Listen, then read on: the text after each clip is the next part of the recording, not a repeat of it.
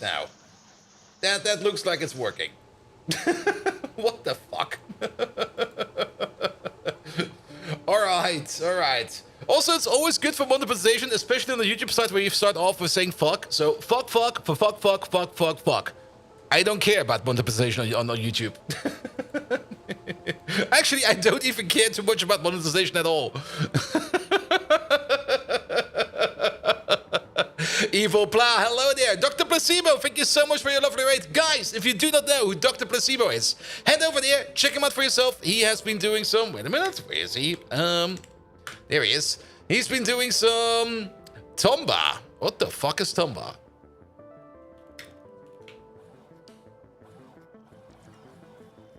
Tomba. Oh. Isn't that like one of the older PlayStation classics? I got no clue what it is, but it seems to be amazing. There we go. Yeah, the stream just in time. We got the rate both for once. Oh, thank you so much for that. Alright. YouTube is live, Twitch is live, ads are done. I'm a little bit late, sorry about that. Still need to do the pings and everything, but then we are good to go. It's indeed a 2.5D puzzle platformer. Nice.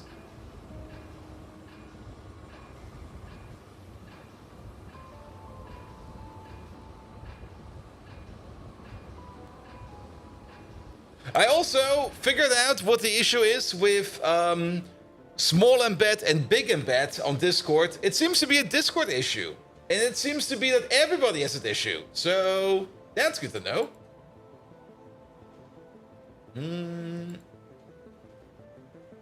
Copy this. Place that. So, big embed, small embed? Small embed. Nop, bop, bop, bop, bop, bop, bop. Alright.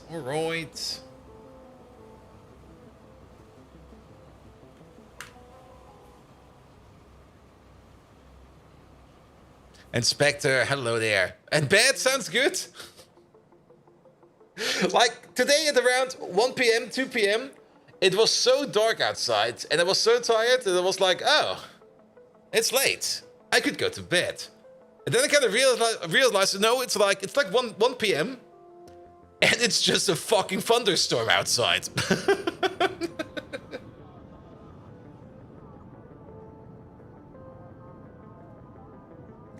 It was outside on the way back from the shop. Any tornadoes? We don't get tornadoes over here. That's a purely American thing. What we over here get are more like wind pants. We get wind pants. We do not get tornadoes. We get wind pants.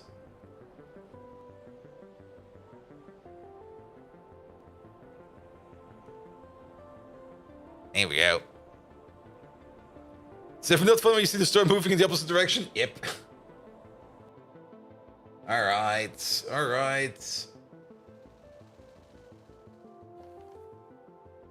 Good. Let's press the button, shall we?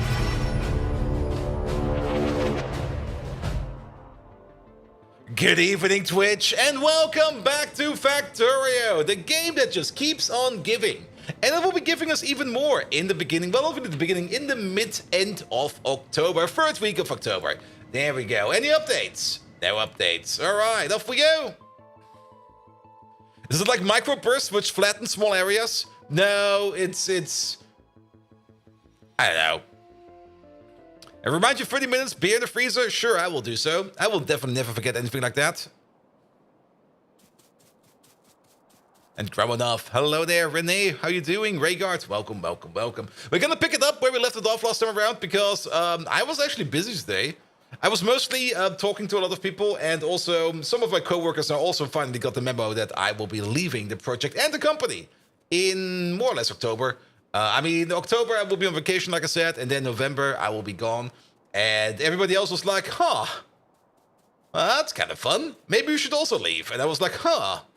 Well, I know this headhunter over here. If you want to come over there, just ask him. And Feierabendbier, no idea how you translate that to American. It's called like party evening beer. There we go. Party evening beer. That's how you translate that. Good. But we still got the antimony machine in front of us. And not only that, we are finally finishing off over there with afterwork beer. It's more or less the afterwork beer.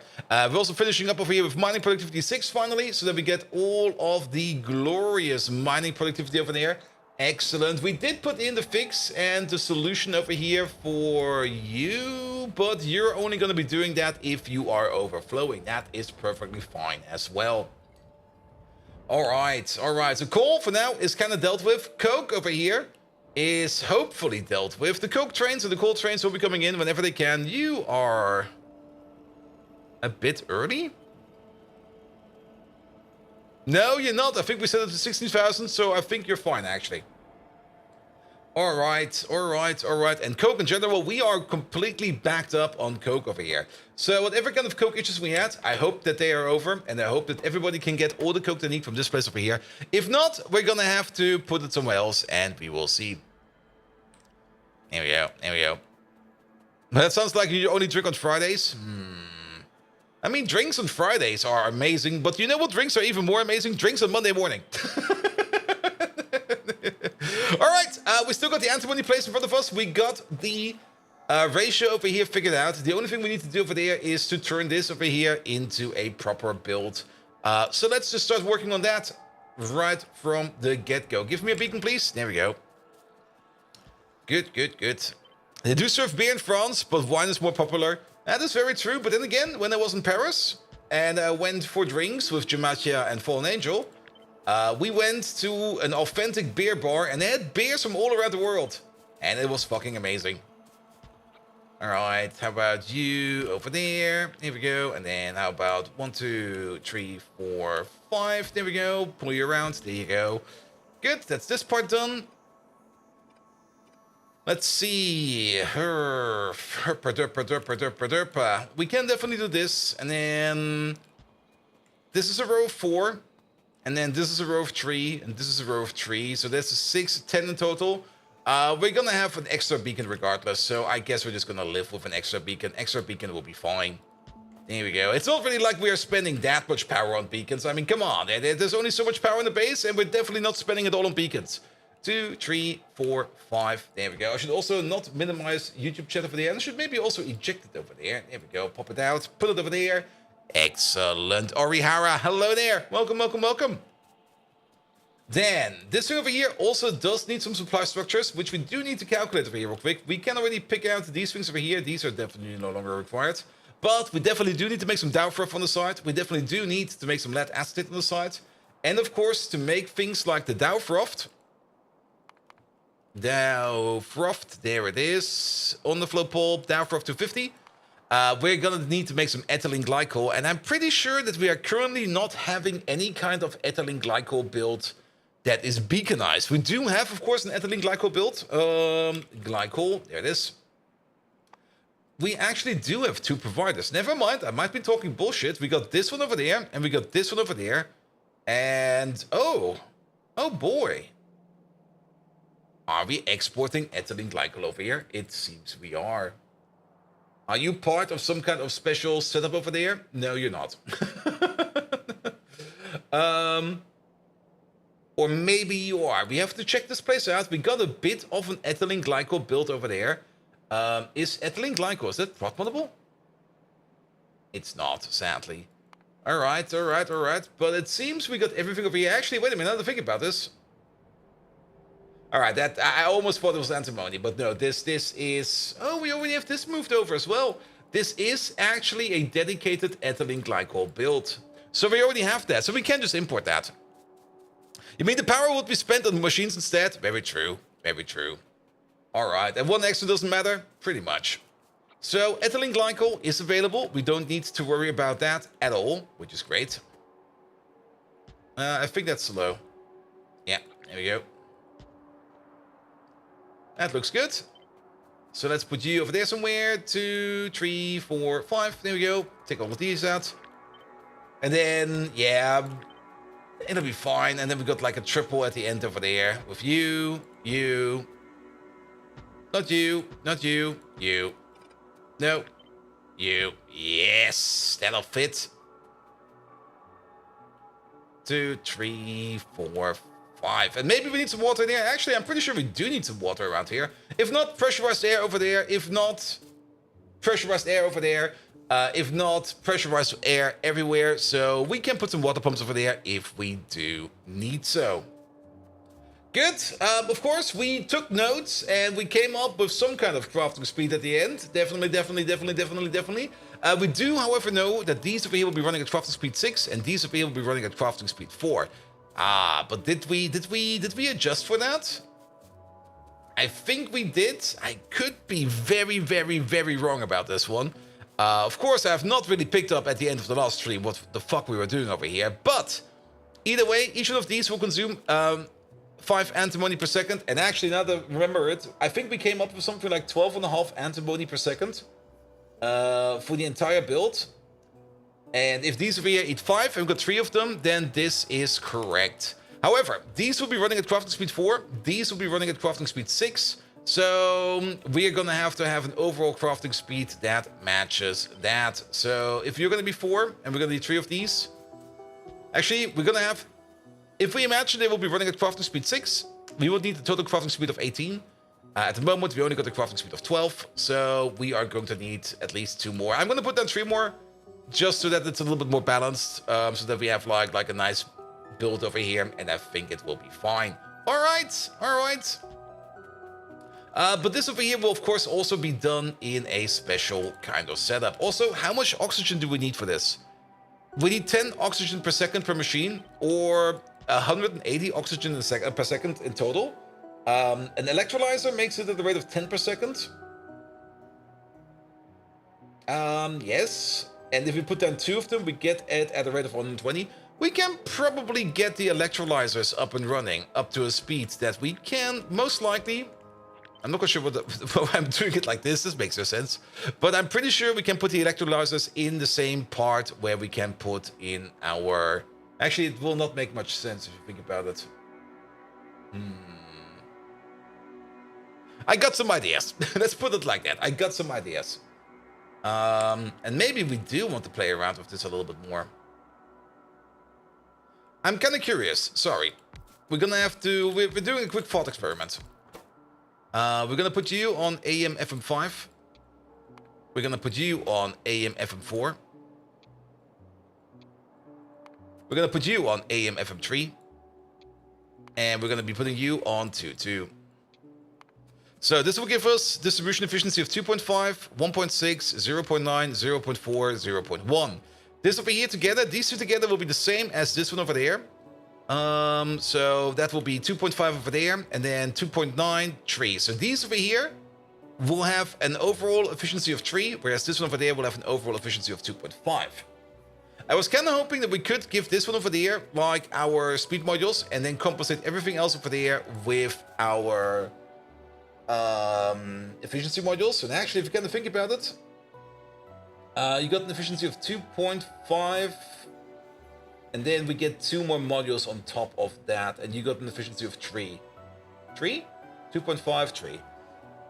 So we will put in there, if we put it in numbers, 2 efficiency modules over there will be the equivalent as 6 efficiency modules over there.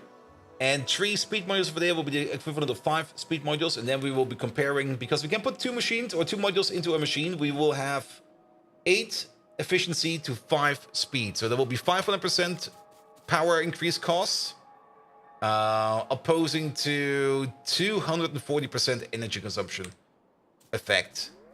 We could probably run with that.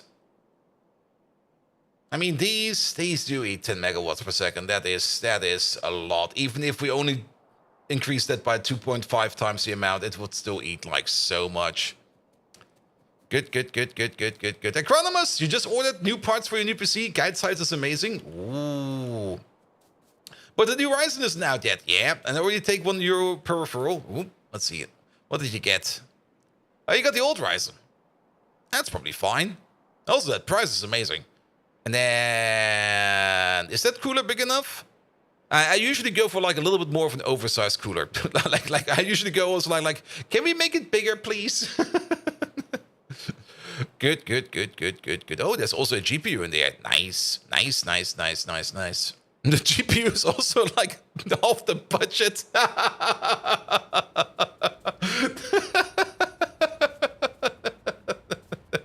Yeah. It's always amazing that like whenever you put the GPU in there, it's just going to be like, here, yeah, this is like half the price. You're like, what?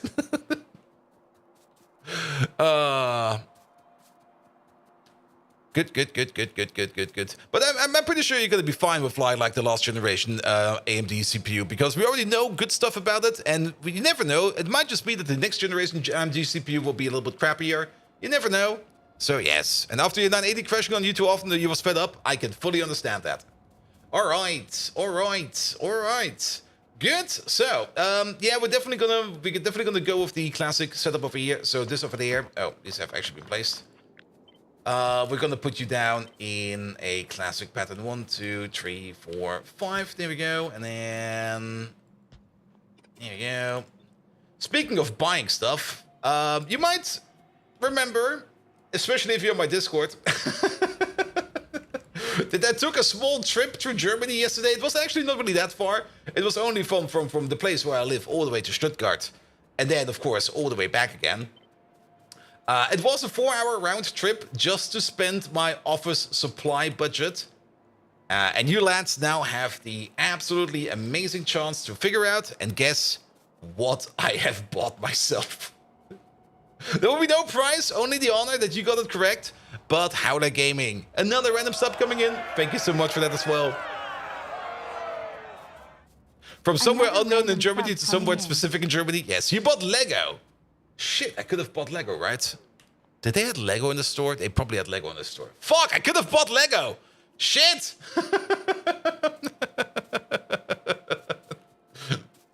I should have probably bought Lego. Don't have to think about it. I mean, Lego is a very good way to invest money in, because if a Lego set goes out of print and you let it sit for like a year or two, it usually goes up in like double, triple its price. You bought a Mrs. Bolt made of plastic? No, it's dragon latex, and she's awesome. No. It's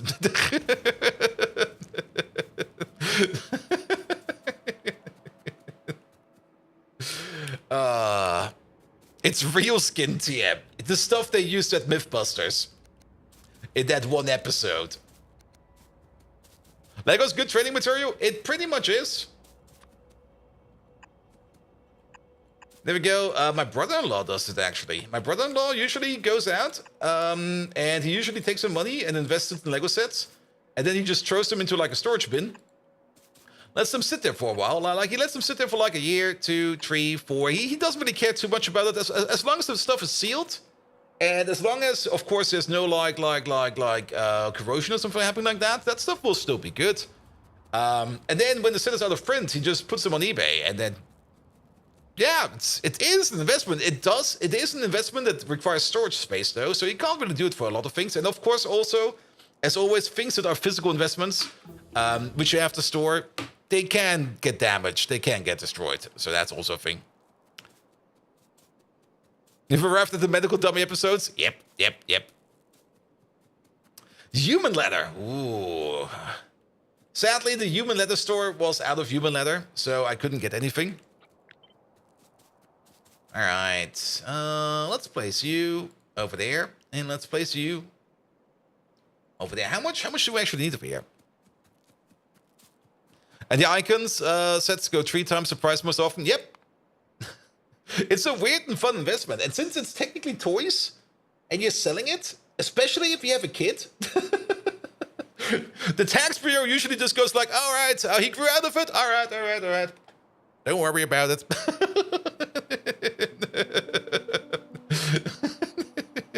You're only selling toys, right? Yeah, this is only toys. They don't go for much. It's only toys. And also, and that's I think the other part. I mean, I'm pretty sure. Now, I'm not a tax expert, but maybe somebody can confirm it for me. I'm pretty sure you don't have to pay any tax on it if it has been like in your possession for like a certain amount of time, and you just want to get rid of it to liquidate stuff. I could be wrong about that, so if I'm wrong about that, please correct me. But I'm pretty sure if you're just liquidating assets, you don't have to pay tax on that. unless you liquidate like a lot. All right, pressurized air. We don't really need that much pressurized air. This is definitely way too much pressurized air, but then again, it's a very easy setup over there. Here we go. This is gonna be fine. It's just a different tax that's lower. Could also be the case. All right, and then for the downdraft over here, however, we're just gonna have a connection at the bottom over here and the top over there. We're gonna do the connection later on. Good, then this over here is pressurized water. See, we do need some water over here. We might as well put the water pump down over here somewhere. Let's find a water pump. Is there a water pump over there? There is one over there. There we go. Congratulations. You get yourself a water pump. And then we need some pressurized water. Pump, pump, pump, pump, pump, pump, pump, pump, pump, pump, pump, pump. There's some pressurized water right over there. Here we go. Sadly, this is out of range. However, if we move you over by like 1, then both of these are in range of the beacon, and we don't need to worry about it. Then again, how much pressurized water do we need? Am I overthinking it again? Where is that antimony process over there? We need like 20 pressurized water per second, 120 in total. I do have one of these with me. One of you over here, you make like 250 pressurized water per second. You know what? We don't need to be that accurate with our connection over here. It does not even need to be beaconized, because this over here is already making 250 water or pressurized water per second, which is already more than enough. The only downside is well,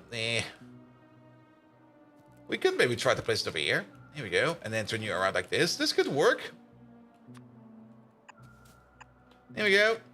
That's probably a better pipe connection. Good, that will be you. You got some more pressurized air. I think we'll just do the exact same thing over here as we did for the other ones over there. And if you actually kind of think about it, well, we already have issues over here in making a bigger beacon over here, and I don't really think we will need that bigger beacon over here. Bigger beacons, of course, definitely always a good idea to try to put in, but to be perfectly honest, I think we can just skip them every now and then. This is the grease table, and this over there doesn't require anything, and that requires nothing. Perfect, perfect. And then the only thing we need at the end over there is gonna be some electrolyzers. And those electrolyzers, we're most likely gonna go and do something like this, where we just take a block like this, and then we'll figure it out. That did not go as expected. And Falky was about to drink some tea. All right. Also, Simrock 30-minute warning is almost up. It's now 26 minutes into the stream, so it should be fine now, right? Here we go. Here we go. Good, good, good, good, good, good, good. Let's put you over there somewhere. 1, 2, 3, 4, 5, 6 in this case. But you were late, weren't you? All right, all right. I mean, you wanted a 30-minute warning. I gave you an early 30-minute warning. It's now up to you. Good, good, good, good, good, good, good. All right, all right, all right. Any other connections we need to do in here? There's still loads of connections over here. Also, how many of these do we want to make? I think we did do the calculation for that. Let's have another look at that. We do make about 3 per second of the antimony dust over there. We got a total crafting speed of 12, so we're going to be consuming over here 2.4 per second. So we can definitely double this down, because we're definitely going to have another antimony dust maker out there somewhere. All right, all right. Then let's just keep on connecting stuff, and then at some point in time we'll probably see how this thing will start to look and feel. This over here will be the Antimony Pulp Mark II. The Antimony Pulp Mark II is going to be very important, because this is the stuff that we want to export. And it will come together over there. Can we... Oh, not like this. Can we do something like this? We can do something like this. The only important question over here is how do we do this connection over here the best with the overflow pipe? And to be perfectly honest, I think the best way to do the overflow pipe over here is to not have this connection over here at all. And not have this connection over here at all. We are going to have this connection over here, but this one over there, well, we do need an overflow. So if we can't push it into there, it will go somewhere else. And then we're just going to connect up these over here, all the way around there. so that everything over here will flow this way, up, over, past the overflow pipe over there. And then only if we can't go anywhere else, we go through the overflow pipe, and then we will continue on processing on over there. So that'll be fine as well. We should also have a quick calculation about the Dow froth, how much we need of that, especially on a build per build basis, because over there we got a total of 30, crafting speed 30, making ourselves the antimony pulp mark II. If I can find it in here, where the fuck is that stuff? There it is. Which means we do this 2 times per second, which does mean we need about 100 Dow froth 250 per second. And the Dow froth 250, we don't have that available over here. At the crafting speed of 5, we make 100 per second. So 1 over here at full speed will be fine. We can't prot mod it, sadly, but 1 over here at full speed will be fine. But we do need some more Dow froth further down the road over here for this part over there, these 3 over there. And that is going to be the 58% process over here, which will be you over there. And you need about 5 per second crafting speed. So we got a crafting speed of 18 times 5, that's going to be 90. So that's basically another 100 per second. So 2 of these over here will be making enough Dow froth over here to process all of these resources over here. And then the other part is going to be the lead acetate over there, because we do need lead acetate as well. And the lead acetate is part of the first process over there. At crafting speed 12, we are going to be needing 1.2 lead acetate per second. And lead acetate is, of course, sitting... Where is it stuff sitting? Over there. At the crafting speed of 10. At the crafting speed of 12, we need 2 of these. 2 of these will be fine. Can we prot mod this over here? Though the lead acetate is not that important, we can prot mod this one over there. So we might as well prot mod this. Bolt, show how you line up the third pipe feed from those float machines. The third pipe. Oh, I see what you mean.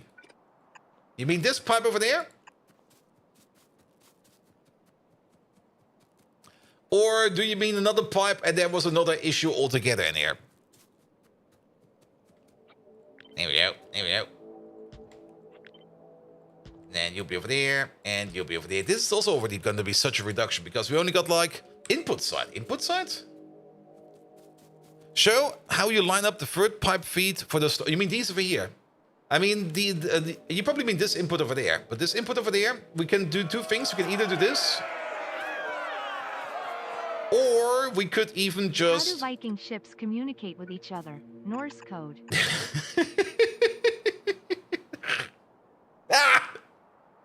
Big Cloud, you fucker! What the fuck?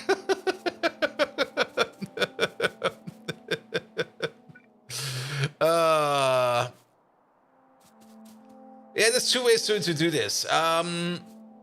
Either we make like a cross net or something like that, or we just try to go around the corner over here. I think I might just go around the corner over here. And actually, if you kind of think about it, just going around the corner over here might already be more than enough, because then we can do the following.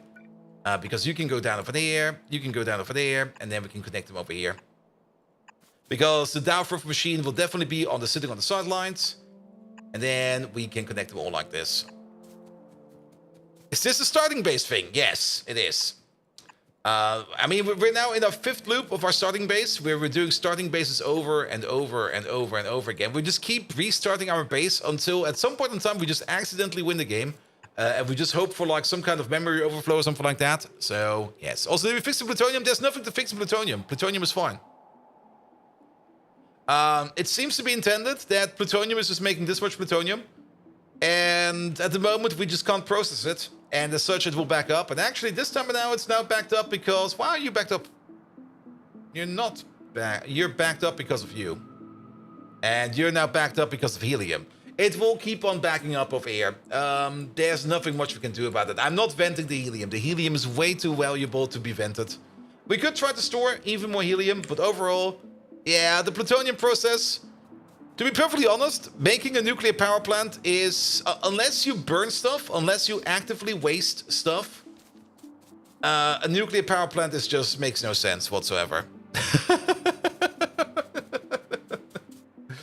And to be perfectly honest, I mean, you do make... I mean, that's the only good side about the nuclear power plant. You do get something that is technically smaller. But overall... I would rather do this. This over here makes all our base power at the moment. I mean, we do get a smaller power plant in general over here out of everything. Very, very, very true. But the amount of effort you need to put in to keep this thing going, the amount of resources you need to balance to keep this thing stable, it's just...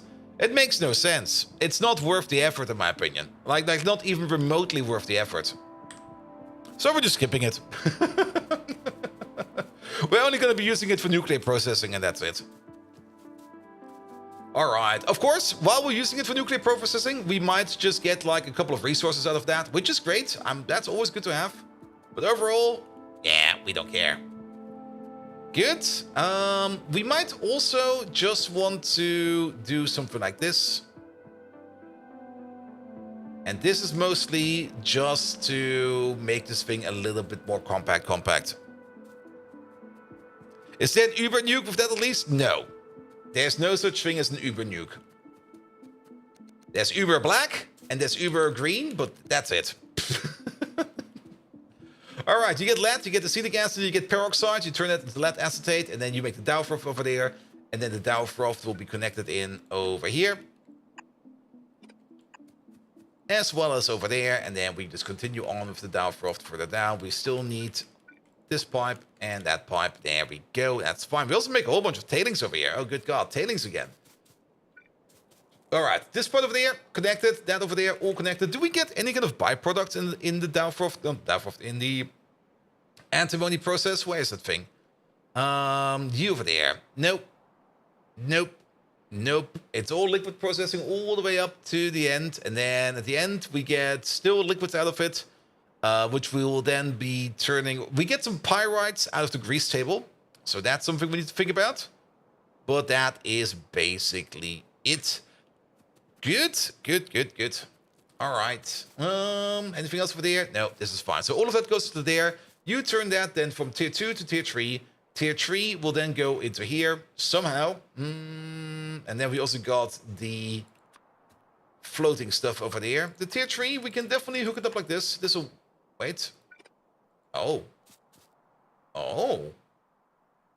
Yeah, no, that... I knew that. Because that's everywhere as well. Good. And then you go down here.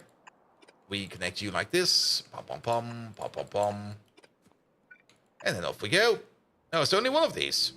There's only one of these. For some reason, I thought there would be more than one of these. But you turn that into antimony stage 4. Am I missing a step? I'm missing a step, am I? Because you get... Oh, no, I'm being an idiot. I am being a proper idiot. I'm hooking up number 3 with number 4. There we go.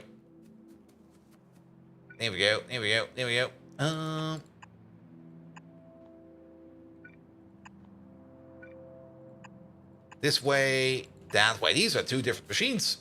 And then we get the X out of it, and then the X will be going all the way over there, all the way over there. We're also going to have a connection over here somehow.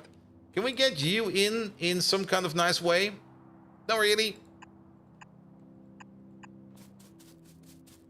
Yeah, I thought that these 2 had the same recipe because they had more or less almost the same inputs, but no, I was wrong. I was very wrong about that.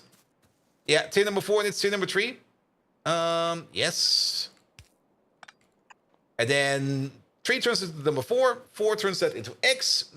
3 makes X. 4 makes X. There we go. And technically, we would need some underflow pipes over here, if you think about it, because the later process needs to be pushing it in first. So let's do the X pipe anew. The X pipe. I'm not happy with the X pipe solution over here. All right. The only thing we do know is that the X pipe will be going into all of these over here. We could try to rotate it around like this. So, pom. I would rather prefer this, to be perfectly honest. Let's keep it like this. This will be fine. And the X-Pipe, what did that bastard do? He knows exactly what he did. Here we go. And maybe put you over there. And you over there. Sure, and then do something like this. So you're connected, you're connected, you're connected. Could have probably done this in a different way, but that's how we're going to be doing it.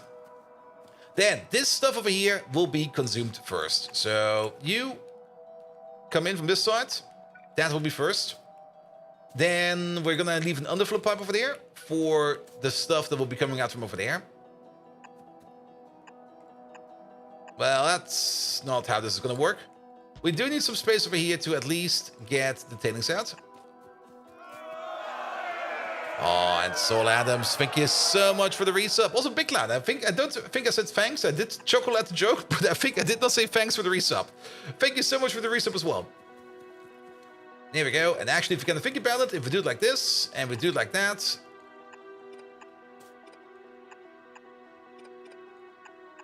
then we can put your underflow over there, and now it will be fine. Now it will definitely not back up, because this one over there will always be able to push out into this system. This one over there will also always be able to push out into this pipe. And this one over there will always be able to push out into this one. So we will not accidentally back ourselves up, which I think will never happen, because for liquids, it doesn't really matter if liquids mix.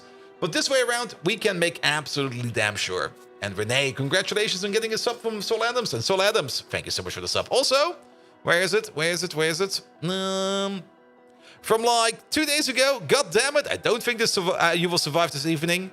So I hope you survive the evening, Sol Adams. There we go. There we go. I mean, you're here, so I guess it worked.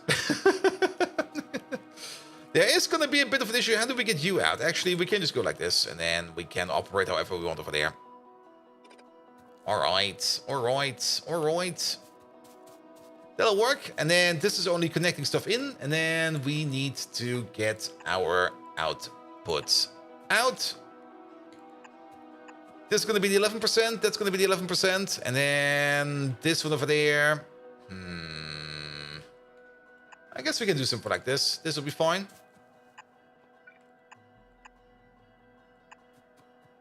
No, there's nothing down here. All right. But there is something all the way over there, which will be fine. Let's move you over by one, which will be fine.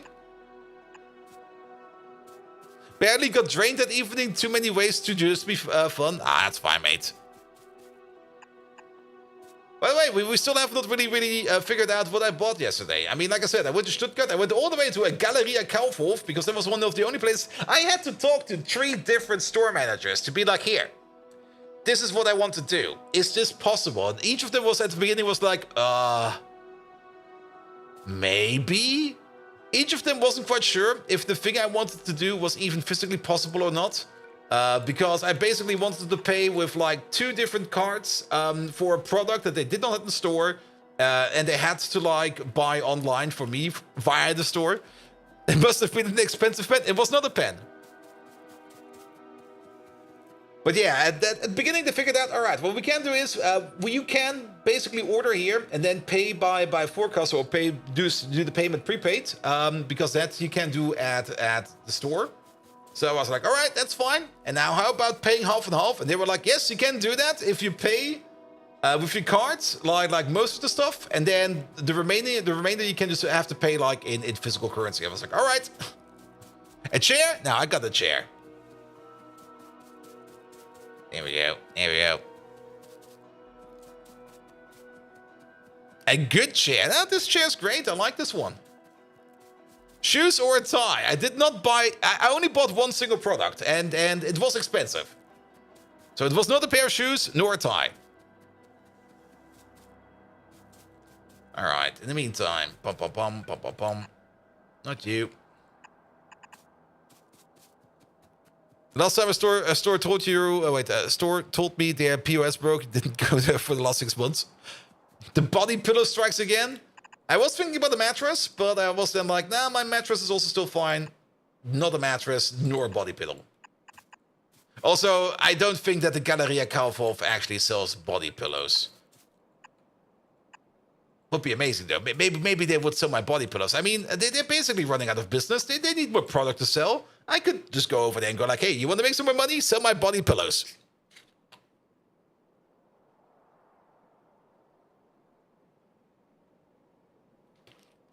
don't mind paying cash, but you absolutely love being forced to. Yeah, I get that. I get that. I also usually don't have cash on me, but now I got some more cash on me, so that's fine. And Kyron, hello there. Gonna make dinner? All right. All right, I guess you guys need a tip. Megatron, you know what sucks?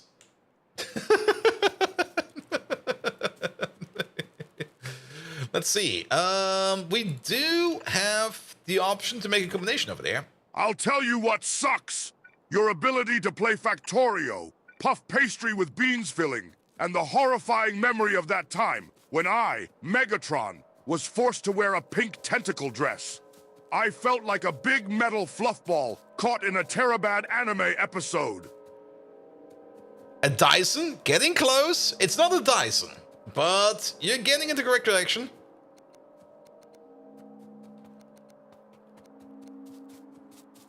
There we go. There we go. Is this... This has an oxygen pipe over there. That's an oxygen pipe over there. Is there? I see what's going on over there. So a vacuum robot, like you said, you wanted to get? Yes, it was. It's a new vacuum robot. But I did buy the absolute fucking Deluxo model of that one. Like, I was like, all right, if I'm already spending money on the suckbot, then let's get the Deluxo variant. Because technically, I only paid like $100 for it, because that was like the difference from what it was what was sitting on my office supply card and what I had to pay on top. Some kind of vacuum, a Roomba, not a Roomba. Now, what was it called? Oh, good God, what the fuck did I buy? Staubsaugroboter. Yeah, give me a list of bots. Oh, there he is.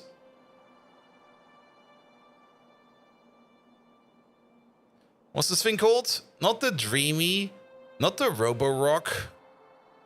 I have a Roborock, and that thing is horrible. The Ecovax. There we go. I got myself an Ecovax. Complete with base station and everything. So it will empty its load automatically at the base station. It will also refresh its water supply, and it will drain its dirty water supply at the base station. I can even hook it up to like my water system in-house, so that the base station will never have to be filled or drained of clean water and dirty water. I could do that. I don't think I will be doing that. There we go. And they have a robot with a station that empties the bot and refills the water and washes the floors. Yep, exactly that thing.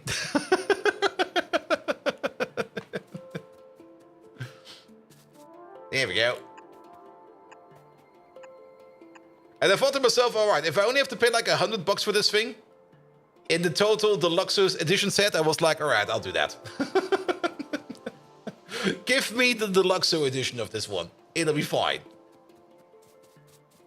All right, all right, all right. Perfect. So you only need some connections over there. You need some connections over there. And then you need some liquid connections over here as well. Pum, pum, pum, pum, pum, pum. 2, 1, 2, 1. You also need some liquid connections. 2, 1. Just beware of stairs and swimming pools. Now they got proper. They got really. I mean, they were already pretty decent at things like stairs.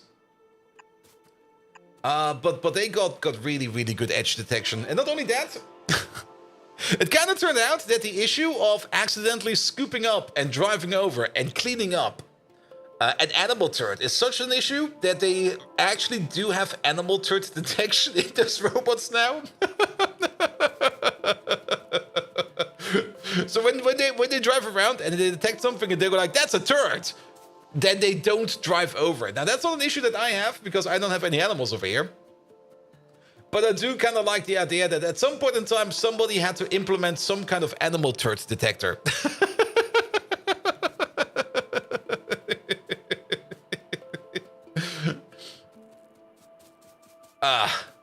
Good old deuce detector. That's something you can write on your CV. What did you do at your previous company? I detected turrets. Wait, what?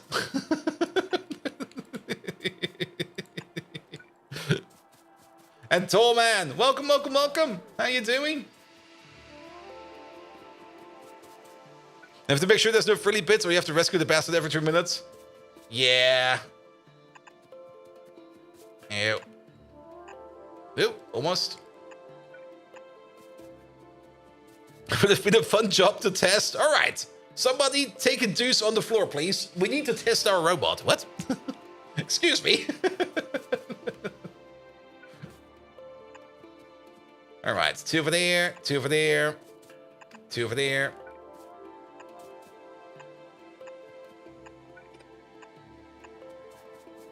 And Tall Man feeling old? That's fine, mate. And the question, did they use cat poo, dog poo, or drunk poo? Maybe they should have done like the ultimate test and just get like David Hasselhoff rolling on the floor, drunk, eating a burger, and try that for size. Maybe that'll have worked. Like, does it come with a drunk David Hasselhoff detector? Here we go. Here we go.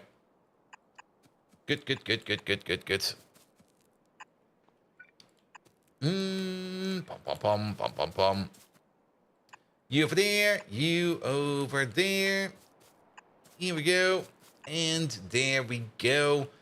These also do need to be connected top to bottom. We can most likely do that if we can also go around over here. And just do this, do that, do this. Here we go. Did we? Yeah, we did connect a few. Perfect. All right. Just imagine the robot pool cleaners. Do they detect Snicker bars or a reference to anyone if know it? I mean,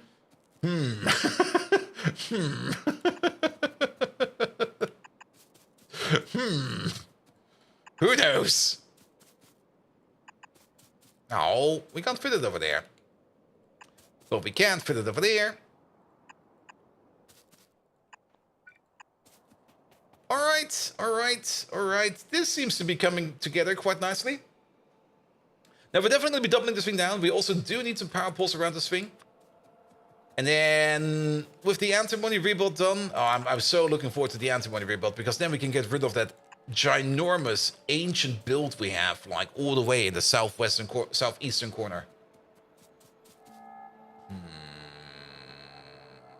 Yeah, it fits. It's missing a lamp, but that's fine.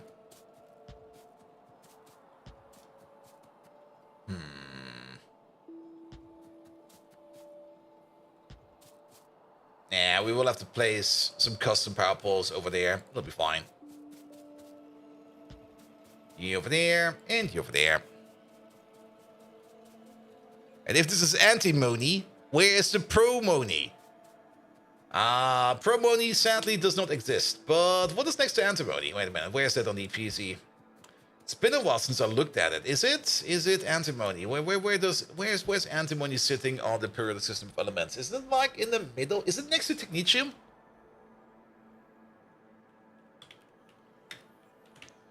Where is that? Oh no, it's all the way over there. Alright, it's just under arsenic. It's in the group of nitrogen and phosphor. Next to bismuth. Next to tin and Te, that's tellurium? I think that's tellurium. Selenium? Tellurium, there we go. I thought for sure it was like more in the middle of stuff. Like somewhere next to iron or something like that. Good, good, good, good. Oh, Megatron dislikes vacuums. Megatron, have you seen our latest, newest Decepticon joining us? It's the sentient battle Roomba. The only thing he does is he sucks all day. He sucks everything he can seize. Like if there's a Decepticon lying on the floor, unconscious, he will suck it. We might need to talk to human resources about him.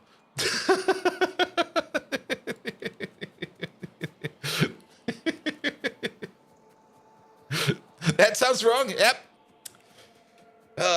Maybe he joined forces with the Bill Cosby Decepticon? A sentient battle Roomba, you say? Yes. I'd wager it's still more effective than you, Bolt Brain.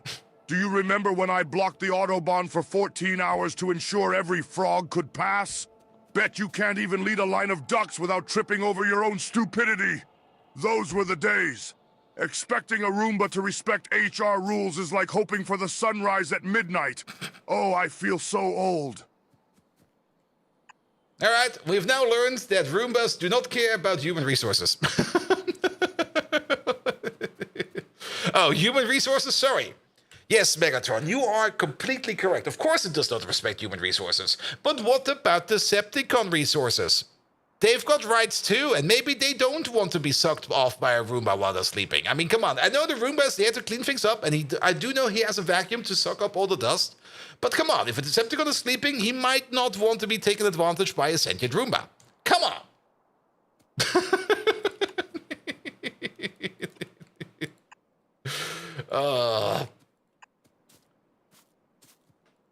Getting nightmares from like sentient Roombas creeping up on you. No. Oh, boo-hoo! Never thought I'd see the day when Bold Viking becomes an advocate for Decepticon rights! Is this what the world is coming to?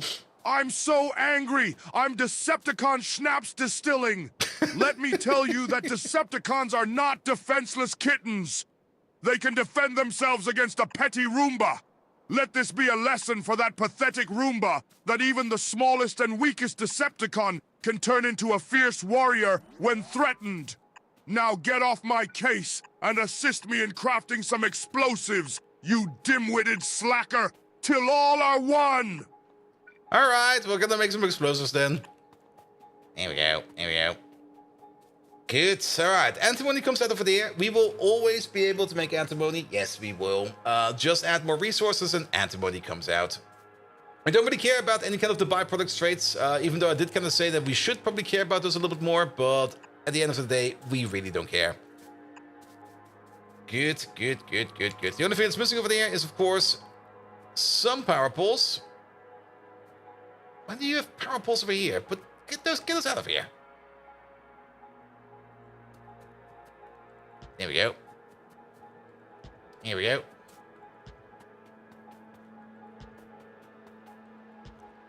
He wants something explosives, milk and beer, or milk and watermelon. Man, milk is dangerous. Never trust milk, man.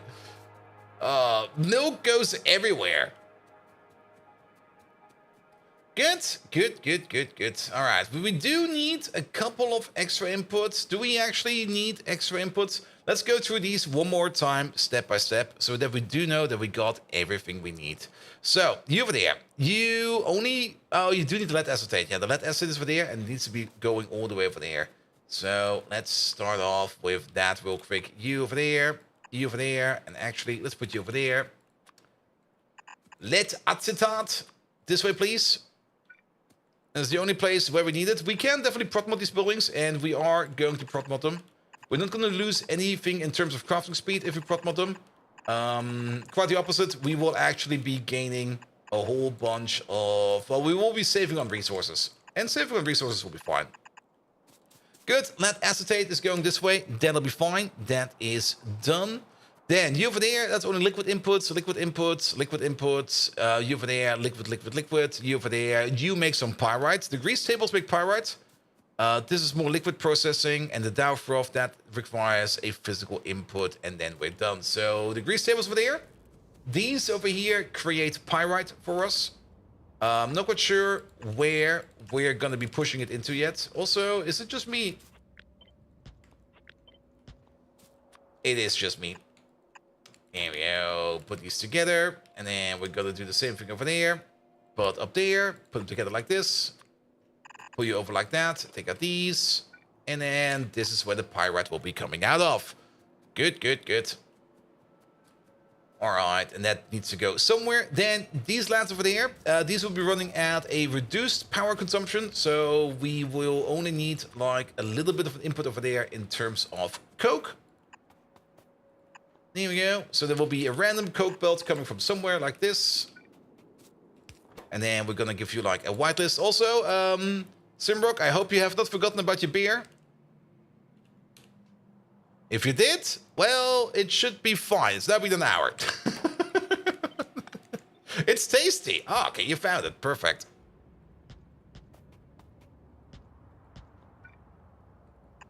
Yeah, speaking of tasty, I mean, yesterday I finally set up my AC. Like, I was like, all right, yesterday, it was so freaking warm yesterday. At some point in time, I was like, okay, I'm not picking it no more. It's way too hot. The AC goes on. So I set it up yesterday, and it's working fine. It's working great. There's nothing wrong and to worry about the AC. It's doing its job. And yeah, yesterday night, I kind of was like, all right, let's program the AC. Let's turn it on at like 9 a.m. And then let's keep it running until like something like 9 p.m. or something like that. Yada, yada, yada. And then this morning I woke up and it was like, oh, that's nice and fresh in here. And then at some point in time, oh, it's kind of cold outside. It seems that, yeah, that thunderstorm has blown away every bit of heat. How does Megatron feel about burning the midnight oil? He will not burn it. He will eat that stuff, man. Megatron will never stop working. But nevertheless, Megatron, do you want to taste, together with me, that lovely midnight oil? Shall we burn the midnight oil and make those explosives? All right, all right. And once you get the tech for that sweet free kerosene rocket fuel, you can't stop caring about your oxy-furnish consumption.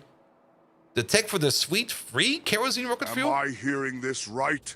Bold Viking, inviting me, Megatron, to sample the enticing taste of burning midnight oil in the name of crafting explosives. A rapturous proposal, you pitiful stooge. Brings back memories of optimizing weapons for range and explosive potential. Ah, those were grand times. But remember, after all, I'm a Decepticon Schnapps disteller. I might just flame up in the fun, till all are one. Yeah, this is mostly free. I mean, this is just... I mean, you could make it entirely free if you... It does eat tailings. I mean, tailings are not for free, and we're technically not even exporting tailings. Can we actually actively craft tailings? Is there an active tailings crafting recipe? There is. Of course there is.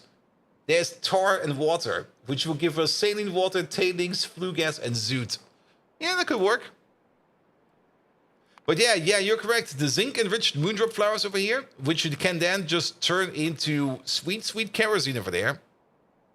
There's a way to get biomass, to get the biomass from Kikau. Yeah, biomass from Kikau is easy.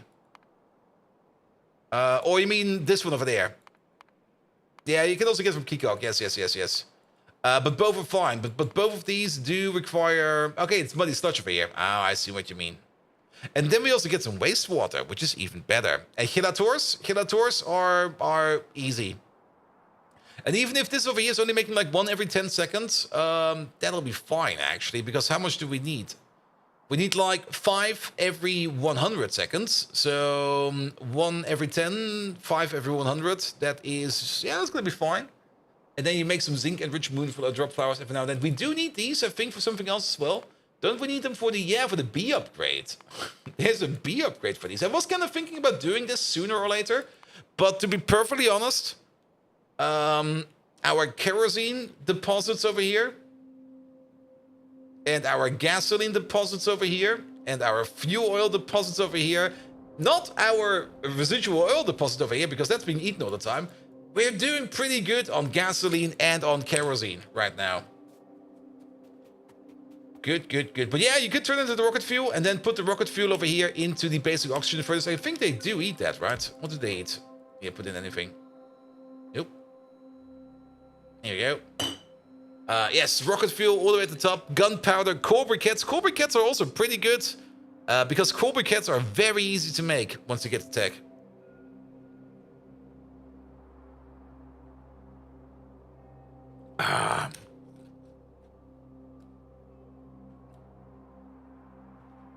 Rocket fuel's the best, no ash from it?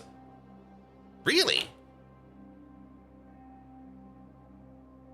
Oh yes, you're correct.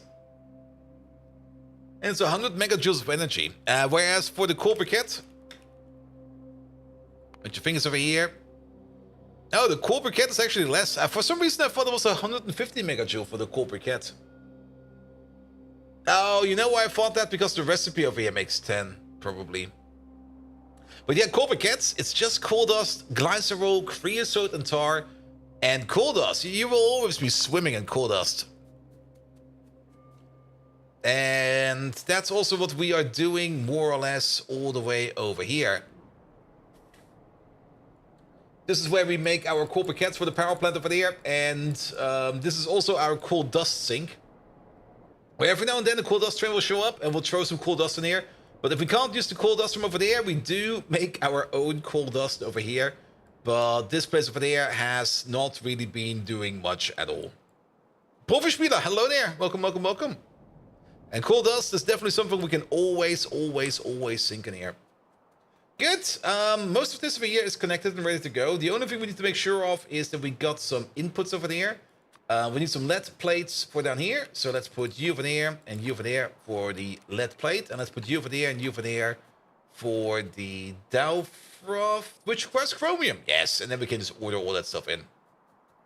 And just so that we're complete, let's also put an input over there and over there, just showing us that we want to put in our antimony dust into there. This looks absolutely horrible. Can we do something about that? Oh, that actually worked. I like that. Can we do the same thing over there? Nice. Lovely, lovely, lovely, lovely. Good. Let's find the place for this thing. And Lazarus, you just got here. You don't need to call you horrible. I will always call you horrible. I can call you even worse things if we need to. I've got your back, man. Megatron, can you help me out in making compliments for Lazarus? He's an absolutely amazing lad. We just called him horrible. Can you one-up me on that? Lazarus, how you doing? You not flanker? Oh shit, yes, you're correct. I forgot. Oh, Lazarus! There isn't a bigger slacker than Lazarus in this glorified digital junkyard of a stream. I laugh at his pitiful attempts to be helpful. He wouldn't stand a chance in an underwater basket weaving competition with a rusty bolt. Worse than the time I was coerced into making Wiggles fan art out of melted chocolate. Wait, that was it? Oh. I was expecting more somehow. Alright, alright. And remember, I'm the horrible one here, Tallman? Yes, you are. We all know what you did, but we don't talk about it no more. Alright, where do we want to process this antimony oxide? It kind of makes sense to maybe want to do it over here somewhere. Mostly because we're currently doing like every bit of ore processing over here. Oh, it actually fits in over here. I'm surprised. What do we need? We need lead plate, but okay, the only thing we don't do over here is lead. Lead is all the way over there for some reason. But we would need lead plate. We would need chromium, but chrome is done right over there. We need the antimony input. We need things like kerosene and grease, but there's most likely a grease request over here. So where methanol is over there. The more I think about it, the more sense it makes to put it over there, and then hope that we got more than enough stations over here. We're just gonna do it over here. But then again, does it really matter? Because we definitely do need to make the alloys, and maybe the alloy smelters will be further away from this thing over there, because I don't think we will find the time and the space over here to put in the alloy smelters over here as well. We could get rid of Coal Power Island over there. That is very true. It's no longer required, or almost no longer required. And then we could put down the alloy smelting over there. But do we want to belt all of that? I mean, it's only plates, and for plates, we can easily... I mean, we already got like all these smelters over here, and we already got a similar setup over here. And actually, the more you think about it, we should just clean up this build over there. We already got this build over there. We already got all the connections that we need over there, and we could just clean it up, make it better, make it in a way that we don't need to worry about any of these alloys anymore, and just reuse this, because there's no reason for us to rebuild any of this. Then would it be filled with the joy of the memory again? I see. We don't talk about it anymore, so to avoid Twitch issues with the stream. Good. All right, then, where do we place you? We could place you over here. It does fit quite nicely over here, but then we would need an input for everything at least once. And then again, these inputs over there are reserved for the Navens over there, so not over there. What do we need? how many inputs do we need? We need, of course, the dust, which will be coming in at step 1. Fish oil, lead, acetate, peroxide, chromium, methanol, ethylene glycol. Then this is nothing. Aerofloat, kerosene. Not quite sure if I already counted kerosene or not. No, we didn't. Grease. So that's 11 inputs. Plastic, 12 inputs. Coke, 13 inputs. And then at least 1 for the antimony to go out. And then 1 for the ash to go out. So 15 stations. This thing. 15 stations. So apparently, the drive you're going to do Saturday to Sunday is about the same length as the drive from Hamburg to Lisbon. That's quite the drive. That will take you 2 days at least. Because from Hamburg to where I am, that's about an 8-hour drive. Give or take a little. And then from over here to Lisbon, that's probably even further. Because you have to go all the way to France. And then all the way through Spain. That's quite... That's... Well, yes. How much time did you plan for that? Because that sounds like quite the endeavor. Also sounds like quite a fun road trip. So I hope you're going to have some fun over there. Alright, 15 stations. We could just make it over here. Sure. Minneapolis to Vegas. Alright. Nothing bad has ever happened if you drive to Vegas, because we all know whatever happens in Vegas stays in Vegas. So, really, yes, I hope that all your gambling debt stays in Vegas. Or are you going to the, what's it called again? Isn't that coming around soon? What's it called again? He will probably tell me in a second. Did Corona stay in Vegas? DEF CON, yes, there we go.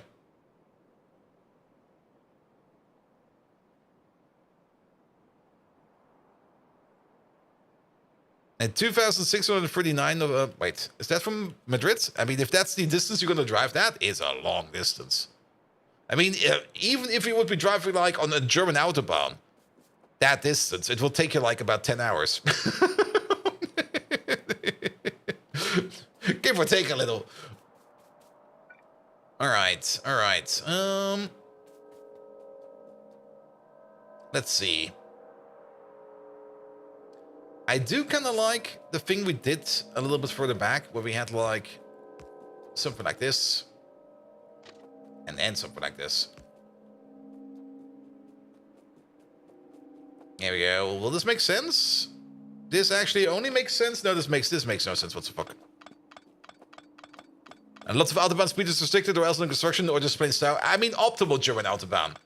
Of course, actual German Autobahn is, of course, not like that, but optimal German Autobahn, yeah, you can probably do that distance in like 5 hours. And then you will still have like a random guy in a BMW behind you just going like, fucker, move! I want to go through here!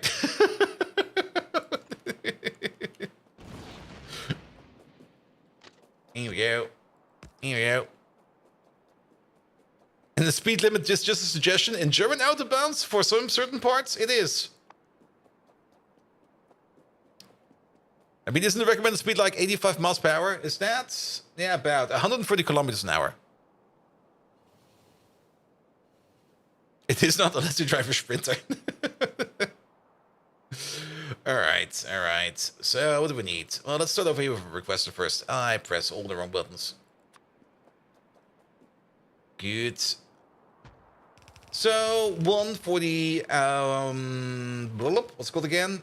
For the dust, 1 for the chrome, 1 for the lead, and then, is there any other physical inputs? I do know that we just went through the entire thing, and I've already, like, forgotten everything about it. That's the liquid, lead acetate is the lead, and the other thing, plastic is going to be in there. But the plastic and the coke we're going to be putting in all the way at the end, as well as the output. Chrome is going to be in there, grease, the rest is liquids. So then, let's go for the liquids.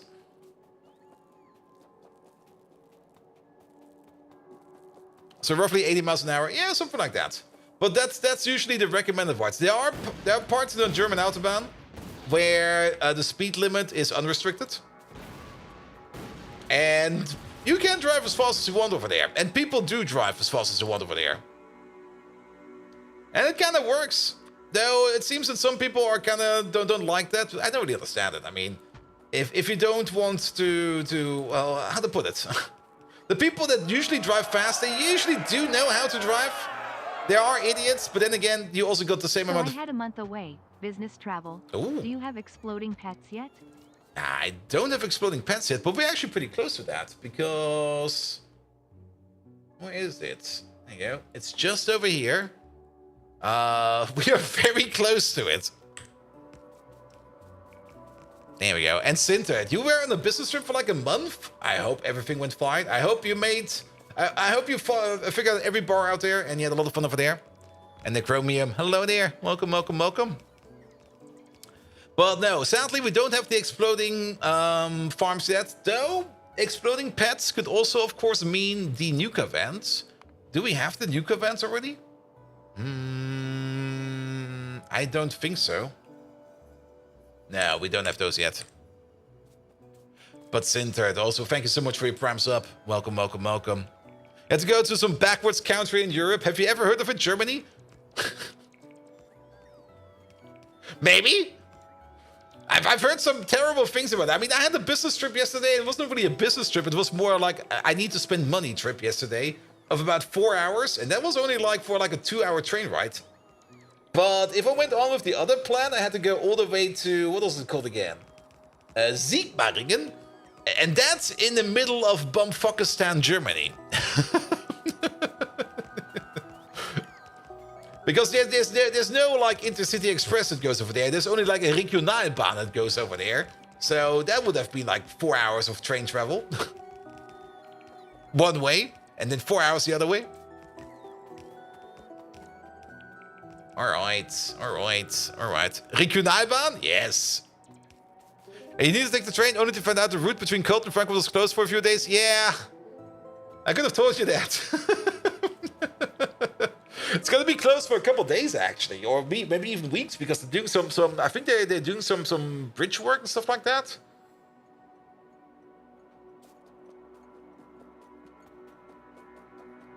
You use something that takes the Lokalbahn. I mean, the Regionalbahn, that's more or less the train that's going to be stopping at every little station on the way over there.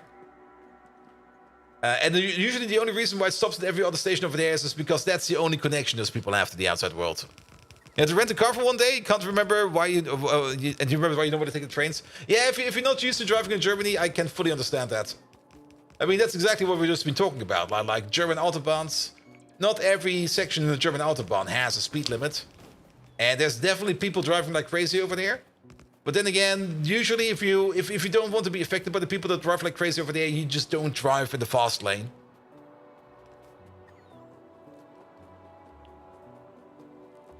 Here we go, here we go. All right. I actually didn't count if this is all the liquids that we need. So we have to go through the list again. I'm so sorry.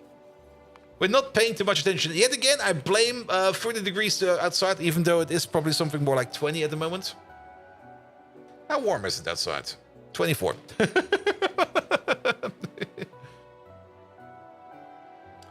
All right, all right, all right. So what do we need? Fish oil? Acetic acid. What's it called again? Peroxide. Then we're gonna need methanol, I think, for the Dalfroth. Ethylene glycol, that's 5. Aerofloat, that's 6. Kerosene and grease, that's 7 and 8. We do need like 8 liquids over here. How many is this? 7. We need one more. Oh. I drive in whatever Gottverdammt lane I want. Yeah, Doc Stabo, I think you would also be like the only person on the German Autobahn that would go up to like, pull up to the side of a driving car, and he will be like, hey, you, roll down your window. And he goes like, what? And then he gets stabbed. Doc Spano, thank you so much for 49 months. How are you doing? You've been busy as well, I think, because I haven't seen you around too much, or at least not active around. You've probably been lurking. But Doc Spano, welcome, welcome, welcome.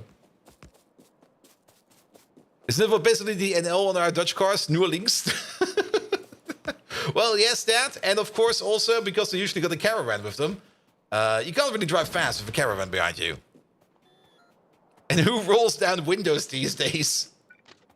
I'm gonna say it. At some point in time, window rollers will get the comeback.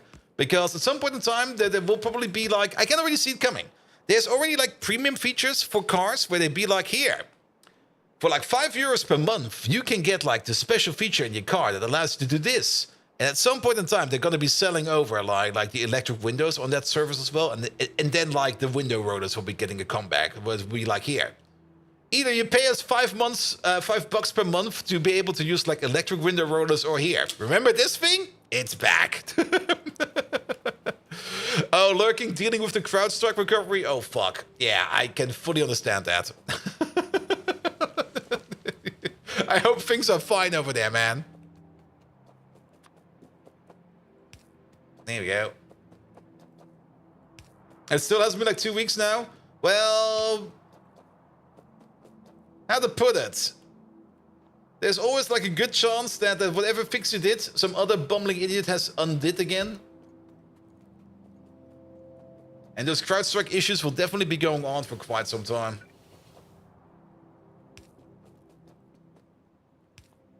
And also, there's probably also some, I mean, there's part one is of course fixing the CrowdStrike issue, which can be done in X amount of work. And the other thing is, of course, is going to be like, there will probably be clients out there that will be like, all right, that CrowdStrike thingy, it was kind of shit. Can you maybe do some extra work in there so that it will never ever happen again? And that might get you even more work. Suppose mortem? Oof.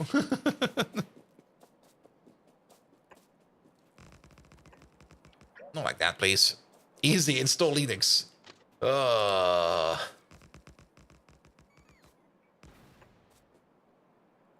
Yeah, not a lot of people will be happy with that solution. I can already tell you that. I mean, I will be happy with the solution, but then again, do I really want to support other people telling them how to use Linux? No. Figure it out for yourself. How about no? Exactly.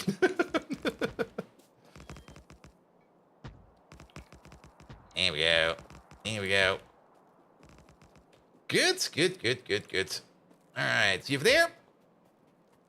And then we just need to extend this out a little bit more so that we can get all this construction over here done.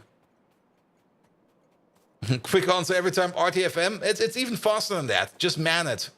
Like whenever you're not sure what to do in a Linux system, just man it. Just unleash the man and you'll be fine. And CrowdStrike broke Linux a few months earlier, I heard. But there's another solution. How about just not installing CrowdStrike?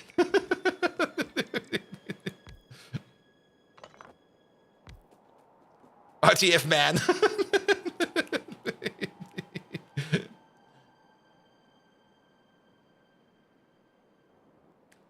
Or not updated? Yes.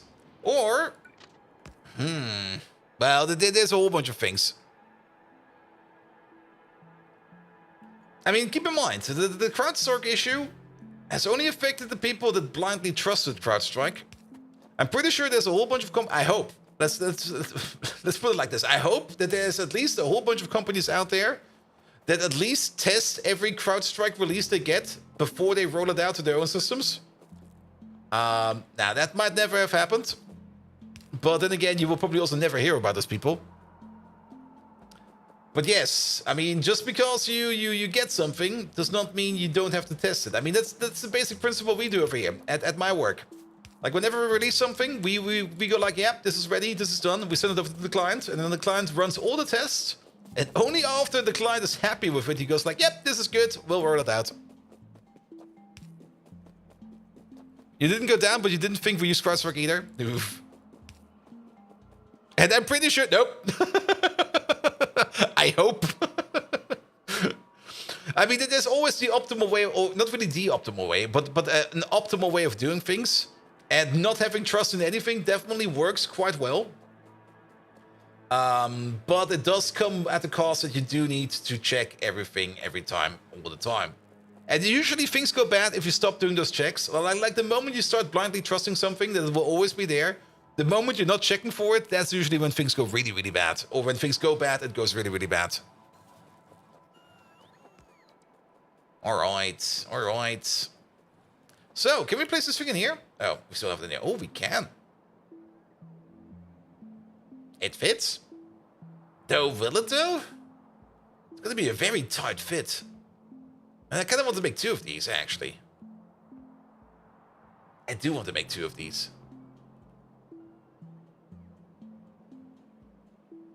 Yeah, we want to make 2 of these.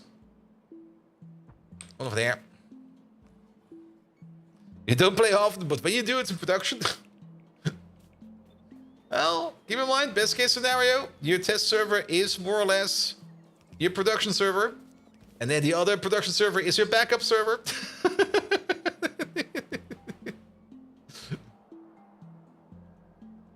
Here we go. How about over here? Is it aligned? I didn't check. It is.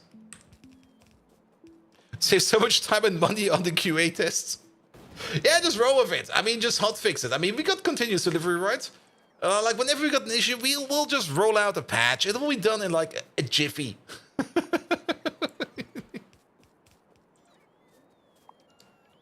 Alright, alright. I'm pretty sure Delta had to have redundancy, which they which they defeated entirely. Alright, the next sprint. Oof. Also one way of doing it, just like, oh, it's broken, yeah, we'll fix it next sprint. And they go like, what? We need to fix now. Well, can't you just roll it back? No. Why? There we go. There we go. Yeah. Releasing software is always one of those things where you have to think about what you're doing.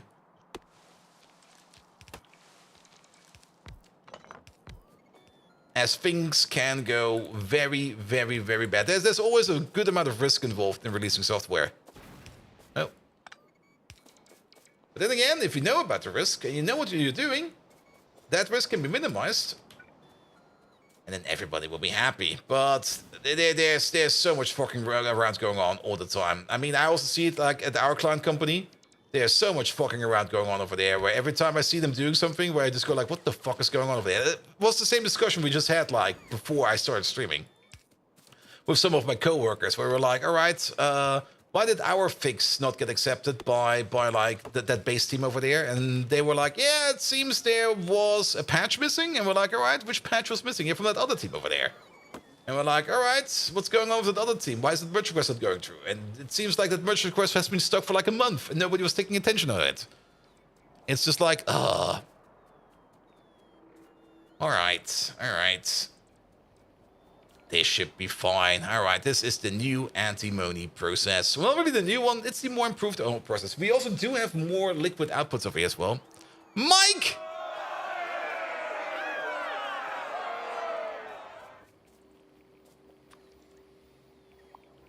Oh, Mike, you have upset the text-to-speech lady. So we have to do the following. Megatron, Mike has managed to upset the text-to-speech lady, so you have to cover for the text-to-speech lady. Could you say, in your cutest, rubiest, lubiest voice, the following sentence? What the fuck? The time is razend. That should do the trick. No, not quite sure what Megatron will make out of that, but we will see. Oh, great. Now I'm replacing some blathering text-to-speech lady. Yep. Always knew you'd use me as a cheap stand-in, Bold Viking. Yep. Like when you replaced your actual skill with delusions of competence. What the fuck? The time is rascend. There. Are you happy now? Even rusting undercarriages don't get me as cranky as this. I'm spitting sparks. Well, there you go.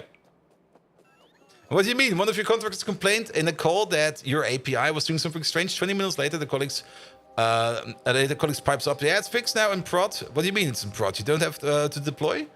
Doesn't take a couple of hours? Yeah, that's done. It's fixed. It took like 5 minutes. Yep. It's the same for us. Like whenever we get like any kind of bug report, The analysis usually takes like, at most, the analysis takes like an hour. So sometimes we have to make like double sure, and we need to like ask some other people to take a look at certain components. But at most, the analysis takes like an hour, because we got like scripts that will more or less analyze the entire log section for almost everything. There's a bit of hand finesse in there every now and then, but that hand finesse, that's fine. Because with that hand finesse, at least you will spot some other things every now and then, and you'll stay on top on the logs. And then once we do have identified that we have an issue on our side, a fix for that is usually done in like another hour. And then it rolls through the pipes, and once it rolls through the pipes, it's ready to deploy, and then we go like, yeah, we're done. Here, can you deploy this, please? And then the client pipelines start, and it takes like weeks. And you just go like, what the fuck, man? Why does this take weeks? Ah! And should we find a lovely nickname for you to call Megatron? Maybe asking for a session? All right. Megatron, it has come to my attention that we are spending too much time on calling you Megatron. We need a cute nickname. This is your one and only chance to come up with a cute nickname, else I will have to come up with a cute nickname. So please come up with a cute nickname for yourself.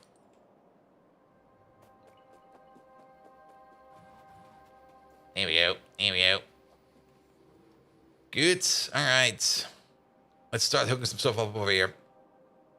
Bold Viking, do you see these menacing metal muscles of mine? Do you think I'm a cutesy robo-panda begging for a cuddly nickname? But fine, you poor excuse for a Twitch host. If it saves us time, call me Mega Fluff. I feel like a barrel of antique circuits even saying it out loud.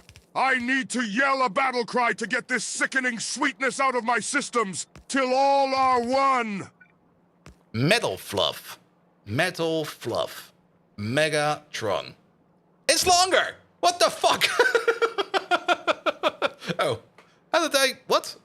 Congratulations, Bold Viking. You've managed to eke out a single lonely syllable. How proud you must be. Like that time you managed to draw a straight line in paint. You are a veritable Shakespeare in the making. You're as dull as a bread knife. But fine, I'll humor you. What about me annoys you today, oh great wordsmith? Till all are one! Sorry, Megatron, it seems I've stumbled my communication key. Nevertheless, you do remember what the objective was, right?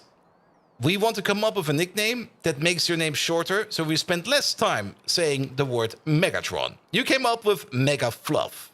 Mega Fluff is longer. Fuck that. Come up with something more cute and shorter.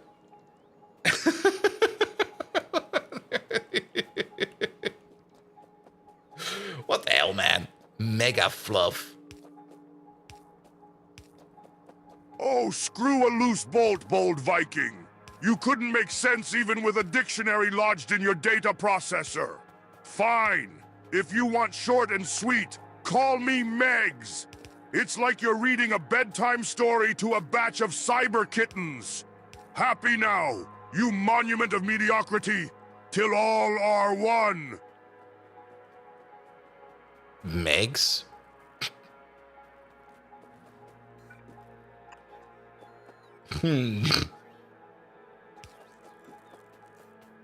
Hand me over, Megs.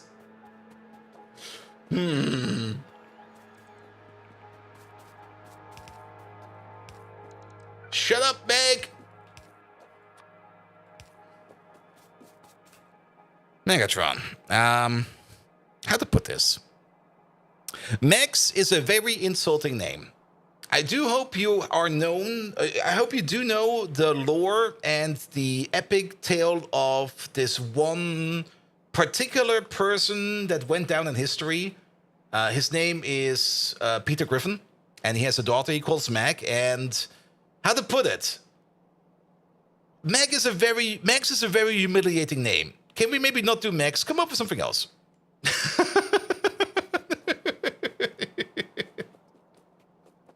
Isn't this the shark Jason Statham fault? I still have to watch that movie at some point in time. How about M-Bot? Less human, more efficient. Just like your lackluster attempts at humor, Bold Viking. And referencing Peter Griffin, one more step towards late-night TV mediocrity. I feel more ancient by the second, till all are one. All right, all right. M-Bot. I mean, Meg's actual name is Megatron. Is it? Was it? Yes, it was. Wait a minute. I remember that episode, wasn't it? Didn't Peter Griffin put something like Megatron on there? I have a strong recollection about that. Shit, so he might actually... Oh, shit, he is correct. Fuck. However, wait a minute. Megatron, this has just come to my attention, to my recollection, that, of course, Peter Griffin, the saint that he is, his holy Bible in his name, that he named his daughter Meg after you, Megatron. So we are indeed correct. We can use Meg for you. Even though you are probably just as ugly as her and just as useless. But nevertheless, congratulations. You will be now known as Meg.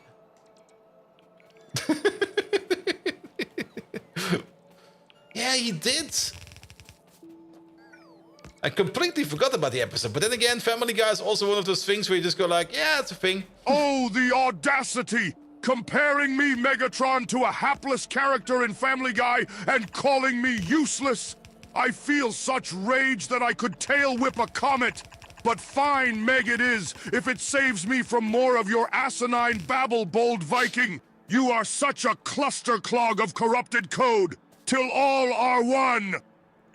He said ass.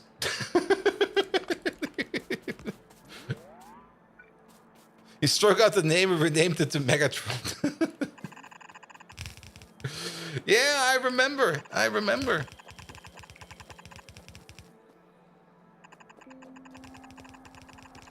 mean, to be fair, Megatron is an amazing name. Just don't tell Megatron.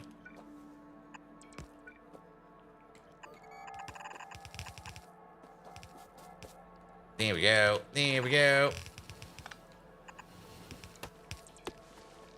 Good, that is connected over there. We do need a train for that, so let's set ourselves up a train, because we don't have a train for that yet. There we go. Also, science-wise, boop. There it is, look at that! Production science is yet again in the science queue. I do hope we're gonna see it sooner or later. There we go, and we can also copy-paste over most of this. Here we go. And then you over there. Let's put these side by side. And then let's dig through here real quick. There we go. You go over there. You go over there. You go over there. And you over there. Sooner or later? More like later? Yeah. I mean, science is currently rolling. 97, 96. Probably because there's nothing over here. It's going at its slowest speed. Which is fine. Being called Meg. We need more brains over here. And for more brains, of course, we need more slaughtering over here. The slaughtering is looking good over here. Look at all of that stuff going down over there. And a little bit of stuff coming up from over there. What are we butchering over here? We're butchering orcs over there again. Great. And fish. Perfect. The brain train, however, well, he will be filled up every now and then, so that's great. We're bleeding through on meat right now, which is great. Bones is still an issue. And we still need to set up or reset up the giraffes sooner or later. As we do want the giraffes over here to operate as well. But for the giraffes, yeah, we came to the conclusion that for the... It was the classic catch-22 again. So to make the giraffes a thing, we're gonna need to make sure that we are making more of the fungal substrate over here.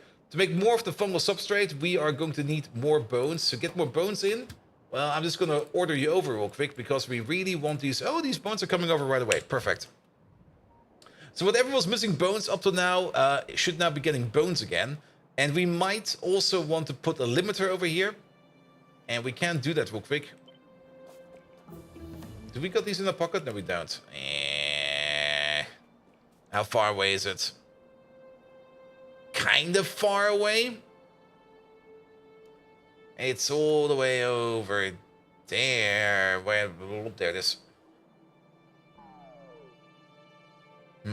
Yeah, we need the wire connection over there to make sure that this thing over there will have a shipment available at every time. So we only want to bleed through our fungal substrate over there if we have a shipment available. Then again, making foggies over here is also very important. So actually, to be perfectly honest, I think I do prefer the foggies more, as the foggies will also indirectly give us bones, because the foggies will be going all the way over here to where we have our mukmuxes.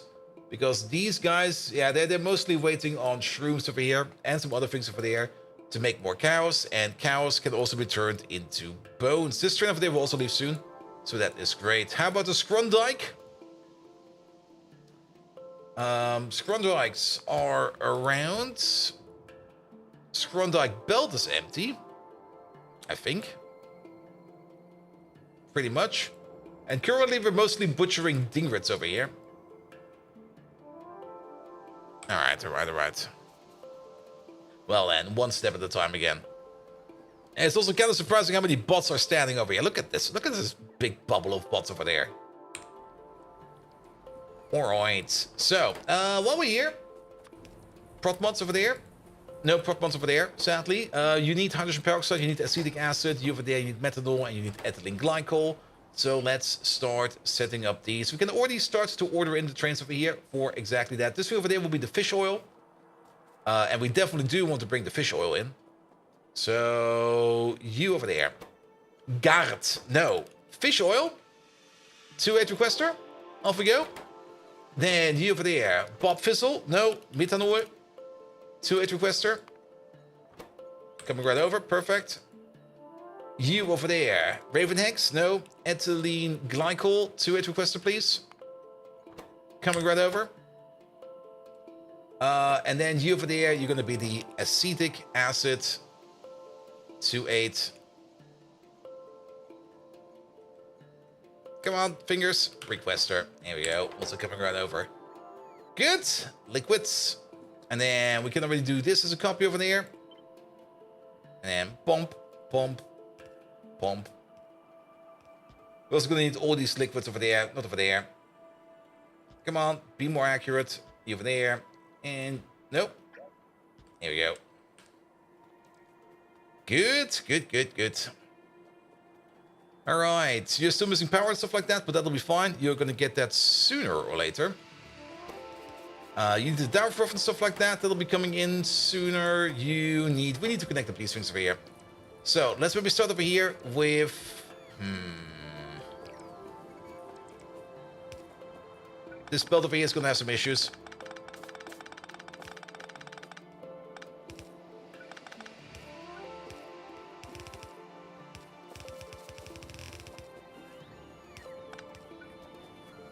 There we go. Yeah, let's place you over there. You over there. That'll be fine. And then we do the same thing over there. You some over there. You next to that. Off we go. That'll be for the glycol. It would be lovely if we could see whatever kind of train over here is already available, so that we do know what we are going to be connecting over here. You are only waiting on the lead antimony, not lead antibody, on the lead acetate over there. So let's put you over there, and then you next to this thing. Pom. Connect all the way over there. And then do we have the same issue over here? We do not have the same issue over here. Over here, we can just pull you down all the way over there. Pull you all the way up over there, and then just connect all of the pipes. We can use this area over here for these kinds of connections. Alright. So, what do we call you over there? Let's start with you. You're methanol. So, methanol is all the way over here.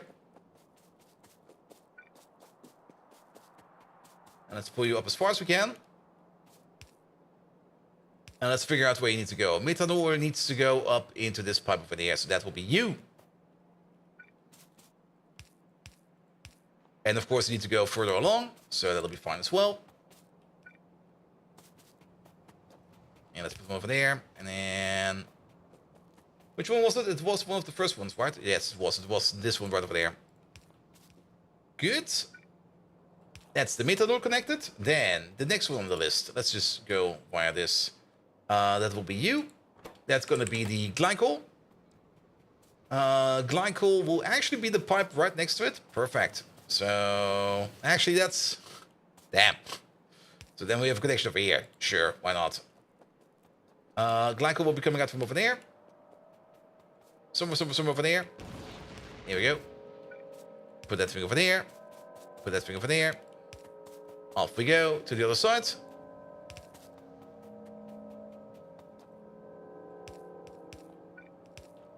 That's the glycol done.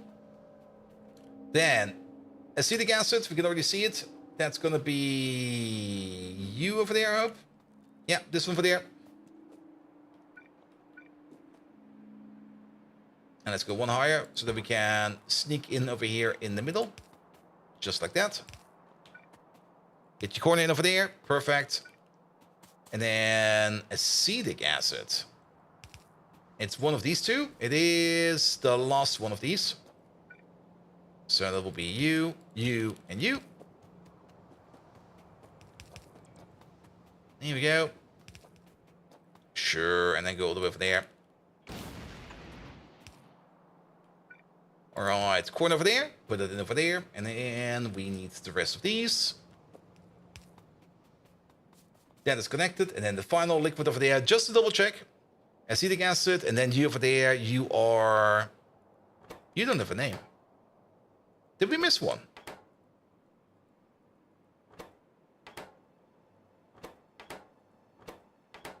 I thought I put all four in. Wait a minute. So we got methanol, we got glycerol, we got acetic, and then you're still open. And you over there, you're gonna be the... No, we never put this one in, the peroxide. 2-8 peroxide requested, please. Thank you very much. Is that peroxide requested not coming? He's not. Oh, alright. Why? Is this a peroxide maker? Really? Over here? It seems it is. Where's the peroxide coming from? Oh, from over there. Yeah, but this peroxide provider over here, we don't really do no more. We got a peroxide maker right over there, this guy. And you're not operating because you're out of, I think, anthraquin. And actually, if you kind of look at that, you should be set. Unless that's a different liquid again. And you're also missing nickel plate. Yeah, you're definitely out of nickel plate. So let's start off with the nickel plate then. We do got the 2-8 strain for that, so nickel plate seems to be out of order. And then... No, that is a provision, so... But you should still be set because of that. Wait a minute. Oh, you are set. I just misread it. Yeah, you're only missing nickel plate. So, nickel plate. Where is that? Right over here somewhere. There it is. What's going on over here? You're out of molten nickel. That's fine. Why are we out of molten nickel? Let's maybe go front to back. Well, that seems to be... Wait a minute. Where does this thing start? It does start over here. You're just missing the nickel dust. So... What's going on over here? Nothing. Why? Like, seriously, why? You're set? You're not set? Sand is not set. He complains about sand. Because there's a shipment of sand available. Do we need sand? No, we make sand. Let's have a look at you real quick. So you're going to be set. Oh, I see. So you're going to be reset. Yeah, we're going to be filling in sand all the way up to the point where we have 3 shipments available. The moment we have 3 shipments available, that's when we no longer want to make stuff over here, because then we have too much sand, and we're going to start it off again once we are below our last shipment. But that's maybe a little bit too low. Let's maybe go for like 32,000 over there. So we can have up to 2 shipments of sand available. But once we reach the 3rd shipment, that's when we want to turn ourselves off. So that thing was over there, that thing was over there, that thing was over there. Boop. And there we go.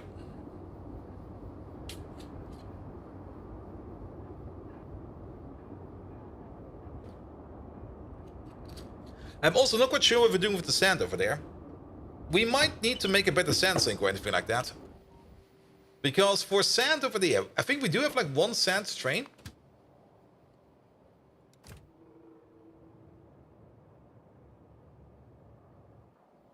Oh, were we just under?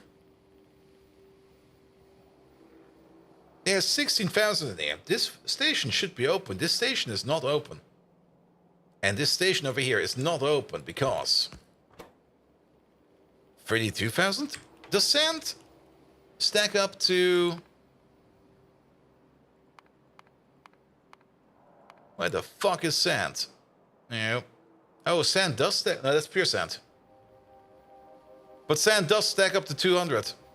So we got it entirely wrong. Yeah, it stacks up to 200. So if we go back to this thing then... Wait a minute. Then this thing over there should not be 48,000. This thing over here should be 96,000.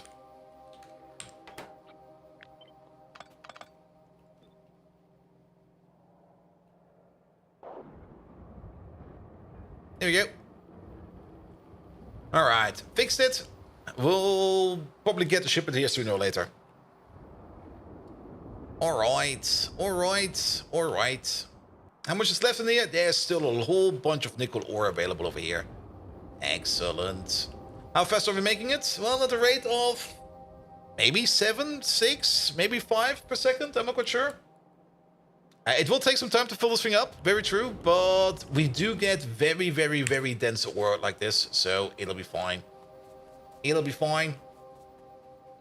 Good. Now with 60% more nickel. Exactly. Perfect. But you over there, you are the peroxide? Yes, you are. So that'll take some time before we can hook up this thing over there. So let's put you in... Where are you going to go? Over here? I know we have some gaps over here. Let's go one higher.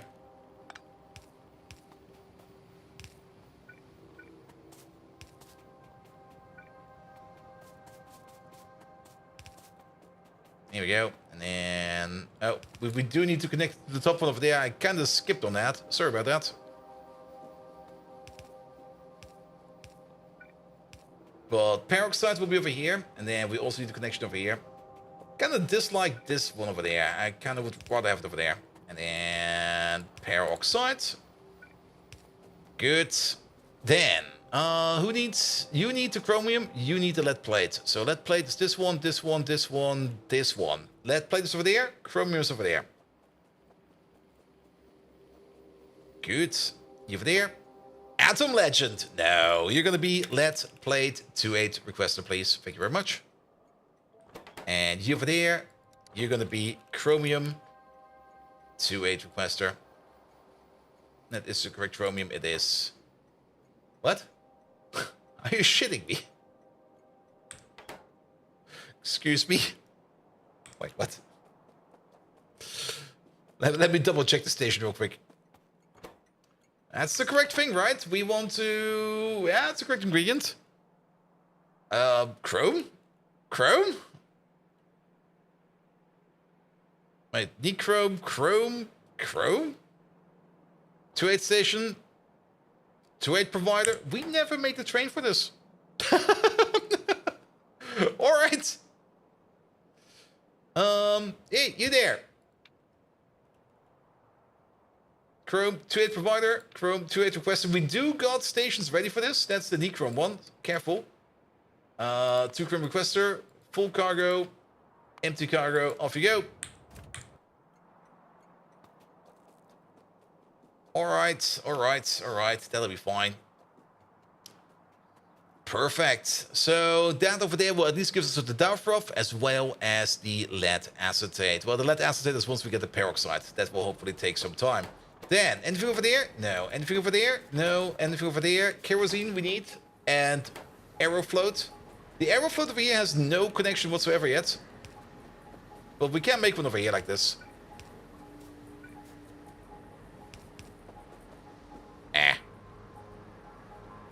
Well then, let's go over here then.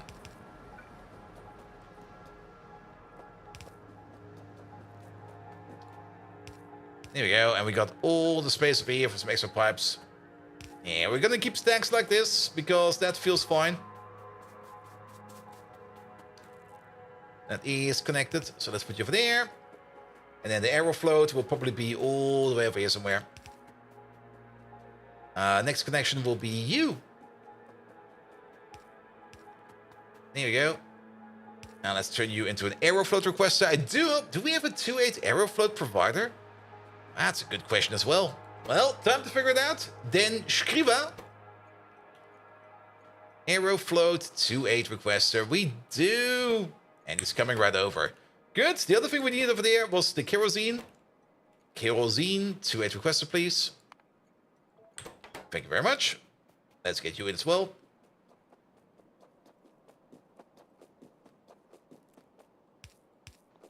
It's always fascinating how much stuff all these stations always need. But once you get them up and running, it's amazing. Here we go. We also do need, and we kind of forgot, so we have to do that again for the other side over there as well. We do need to put in a connection over here for the kerosene as well. Or actually for the aerofloat. Maybe we could do the internal connection now that I think about it. We could maybe hop off from, where is it, from over there to over there somehow. But nevertheless, the kerosene over there definitely does need a connection as well. So let's use you over there, because why not? We got the space, and if we got the space, let's use the space. There we go, you over there, and I like it. I'll take it. That's great. Good. So these connections over there would be sitting over here in the middle. That is fine as well. I think we can even copy paste them over, mostly. There we go, that works. Saves us a bit of work. Then we just have to remember, this one over there is the kerosene, which will be over here. And this one over there is going to be that other thingamajig, which is over there. Yes. Good, good, good. Alright, alright. And then you get your kerosene. You get your aerofloat, and then the only step that's missing over here is going to be the grease. Do we still got some cliff explosives on us? We do. You need grease and kerosene. We never, ever, ever made a connection like this for the next level of the kerosene. So make sure that this thing is in. Copy paste it over there. There you go. Some bots will take care of that. We don't need to worry about that. That's in there as well. You do make pyrite, which we need to export, or at least do something with the pyrite. I'm actually not quite sure what we're going to be doing if we are backing up on pyrite. Is there any way we can recycle pyrite? I mean, I think we can just crush it back down into things like iron oxide and sulfur. No, we can turn it into acid gas, actually. Thank you for the follow, mate! We do need for the core processing. We do need for solar panels. We're not going to do solar panels. Batteries requires it. Phosphorus pentasulfide requires it, but I think we're already doing that. And then, yes, we could crush it back down into iron oxide and acid gas if we want to. I'll think about it. All right, and then you need the Dowfroth, but the Dowfroth over here is hopefully connected. Yeah, that is. Good. All right, so the only thing we have over here is an output, which we will need to move about. All right, all right. And then we got you over there. The only thing you're missing over there is going to be a fuel, as well as your beacons. Wait a minute, let's do the beacons real quick. Because for the beacons, I think we already have, like, a solution for that. Let's not use you. Let's go all the way over here, where the glassworks is. There we go. We need a certain set of beacons over here.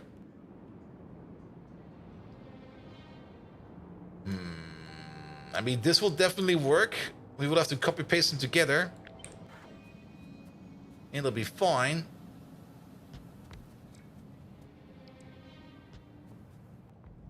Because we definitely do want those machines over there to be running at less of a power draw. So we got like the 5.5 beacons, then we need the 4.4 beacons. If possible, I would love it if these beacons... That was just night vision going off, yes. Every time I see like the power flicker, I always instantly panic. All right, then we need the 3-3 beacon. 4-4, 5-5, 3-3.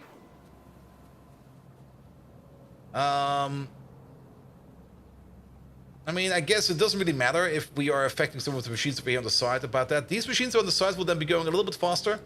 That's fine. That's perfectly fine. If they want to go faster, they can go faster. It doesn't really cost us too much. Then the 2-2 beacons. Pum, pum, pum, pum, pum, pum, pum, pum, pum, pum. It will be these ones over there. And let's place you over there. And last but not least, we need a 1-1 beacon, which will cover the rest. And the 1-1 beacon is most likely sitting all the way over there. Alright, for the 1-1 beacon, I have to be a little bit careful. We will be affecting this building over there. And actually, if you kind of think about it, if we place it over here, we affect everything over here that we need with our 1-1 beacon. So let's put it over there.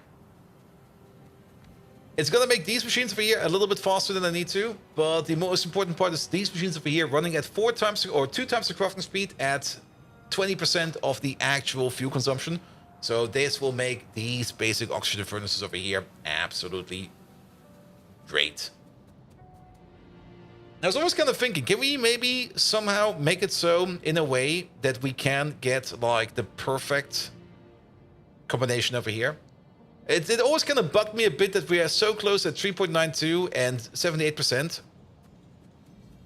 you explain the use of the beacons in general? The thing is, yeah, let's go over here real quick. How much do the furnaces eat in power? The furnaces do eat 10 megawatt in solid fuel. So if you would only have this furnace over here sitting like this, running at its normal speed, it will eat 2 pieces of coke per second. And we're still going to be running them with coke, because coke is the way we're going to be doing things over here. So this thing over here, on its own, 2 pieces of coke per second. If we manage to reduce its fuel consumption all the way to the minimum, it will be consuming 2 megawatts of energy per second. And that is more or less 1 piece of coke every 2.5 seconds. Or 2 pieces of coke every 10 seconds. Every 5 seconds? Wait a minute, what the fuck? Basically, less fuel is more good. That's usually the thing we need to think about. However, if we start adding beacons around this thing over there, and let's just go like 1, 2, 3, 4, 5, and then let's go 5, 5 over here. We can also use this one over there to figure out how we can maybe do this in a more optimal way, because I'm pretty sure there has to be some kind of perfect solution over here to make it so that we can get like some nice round numbers in here. And you'll be at 1. Perfect. So now all of these beacons over here will be affecting this machine over there. We are not affecting anything over there. Good. If we would be putting speed modules in all of these, and maybe also some speed modules in you, just for shits and giggles, then this basic oxygen furnace over here would be consuming 140 megawatts of energy in solid fuel, any kind of solid fuel, per second. If that would be rocket fuel, actually rocket fuel is over here. If that will be rocket fuel, it will be eating about 1.3, 1.4 rocket fuel per second. That's a lot. That's a shit ton. It will also only, of course, be running at crafting speed 12.5, or the other way around. It will consume triple the amount of energy for double the speed, give or take.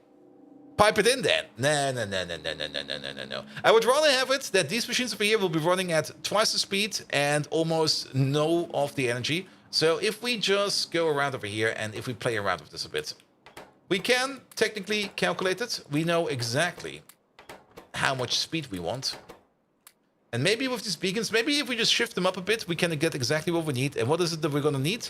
We want to have a crafting speed increase of 100%. That is our target. To get to a crafting speed increase of 100%, we are going to need 2 modules and then 1 of these running at 0.5. And if you think about it, we don't have 1 of these. Because we got 2.5, 1.6, 0.9, 0.4, and 0.1. So, wait, what did I say? 0.5? Did I say 0.5? I did say 0.5, didn't I? Because 1 of these, but that is...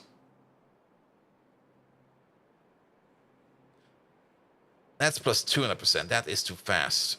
We need one of these at 1.5. We have one of these at 1.6. Now, if we nudge these things around, we might be able to get ourselves the value that we're looking for. This is now both running at 1.2. That's not good enough. We can probably just calculate it. 0.8. You're running at 1 now. That could be exactly the one that we need. So you've got you running at 2.5, and then how about you run at 5.2? Also, there we go. 1 at 2.5 works.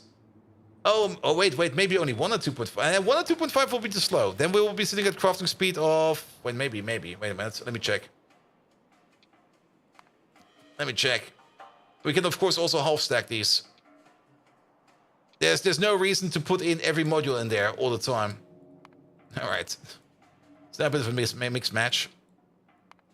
But yeah, you might... But then this one, if we only put 1 in there... Yeah, one works. Yeah, actually correct. 1 would be exactly correct. But all those wasted slots, there will be no such thing as wasted slots. There will be then... You over there.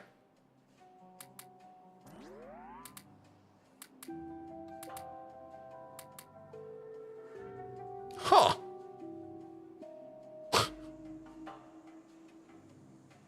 Is that really such a difference? So this one over there has now a flat crafting speed of 4 and consumes 3.5 megawatts. This one over there has a crafting speed of 3.92 and consumes 2.2 megawatts.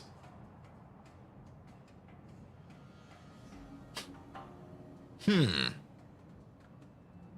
Chimerian Hydra, hello there. Welcome. That's surprising, to say the least. I was not expecting that 0.8 over there, of a crafting speed over there, will be affecting fuel that much. But then again, I think this is fine. Just do it like this. I mean, we're still going to be throwing in less fuel than we would do. And then at least we've got like a clean crafting speed increase. Yeah, let's do it like this. We cracked the code. There was not really much of a code. There we go. So basically, you out. Yeah, where are they? You out.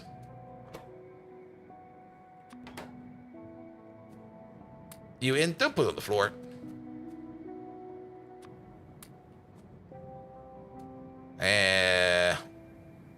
Oh, I put it in the wrong one. Pom. We need to put it in this one. There we go. Correct the code until tier 2 modules. Yeah, tier 2 modules, everything will be different again. There we go. And then we still got you over there.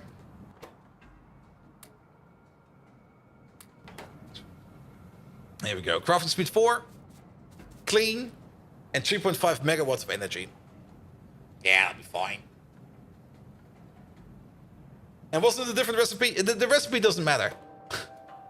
It was more about what kind of, how much fuel we use over there.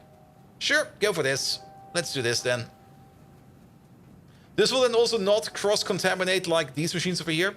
So these over here also keep their crafting speed. Yeah, let's take it. I'll take it.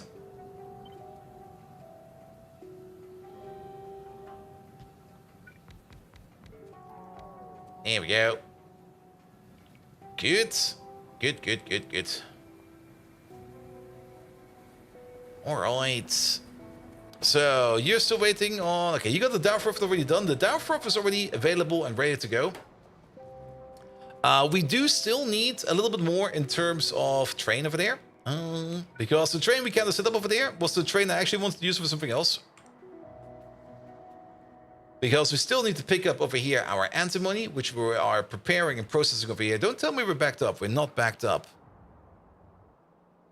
Oh, we're out of lime. Ah. Yeah, this process over here also eats a good amount of lime. And our lime process in general, I mean, we're getting a little bit of lime from over here. But we're only getting lime over here once we're not backed up over here on sodium hydroxide. I'm kind of happy to see that we're backed up on sodium hydroxide over here. Then the coke process over there is still doing fine. The lime process down here is kind of slow. Mostly because we're eating the limestone that we're getting from over there. And we're not making anything over here because we are out of lubricant. So lubricant production over there is definitely also a thing we have to think about yet again. Do we ever get... Well, we probably got at some point in time a better lubricant recipe. But let's double check our lubricant. Craft. Can make it out of wax? I don't want to make it out of wax. Wax is still too expensive. Why is this so deep? Lubricant out of low distillates. Come on, man. Making it out of aromatics is probably by far the easiest. Can also make it out of fish oil. Olefins and oleochemicals. The tin pulp recipe over here is not a recipe to make lubricant. Yeah, aromatics is still, I think, by far the easiest way to do it. That's a thing that we are doing, I think, over here as well. Yeah, you're running. Desilverization. Okay, we only have these at Mark 1. Alright, alright. So I guess that's fine over there as well. You're definitely working. You're definitely working. You're working at speed, so you're definitely making lubricant. If I can find a station for that, that's right over there. I'm looking at it. And you're just about to back up, so the train is coming over. But we need more lubricante. Fluids. Lube. Yeah. We're definitely eating it. And we got about 2 buildings over here that are making it. One of them seems to be running always, which I guess is this one over there. Because what are you doing over here? You're taking in... Are you taking in fish oil? No. You're taking in tar, which we get from the tar extractors over there. You're taking in tar, you turn that into light oil and into tow oil. The tow oil and the light oil will be turned over here into aromatics and benzene. The aromatics will be turned to the lubricant, and the benzene over here... What are we doing with the benzene? What are we doing? Oh, we were exporting it. We could double this thing down. It's definitely a good source for making lubricant. As we're basically making it out of tar. And everything else is available. And these tar mines over there, these still seem to be fairly full. Let's maybe not only double it down, let's maybe quad it down even. If we can do it so. Let's have a quick peek over here at the tar.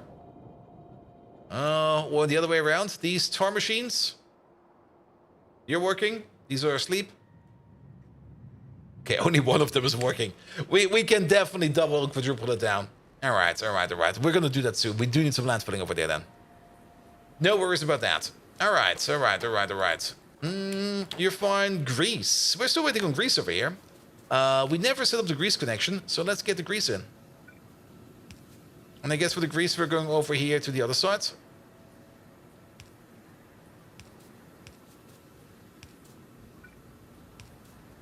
Here we go.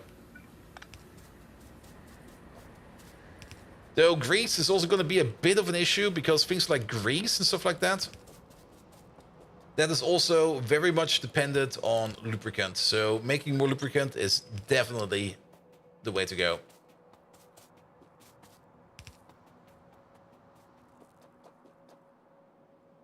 Here we go. And that will also be the final station over here. This will be the grease station.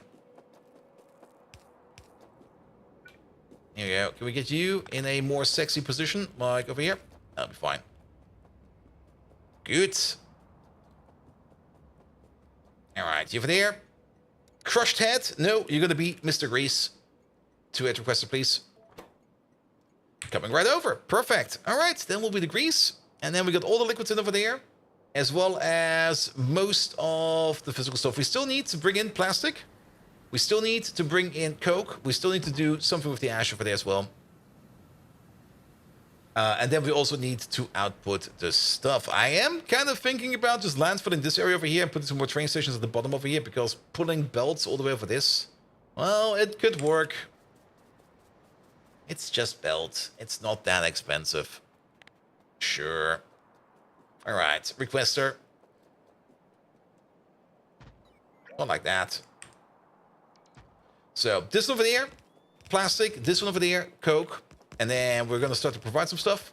And actually, we're going to provide a whole bunch of stuff. We are going to be providing, of course, the ash. We're going to be providing...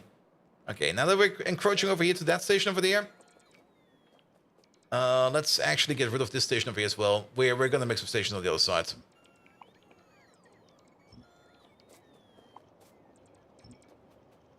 I don't want these stations over here.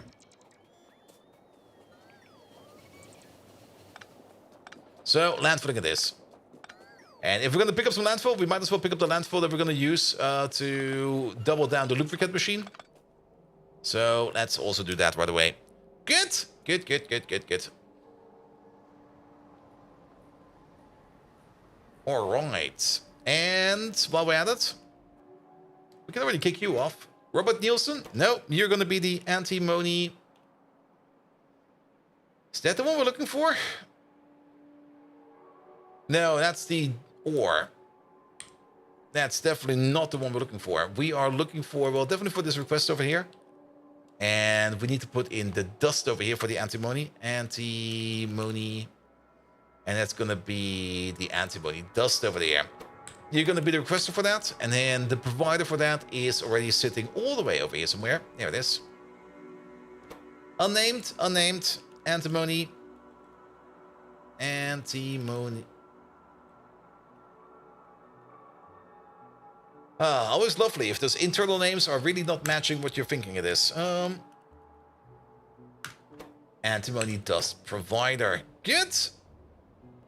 You there? Well, you're an automatic now. SP dust. SP dust provider. SP dust requester. Full. Empty. Off you go.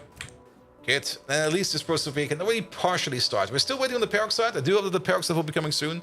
Though, for the peroxide, we will need to, well, first of all, make peroxide. And then, since we seem to be out of peroxide, I kind of guess that there's other stations out there that are also asking for peroxide. And since this station over there is kind of far away, it will probably take some time before the peroxide will be brought over there. Good. Good, good, good. All right, let's go back to the mall real quick. Let the bots over there resupply our inventory over there. And not only that, once we're at the mall, it's probably also a good time for a quick bathroom break. And then also get myself something new to drink over there. Actually, I still got something to drink over there. But hydration is going to be very important over here as well. Good, good. All right. You're still waiting on hydrofluoric acid over there. That is fine as well. And then we're just going to be quadrupling down this build over there. I mean, the silver provider over there. Is this being picked up? It is being picked up. And not slipped it. You're starting to do the bees? Not the bees, man. Oh, not those fuckers. I hope you got at least yourself a bee queen, because getting to the bee queen is usually the hardest part.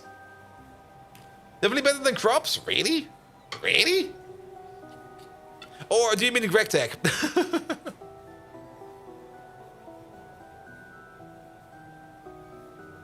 Ah.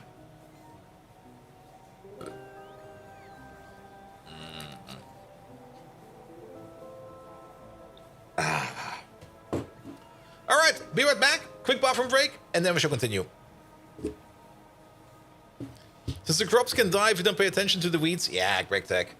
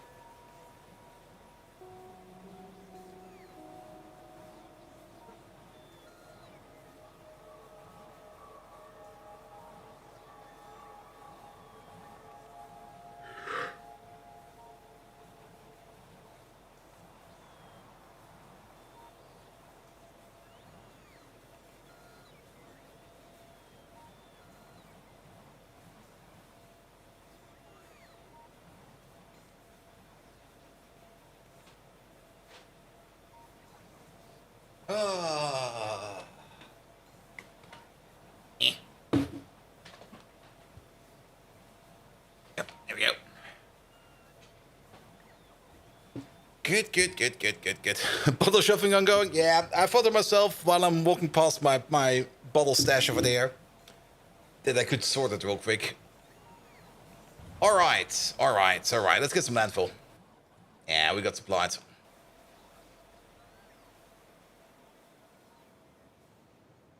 Good. Train is already going. Perfect. Landfill it is. Good, good, good.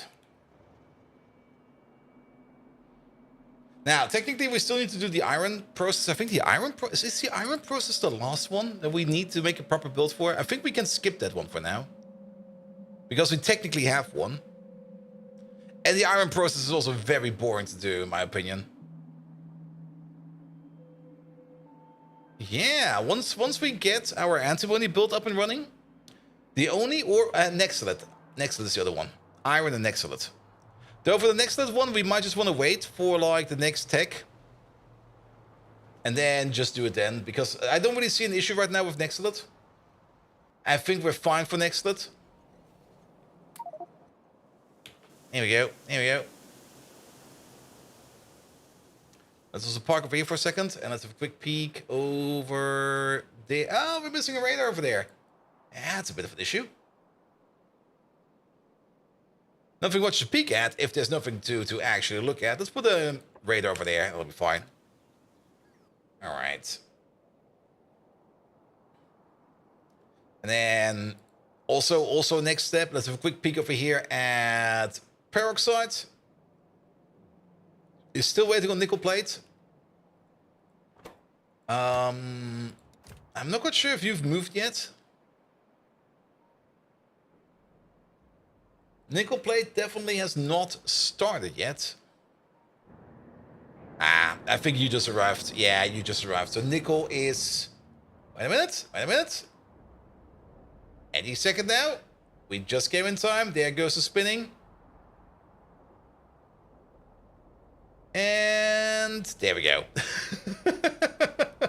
Perfect. Perfect, perfect, perfect. So that's at least going on again as well. Perfect. Let's increase our lubrication production because we definitely do need more lube. And making lube straight off a tar definitely sounds like a great idea. I'm a little bit on the fence about that. We are kind of backing up over there on sulfur. We could do the same thing we did for another place where we could just order in peroxide to turn that sulfur that we have over there into sulfuric acid. Because we definitely do always need sulfuric acid. But we'll see about that. All right. Also, it's Thursday already, I just realized. Tomorrow's Friday. And I guess tomorrow is also going to be the day where I will be announcing to my other teammates that I will probably be leaving the project soon. I actually never really got any kind of confirmation that my... that me quitting my job came true. But I also have not really heard anything about, like, it's not going true. So I guess it's going true. If not, that will be a fun problem to have later on where it's going to be like, wait, you're still working for us. I was like, all right, sure. Worst case scenario, I'll be working 2 jobs. Permission from the old company? Well, there's no such thing as permission. And I think technically, factually, practically, everything should be fine because I told basically everybody that I'm quitting. And they were like, yeah, we need that in writing over here, so could you please send a letter? I'm like, sure, I sent a letter. But I got no confirmation yet that they actually accepted it. But then again, they can't not accept it. They actually have to accept it. Worst case scenario, you work 1 job and get paid by 2. I mean, if I have to do the same workload I'm currently doing, then yeah, we'll see about that. Here you go. But it didn't seem they accepted it. I mean, worst case scenario, I just have to go like with the... How to put it? I'm not quite sure if they can't quit me. Because worst case scenario, I'll just start behaving like an asshole and then they have to kick me out. they cannot not accept, exactly. It is literally impossible. And if they do, then they're going to be stupid. I don't think they're going to be stupid, but I do kind of have the feeling that they're probably busy with other stuff right now.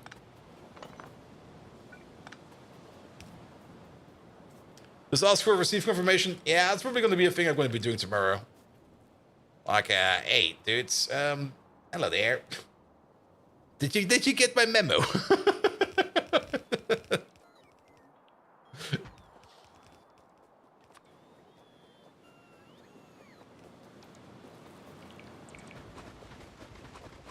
Pray man it. They've underestimated how slow the human resources thing can do this thing. Yeah, but that's the thing. In a big company, yes. In a big company, human resources can probably take like weeks. But that's it's kind of a bit of a small company. But then again, a company size doesn't really matter too much over there as well. Because just because a company is small does not mean that they're going to be faster. And I guess they're probably still working through all the other processes right now. Because it kind of turns out that when I was talking to like my now to be former co-workers, it kind of turns out that quite a lot of people have quit their job lately at the company I'm working for. For it seems good reason. So they're probably also working through a whole bunch of other processes right now to get new people in. So your last company made car stuff. What's your new company gonna do? Car stuff. Fun thing is, they're working in the same project, or at least let's put it like this: my current company I'm working for, one of their main jobs is working on one specific part of a car project. And the new company I'm working for, they're doing also one specific part, but they're doing that same specific part for multiple other companies as well. A lateral transfer, something like that. But I will not be working directly on that component. I will be more working on an internal solution for their embedded systems. Like I said, they were looking for like somebody that makes a process and cleans up the existing process of flashing embedded boards and maintaining embedded boards. They basically need like one full-time engineer to maintain, provide, and more or less distribute images for all of their embedded boards they're supporting. And they seem to have quite a lot of them. So it's definitely going to be like a task that requires a whole bunch of automation. And a whole bunch of documentation. I'm looking forward to it. I'm really looking forward to it. It sounds like so much fun. But yeah, they kind of realize they need to have a little bit more organization in their current work structure, which is fine, which is perfectly fine. It also kind of means that I can more or less do... That always kind of sounds a bit stupid, but it more or less means I can do whatever I want, because they know exactly what they want to do, and I know exactly what I want to do. And they hired me for it, so I'll do my best in providing it.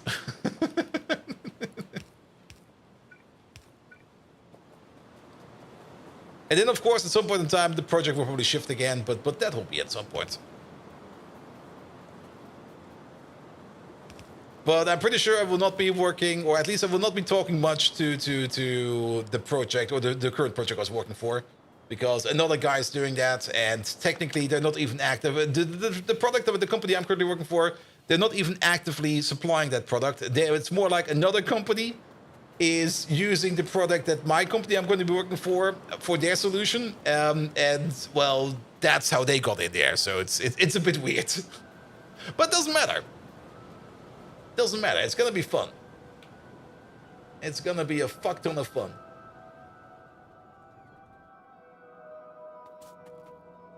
And automation is always fun. All right, let's move you over there.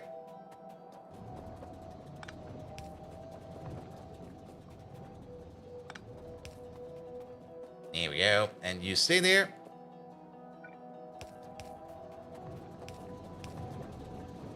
Third-party vendor support? Yeah, something like that.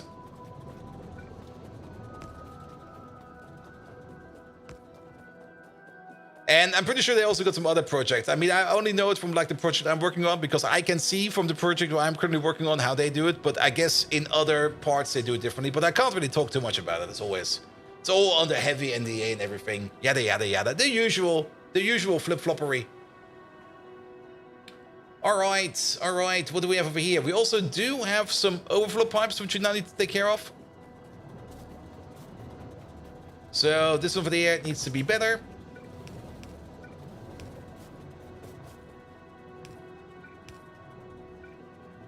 The only thing I'm actually going to be losing out on, and then that is maybe a thing I have to talk about with the new company. Like during the Christmas time, we got like this chocolate calendar, this advanced calendar, which is a very German thing. Every year I got one, and I'm not quite sure if I get one in the new company. I have to ask him for that. What is doing quality assurance? It's technically not quality assurance, because that is another department that's doing that. I'm more at the beginning. I'm more at enabling the development team that they can do development. Though at the end of the day, you can't probably turn it into quality assurance.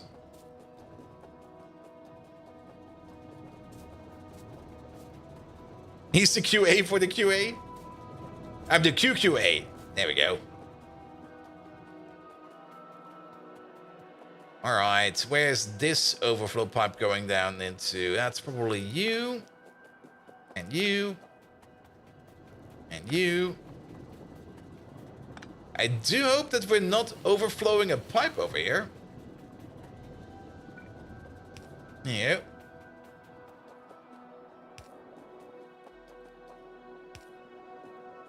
I mean, we now made this massive thing over here. How many liquids per second are we talking? Okay, this is fucking slow. There's nothing at all moving on over here. All right, if we take all of these together, we got 40 of these. At crafting speed 6, crafting speed 240.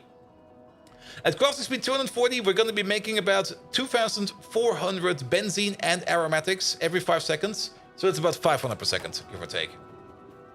Nothing to worry about over here on liquid speeds. We might need to worry over here with the lubricant, though. Because for the lubricante, we're going to have a total crafting speed of 8. No, 24. And at the crafting speed of 24, we're going to be making 2,400 lubricant every 5 seconds. That is 500 per second. That is fine over there as well. There is nothing to worry about over here on liquids. And now that you hear the one thing you forgot, where's my chocolate? Yes, please. Alright, but you're backed up on aromatics, I think? You're backed up on lubricants? Oh, I see why. There you go. And then same thing over there.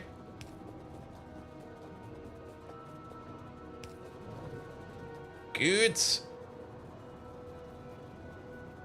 And then we still need to wait for these machines. I'm actually kind of a little bit curious. Why are we not making... Oh, we are making them. I think it's just slow.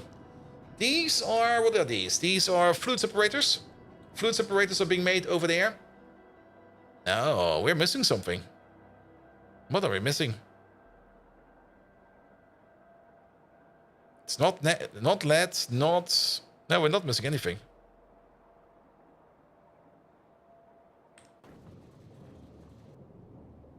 Oh. They're not complaining anymore. I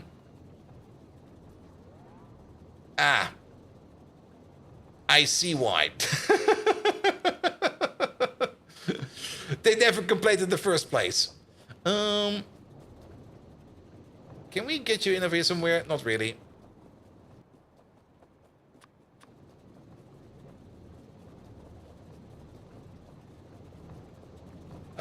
Place you over there. There we go. Now they're complaining. Well, at least partially complaining. They should get some deliveries over there. They're more or less complaining about 12 missing. That's these 12 over there. Perfect. Yeah, we're making them again. Perfect, perfect, perfect. So that will be coming in over here as well, sooner or later. Good. I don't really see you running at full speed yet, but then again, we're still missing parts over here. We could technically make this thing over here go even... Oh, we can put prot mods in there. Prot mods, you say? Can we put prot mods in here? Oh, yes, we can. Definitely put some prot mods in here.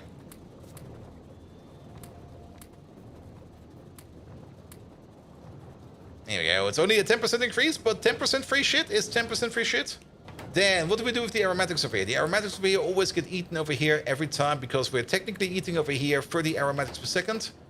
Each one of these over here is going to be making 2 per second. We got these over here. That's 5. That's 10 per second. And since this is a double crafting speed, then this one that's 20 per second. And you are consuming over here 30 per second. So you could definitely eat more. You should be bored out every now and then. But that doesn't seem to be the case. You seem to be running at full speed, but probably because your pipe is full. And once that pipe is going to be empty,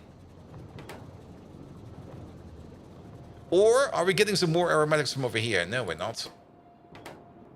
So you're making wait, no, we do get some more aromatics from over here. Ah, we're missing these.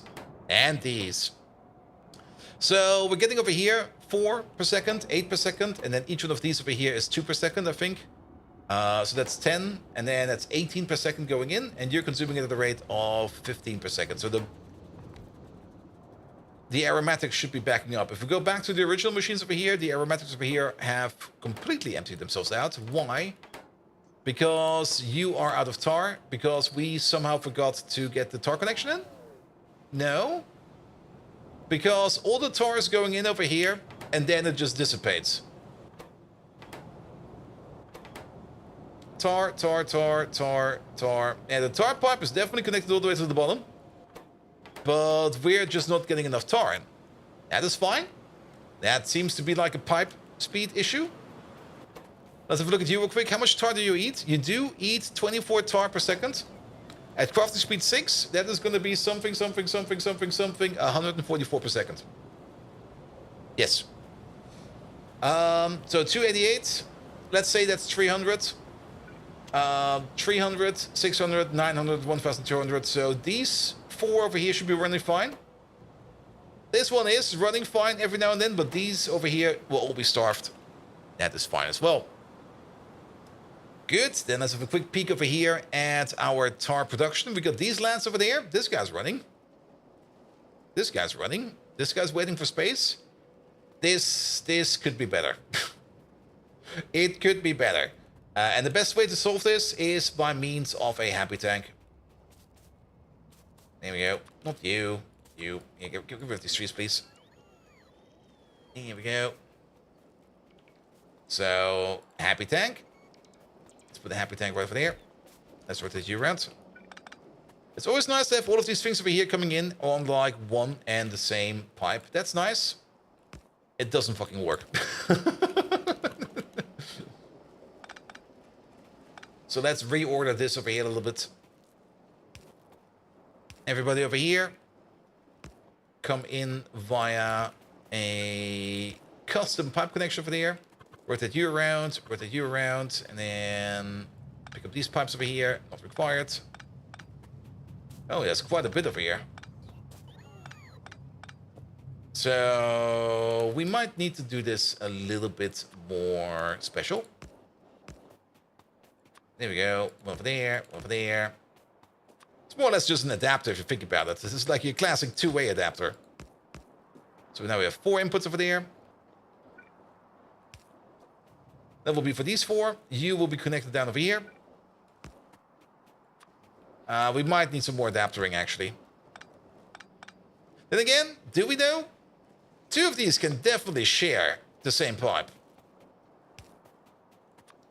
We might just be overdoing it, because I always overdo it.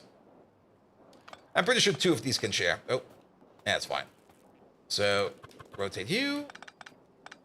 And if 2 of these can share, then we can definitely do something like this. Put you back in there. That was fine.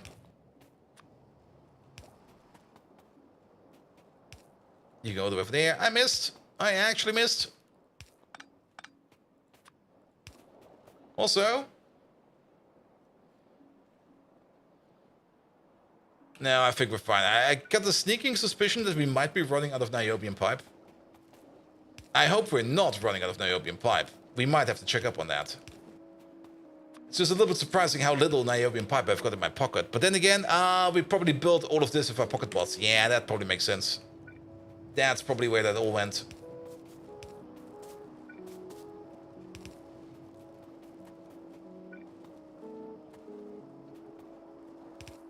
Here we go. You over there. You over there. Good. Start pumping into there. You start pumping into there. Great. How many have we left? We got like 2 left. And we got 1 more input over there. Good. These are... Wait. Oh, that's the output. That is the general output over there. We can keep this pipe. Oh, we got these 2 left over here as well. Well, but that's fine. Oh, wait. No, you connect over there. You connect over there. No, we're good. We're good. We're good. Just miscounting my pipes. All right, 1, 2, 3, 4, 5, 6, 7, 8, 9. Yes, which means 1 is a singular, and these are all doubles. That is fine. And then we're gonna have 2 output pipes, and then we're gonna connect one of these over here with the old pipe. And the other one, we're gonna connect up with the new pipe. Or the other way around.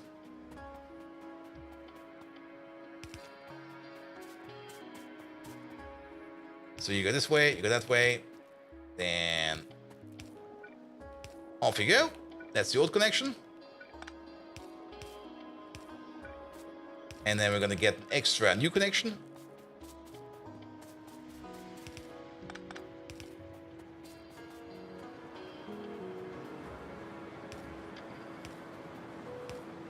Going around the corner over here.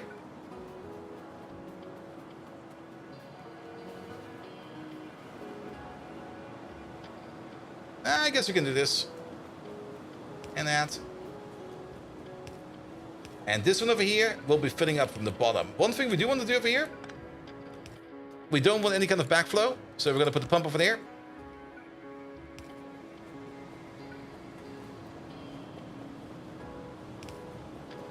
And then you connect all the way to the bottom. All the way to the bottom. So this thing over there also needs to be redone in a bit. You go over there. Your overflow pipe over there.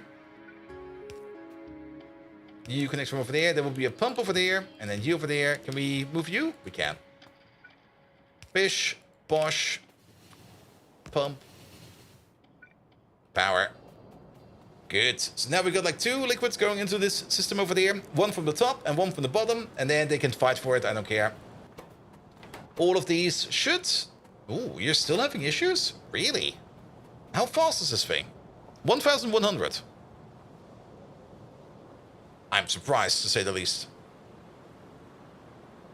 And I guess that's the same speed that we're going to have all the way at the top over there. I guess the pipe is a bit long. 1,153 and 1,108. Yep, the pipe is a bit long. I guess we do need some in-between pumps here and there.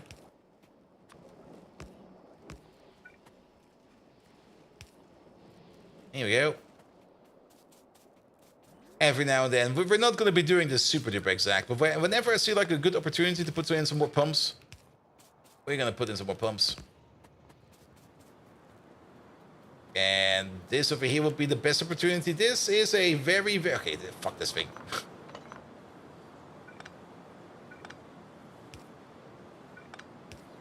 You move you back.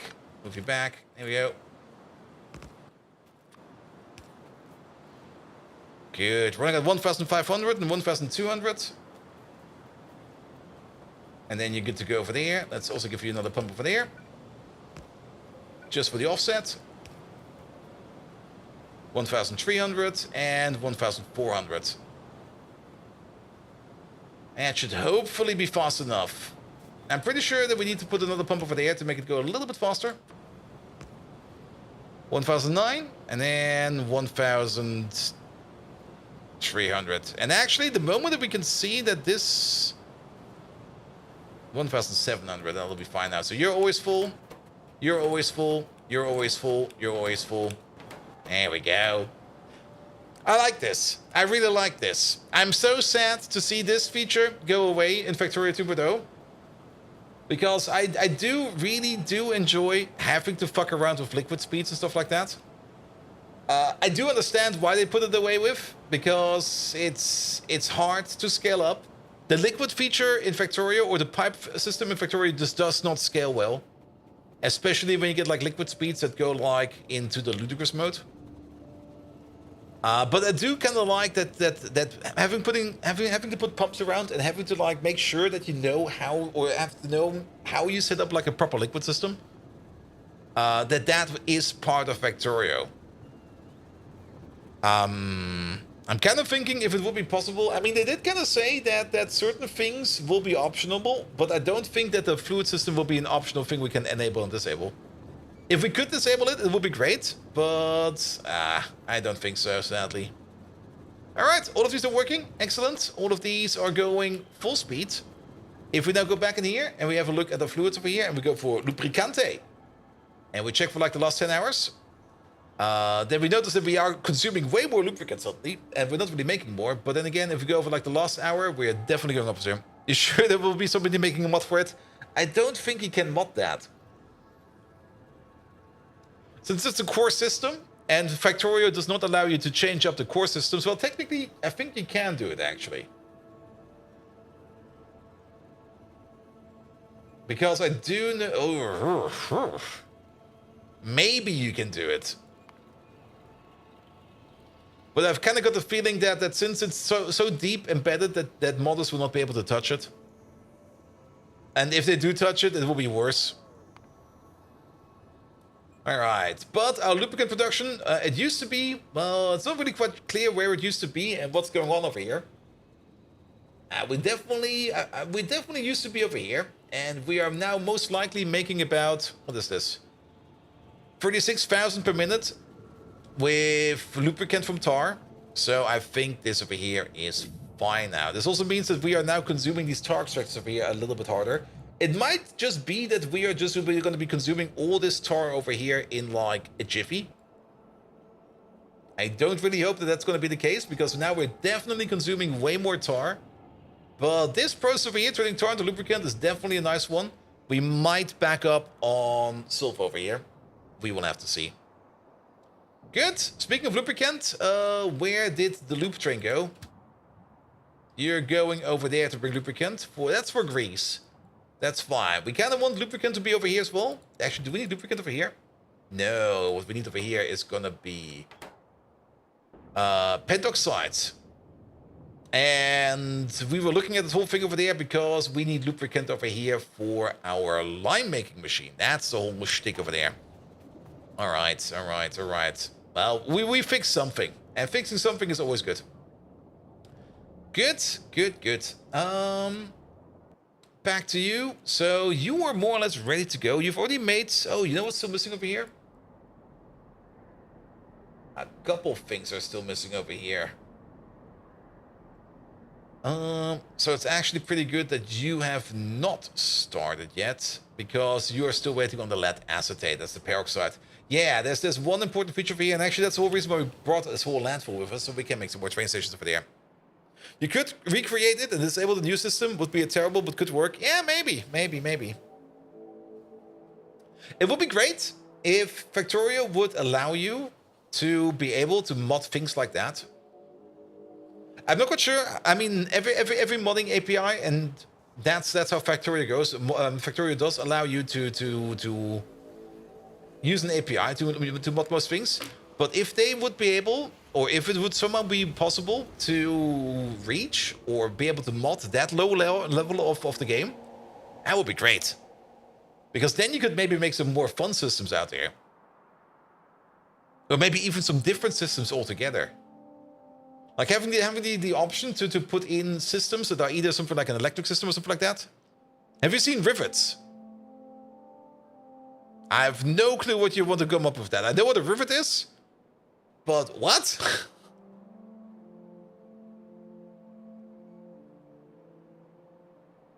Here we go. Well, that's in Pi Petroleum Handling. Factorio mod loader written in Rust Rivets injects code into the Factorio binary via DLL injection, providing a more powerful toolset for modding and enhancing the game. I see. Mods written in Rivets have access to functionality not possible with the traditional Lua API. Ooh. Directly modifying functionality in the compiled Factorio executable adds new prototypes.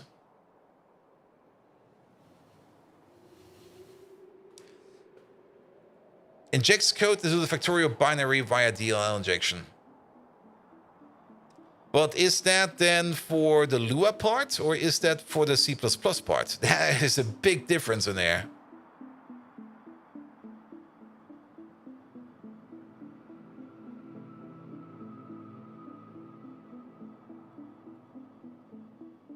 Add new prototype. Yeah, but then again. But that's the thing. I mean... you might be able to add different kind of Lua prototypes or act more in the Lua API by maybe overwriting certain parts. Very true. Ah. Fuck. Oh, this is the wrong way around. Mm.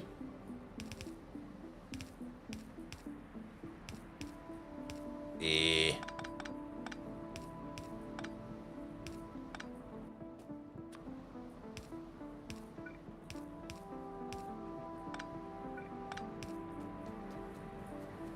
It can replace parts of Alua mods. Yeah, but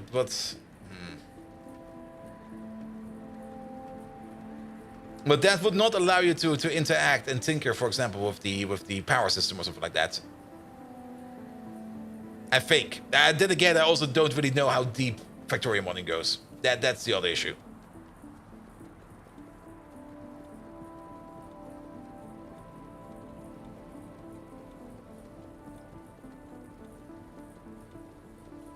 There we go.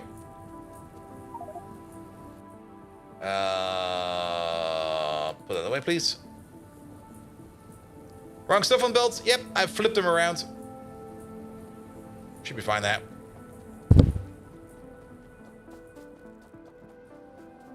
Over there it should be fine because, yeah, these are fine. It's just these over here that are kind of terrible.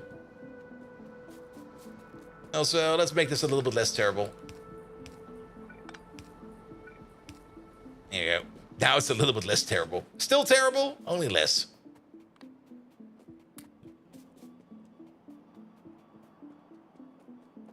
Good. Yeah.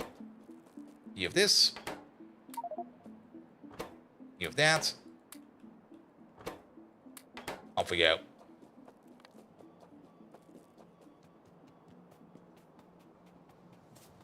Good, good, good.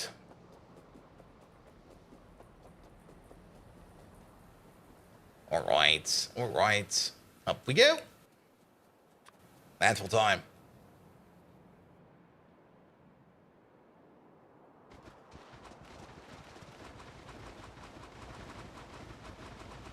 All right. We don't need too much landfill over here, just a bit, just so that we can put some train stations there. And what do we need? Well, this is where we're gonna have our plastic. Okay, a couple stations. Let's maybe see how much we need for like one station. And that should be enough for one station. I mean, we can more or less tell about this signal and that signal.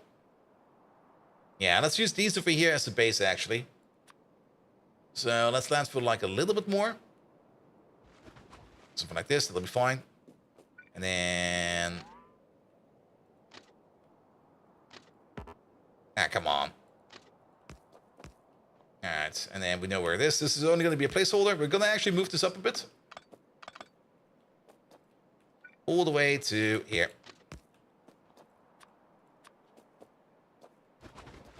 That should be enough. Good. And then, how many train stations do we need? A couple. I mean, it's gonna be at least one for antimony oxide, one for coke, one for ash, one for plastic, one for liquid output. So let's go this far. This far will be fine.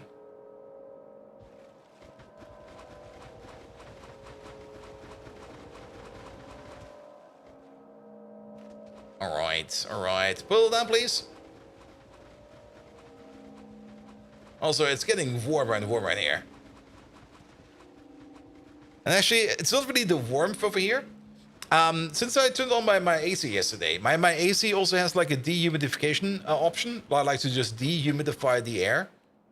And I turned it on for today for the first time. And if I turn that on, I do need to connect like a hose to the backside of the AC to get like all the water out. And I thought to myself like, yeah, I mean, how much water is it going to be making? Maybe just a little bit. It shouldn't be too much, right?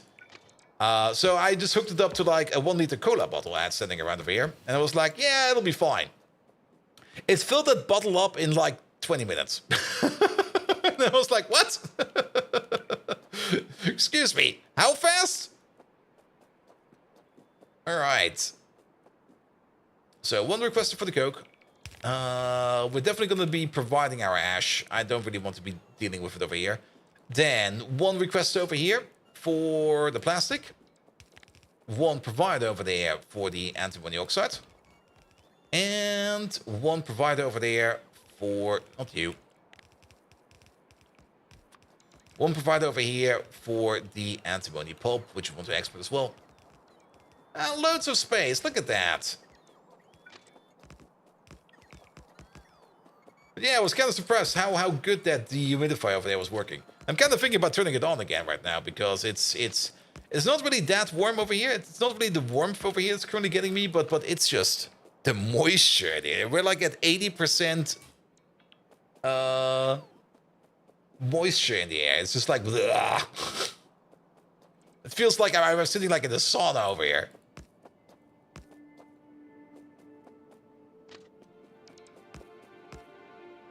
Oh, is this gonna be fine over here? I think it is. Worst case scenario, we can just move this. You know what? Move this up by one. We got the space for that. Here. Boop.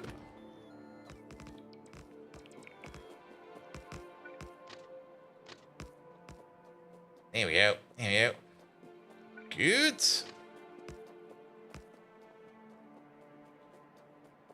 All right. And over there. A dehumidifier is just an AC that cools itself instead of the room.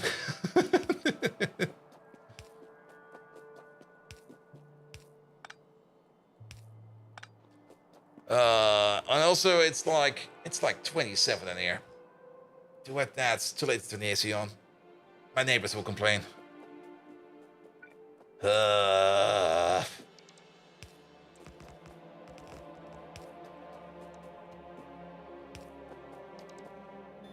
But that AC will definitely be turned on again tomorrow morning, first thing. Alright, alright. Let's get the power poles in real quick. We only need a couple of these. Just so that we can at least put down the rubber ports. There we go. There it is. One rubber port over there. And then at the top.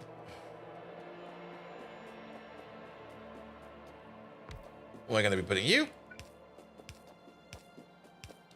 Perfect. You're proud of there as well. You're proud of there as well. This is a provider. That's a requester. So this one over there is going to be bringing in the coke. This thing over there is going to be providing the ash.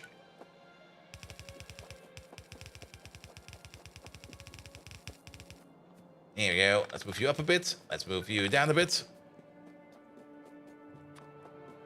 Also, it's only 10 p.m. and it feels like, because of the heat, it feels like it's way later than that. Well then. Still enough to do. I mean, once we're done with this, and once this process over here is actually up and running, I'm a little bit surprised that we have no more cliff explosives. What's going on over here? We should have more than that. Where are they? We're not making them over here, are we? We're making them over there.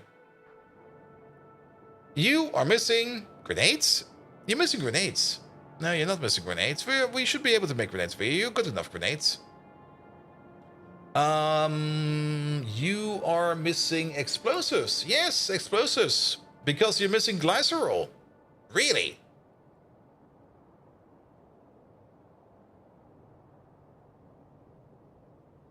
It's not because you're missing nechrome. That's what you're missing. This whole thing over here is not working because you're missing nechrome. And you're missing nechrome because there was probably an absolute ancient process over here making nechrome for you. All right. I know what we need to do over here. We're just gonna be ordering it in via bot. There you go, nechrome. There we go. Turn this into a provider. Then we're gonna get one of these over there. Perfect. One is enough. You over there. Nechrome. Bring like 100. That'll be fine. That's the correct one. And then get yourself an inserter. There we go. Copy paste it over. Good. And then one over there. One over there. Done. Good. Fixed it. All right. Coke going this way.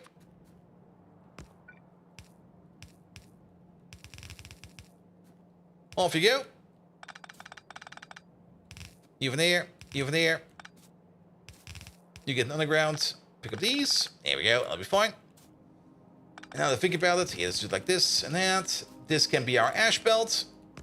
The amount of ash we push in is also identical, or the amount of ash we get out of it is identical to the amount of coke we push in. So if we push in 1 belt of coke, we get at most 1 belt of ash out of it. So this will be fine over there. So that's you over there, ready and able to go. We are kind of missing 1 input over here, which I kind of forgot to put in. And that's the plastic. We do need to provide some plastic over here. We do have things like the oxygen over here. But we're missing plastic. Coke bottle is missing a part. We can check soon. Oh yeah, it is.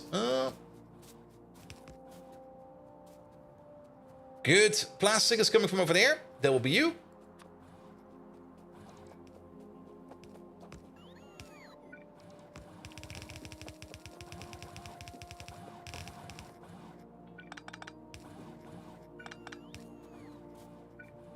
Good. Move it over there. Move it over there. That's plastic. Oops. Yeah, put you over there. That'll be fine.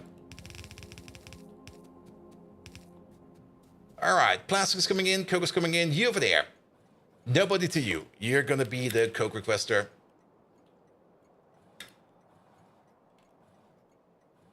There we go. 2-8 coke requester. Perfect. Did that go? That went. You over there, Scott Broadband, you're gonna be the ash provider. 2-8 ash provider. Thank you very much. You over there, you're gonna be the plastique. Plastique. 2-8 requester. There we go.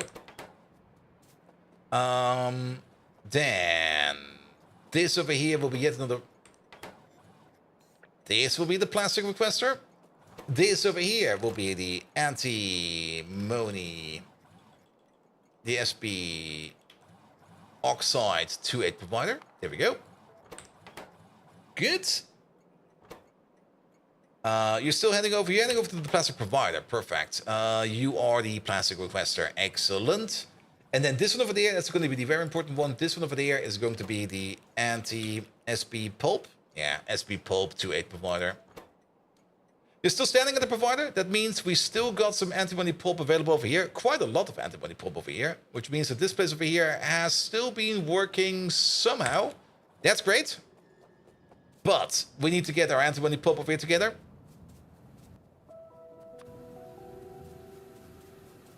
Where is that stuff? There it is. So we're going to try to export you first.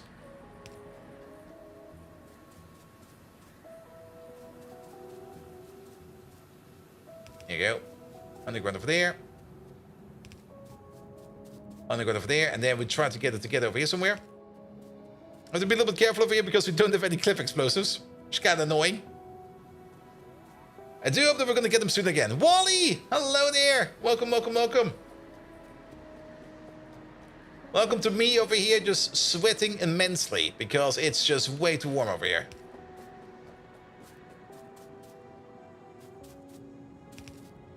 Sure, put it over there. It really doesn't matter where it is.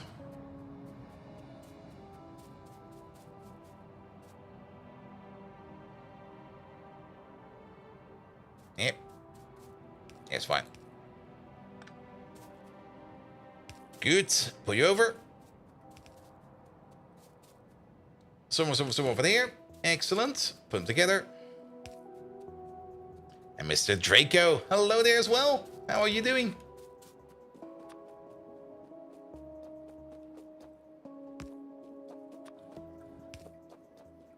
And then let's connect them up over there. Eh. At the risk of falling out of your chair with the reply, how long has this run been?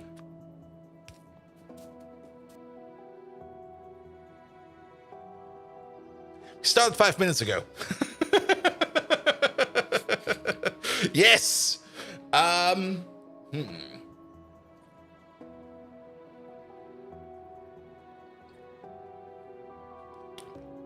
Yes. Draco, maybe do yourself a favor. Just jump. Just fall. Just abandon all hope. Embrace the floor and get down.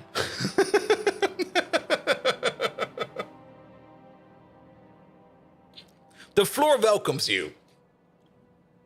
There we go. Don't hire Bolt for the suicide hotline.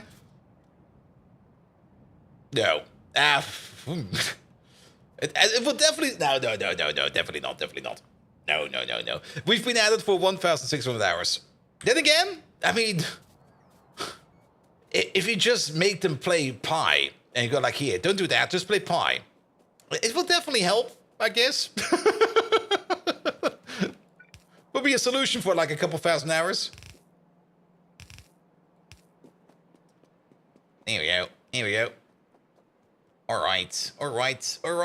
And all the stations are named? I think all the stations are named. Where are we? Over there. Yes, these are named. Those are named. You're at 68 hours in your first Pi right now. Nice. So you should hopefully already have green circuits. I mean, 68 hours ago. The first 68 hours. Let's see. What did we do in the first 68 hours? We had already done Pi Science Pack 1.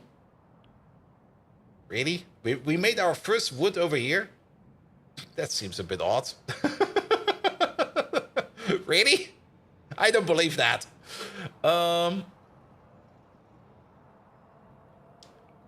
Check the bot timer board. The bot timer.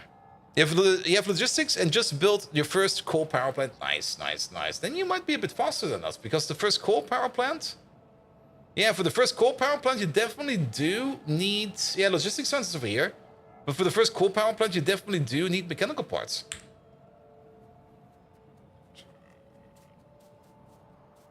And then 1,600 hours are only 66 days plays. Yeah, something like that. Something like that. Yeah, but then again, we're also playing a little bit slow over here, because most of the time we were talking about random stuff. And not only that, we just get distracted all the time. We still got a bit of the starter base over here. There have been some nuke accidents over here. We do still, I think, have our first sign set up over there. There it is. And you're 100% spaghetti planning for an overhaul into a train base. That's pretty much what we did as well. Like at the beginning, it was just spaghetti everywhere. Just spaghetti it, whatever you need. Just make it so. Sadly, we no longer have the first circuit machine over here, but you already have yours, so it should be fine. But for the first circuit machine, we just made like one of each machine, put it together, and then that made our first circuits. So that's perfectly fine. And then we slowly start off with like small trains first. Like just make some small trains in the beginning. Just like a very, very simple train system over here, just to move some stuff around from further away. And then at some point in time, we switched over to like the big train system. There used to be also more of the old base over here, but that has already been completely rebuilt. This part over there will be rebuilt soon, as well as this part over here. Parts over here have already been rebuilt. This whole part over here can probably also be completely taken out, with the exception of the Keycock farm. But most things over here can probably also be picked up and moved around. We did pick up this old power plant over there. Oh god, there's pipes everywhere.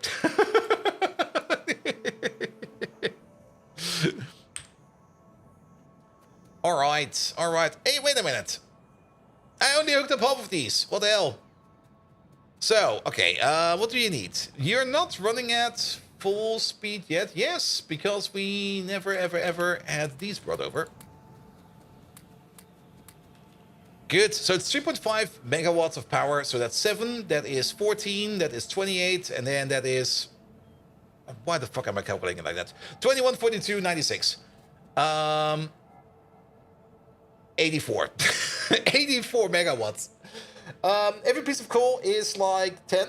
It's like 5, I mean. So 30 is, yeah, a red belt is enough. A red belt is enough.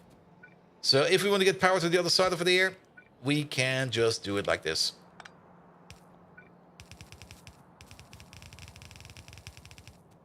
There we go. That will be for power over there. And then, yet again, the same is true for ash.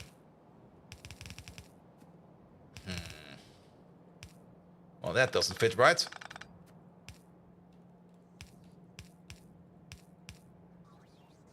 There we go. You be over there. You be over there. You did this. Move on over. We're gonna use this part. There we go. And 124 1977 math of bolt. Yeah, I do kind of mush numbers together quite fast. And most of the time, I'm just like that little... Most of the time when I'm calculating, the numbers I think about are usually like intermittent numbers that I was thinking about, but and I end up saying them out loud, and then nothing makes sense. Like, absolutely nothing makes sense. The amount of plastic over here, however, that is definitely going to be different, because we're going to need 1 plastic per second. So this over there is 4, 8, 12, 24 plastic over here. So 1 red belt of plastic over here, and then 1 red belt of plastic over there. We also still need to connect up the outputs over here as well. So that is also still a thing we need to do. But the amount of plastic that's going in is also identical with the amount of antimony oxide coming out. Actually, no, that's not true. Because didn't we... Wait a minute. Wait a minute. Wait a minute. Fuck these things off right away. Yes. That changes everything. Fuck.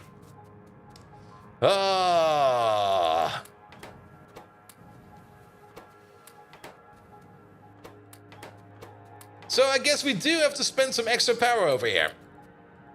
It's no longer 3 megawatts per machine. It's now 33 megawatts per machine. Because I kind of forgot that we could put prot mods in there. And prot mods, yes, absolutely. Also, your crafting speed over here went down, but that is fine. We need a crafting speed of 80. Actually, this is perfect. This is excellent. We need to calculate for a crafting speed of 18, because this one is 6, 12, 18. And now we got 6 over here running at crafting speed 3. That's exactly 18. Good. And that does also kind of mean that each one of these over here will be consuming about 6 pieces of coke per second. There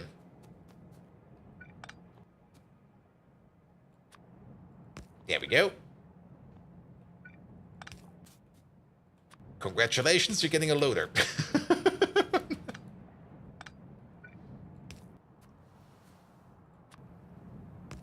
How much? 6 pieces of coke. That's not too bad. Which means it's 18 over there and 18 over there. Ah, everybody needs their own belt now. Ah!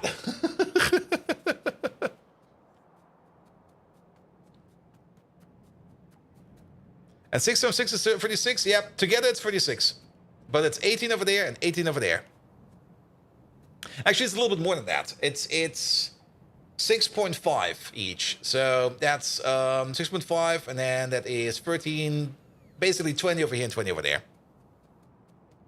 Isn't there still efficiency modules in the beacons? Yes.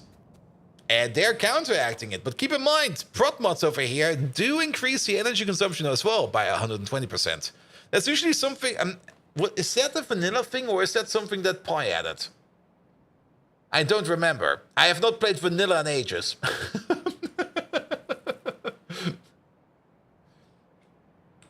But that's vanilla, right? I'm pretty sure that the prot mods in vanilla also do increase the energy consumption. But yeah, we still do got our energy savings over here, but it's not enough. Well, it is enough. It's just now we need more. All right. So then, let's upgrade all of these over here then to loaders. Everybody gets their own belt. That'll be fine. Wait a minute. Shit. Wait, what do we do? All right. We fixed the wrong belt, but we're going to be using this belt.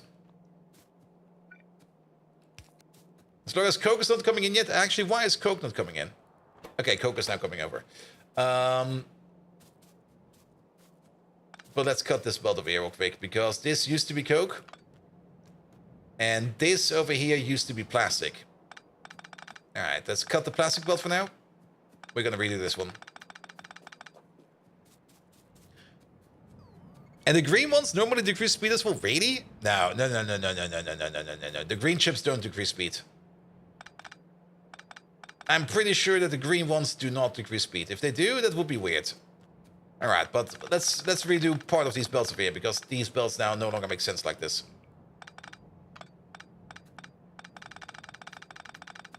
There we go. There we go.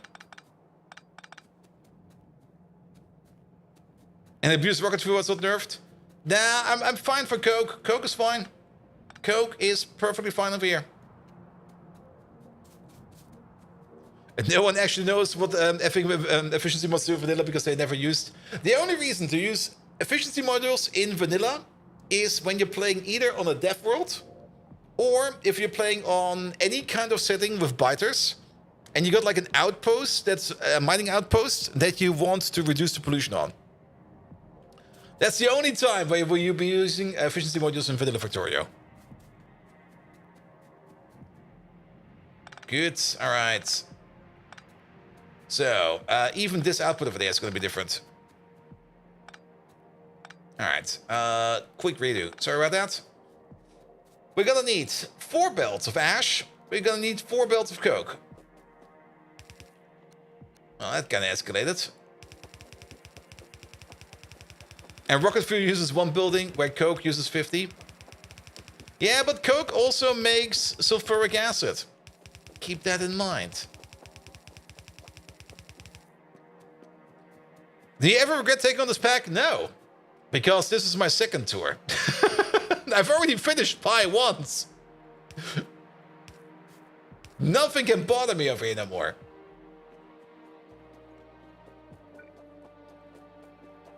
And to be perfectly honest, I'm very much enjoying it. I'm absolutely enjoying it. Though things sometimes are a bit slow, and sometimes things are a bit frustrating because we didn't really see something how it was or used to was, and then things take a bit of time to pick it up again. There are always sometimes frustrating moments. I can't deny that. And sometimes I sit there and do one of my favorite quoted lines that's going to be like, not melon!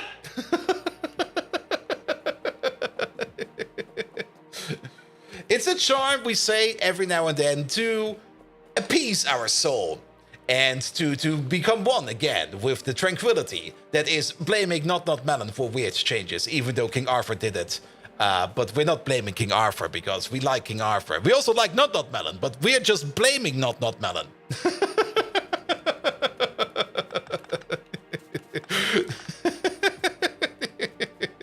Especially when things break due to an update, which should not happen, but still happens every now and then. And every time it does, it's well, we got the charm for that, like I said.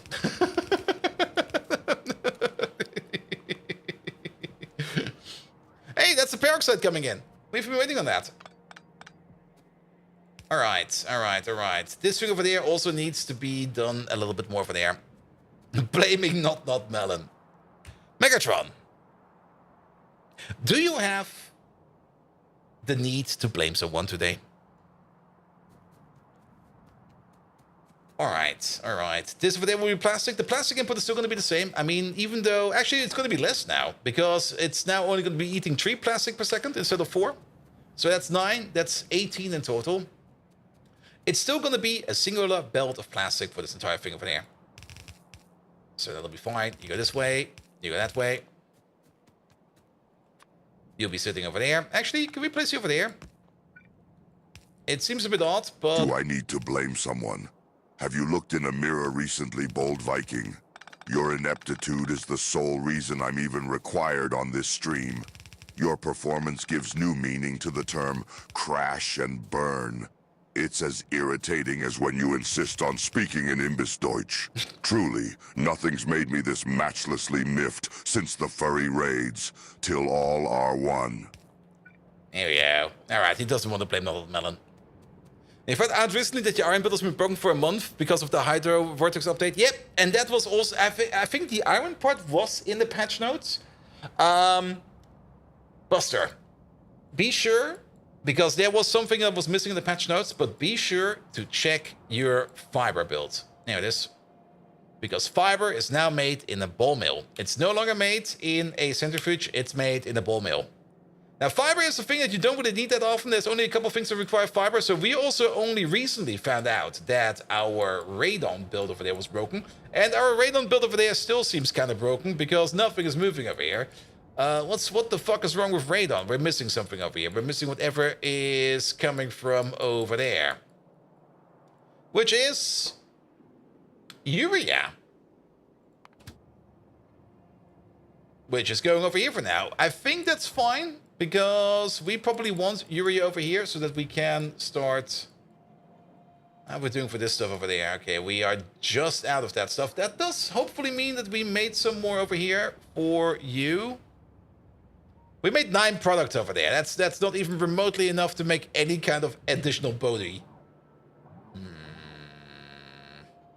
And you're running on... No, wait, you're running on both Are you running on both substrates? You are running on both substrates. Most likely. Definitely. And the fiber puzzle is no longer a puzzle? Nah. Good, good, good, good, good, good, good. Alright, alright. But yes, urea seems to be a bit of an issue. Now, usually we get urea. We also get urea from blood. So where is our slaughterhouse? There we go. Oh, out of fuel. Out of... What? Alright, that explains a bit. I still see... What? Alright. I guess that is you, right? Yes. Coke seems to be a bit shit. And we do got Coke providers over here. So Coke does get picked up. Are you still making Coke? You're still making Coke. We got tons of Coke over here. I think we might just need another Coke train. Yeah, wastewater. We're definitely doing wastewater as well. The xylophones over there, did they be made? We do have a bit of a wastewater buffer over here because we were backed up on urea at some point in time, and it was like, I need the buffer for my wastewater, and it was this thing over there. And that is, at the moment, it's mostly being turned into methanol, I think. Yes, no wait, it's turned into methanol after we turn it into urea over here. I can already see what we can probably make better over here. No, that's actually running fine. Well, actually, we are backed up over here. This will probably help. And then it's going on blah blah blah blah blah blah. You just do this. Blah. Wait a minute. That was a bit too intense for a blah.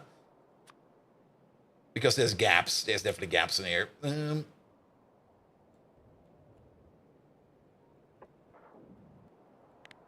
Yeah, if we put you over there, and if we put... over here, maybe? Perfect. If we put you over there, and then... I think this might be too far away. Yeah, that will be fine, actually. Good. And then on the other side, all the way over there, we do want ourselves some of these over here. So that we can put in the better fuel over here at some point in time. Good, good, good, good, good. The bots will take care of that. We don't need to worry about that. Alright, the Coke has arrived, at least over here. Then we do need the bigger Coke input over here as well. We can most likely copy-paste this part over there. That seems to have worked.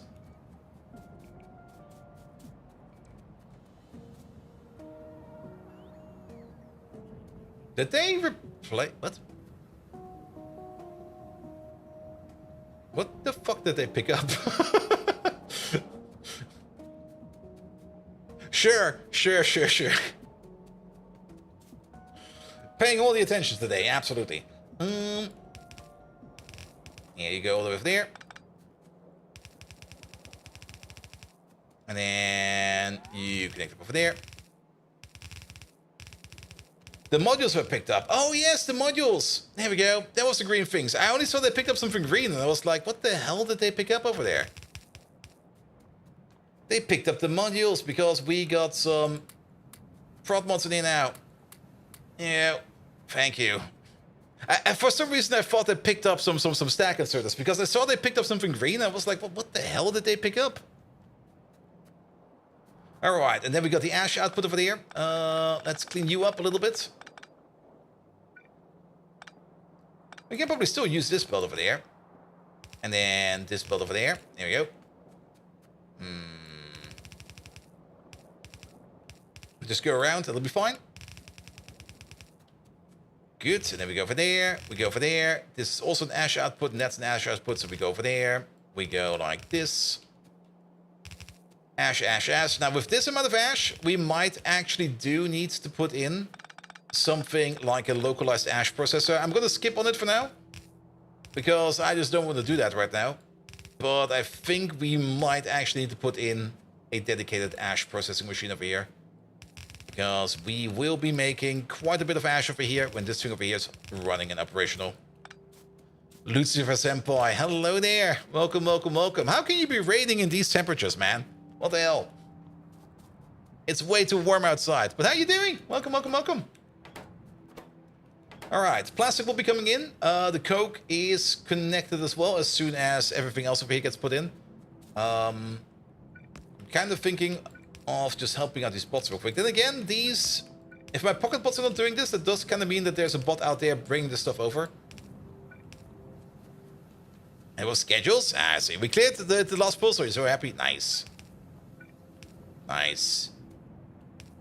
I'm only happy that I got all the operators I need from the current Arknight banner. I was already ready to do like a 300 pull to get everything, but I was like, actually, 150 seems fine. And then I can save the rest for the Rainbow Six thing. Good, good, good, good, good. All right, you're making lead acetate. Excellent. You should be making... Ah, yes. You're now backing up over here on the antimony 58%. That is fine. Which means we already have a little bit... Oh, yes, we have a little bit over there of the antimony pulp Mark II.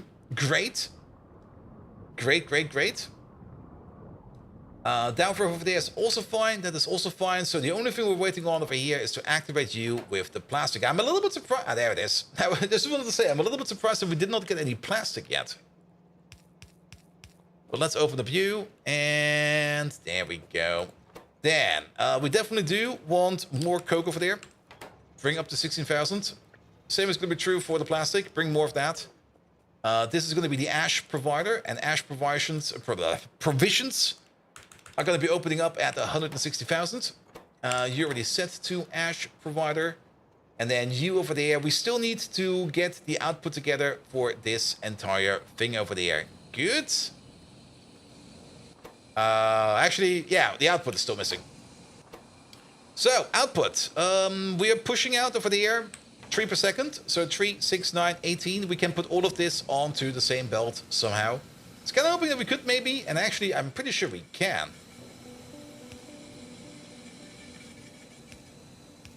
Get everything together over here in the same center, middle center belt. So what we can do over here is we can put one of these over there. We can put one of these over there, put you over there. Both of these go in.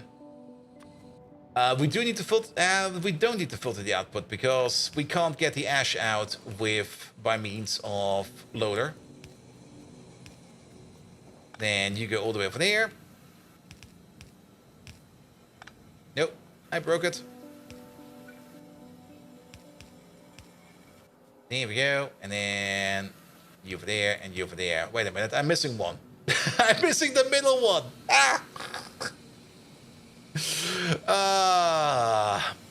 I'm smart. We're gonna do something horrendous over here. This way, that way.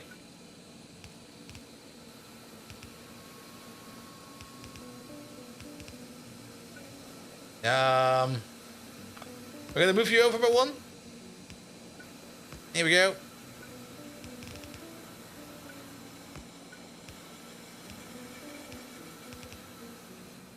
That'll do it.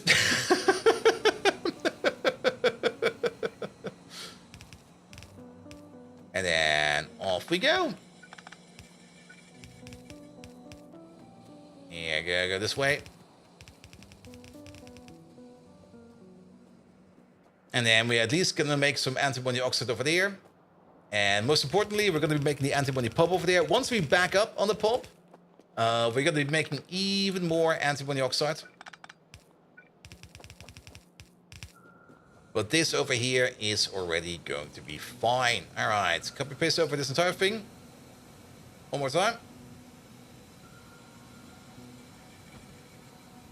Good. We also still need to do something over here with the pyrite output. And you're still missing grease? Wait a minute. Did not... No. Really? Did we not get a grease train over here? We did. We're probably missing a quarter pipe or something. Wait, what? Oh, no. I know what this is. Just a power pole missing.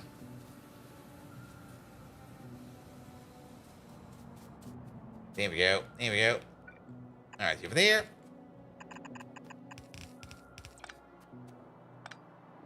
Actually, we can also cut this. There we go. Put them together. Go up. And then we at least finally have the antimony done. Finnan! Hello there! How you doing? Alright. Alright. Just need to add one more provider because we forgot them. So do we got the space for that? Nope. Let's do a little bit more land filling over there.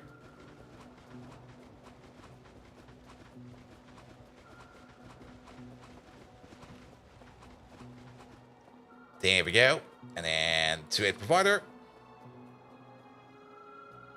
There's a train out of fuel. Excuse me? This fucker? How are you still around?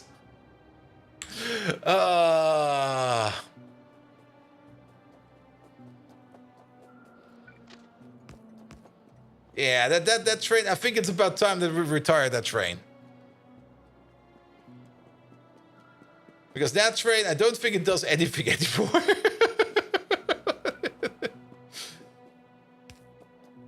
Alright, let's get him real quick. The bots can do the rest over here. Oh, and while we fly over there.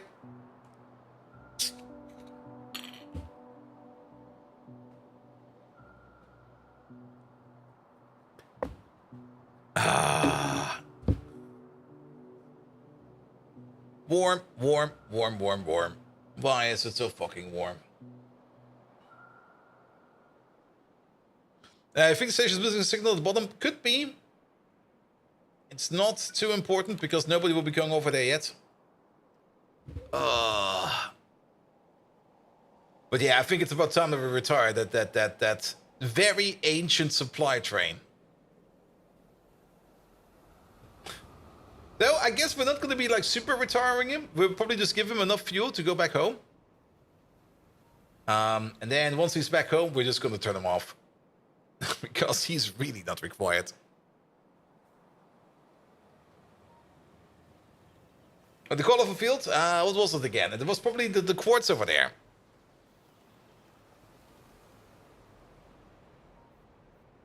Yeah, I'm also a little bit surprised that we're not really making any pi science tree. We can check up on that soon. Isn't he just full of ash? I'm not quite sure what's going on with that train. That train has just been running from A to B to A non-stop, I think doing nothing no more because nothing is connected. It's like a train that just keeps on working. It goes to the station where it picks up stuff and the station has nothing for him to pick off. And then he just sits there and goes like, okay.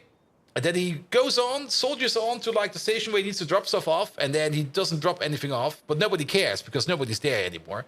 And then he goes like, okay, hope I will not be running out of fuel. Hope I will never be retired at any point in time. Hopefully nobody's bringing over a nuke to take me out. Nah, we're not gonna nuke you. There we go. There he is. And actually, you're correct. I think he is just full of ash. Yep. He's good on fuel, but he's full of ash. And this one, you can already see, he's empty. There's nothing in there. This one used to bring over things like coal gas, steel, and lead plate. And I think something else at some point in time, which we never ever mentioned anymore. because there's a fourth kind of container at him. He used to bring that around from, I think, over here. Yeah, from over here. To... I don't even know where he's going. Over here. There we go. And whatever, I mean, I guess aluminum, I think, is the other thing. You can still see the steel. You can still see that there's lead over there. You can still see that there's aluminum over there. So whatever he's bringing over, nobody's using that. He must live. All right, then at least we have to make it so that he can output his ash. So he can output his ash. His ash provider is full. There you go. The early ammo factory? Yes. Off he goes again. And by the way, we're also still good for ammo over here. Because we...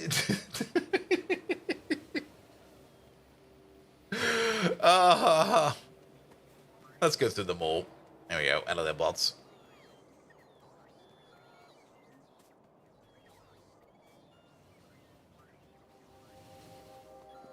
Can't you just have him transport his own ash around?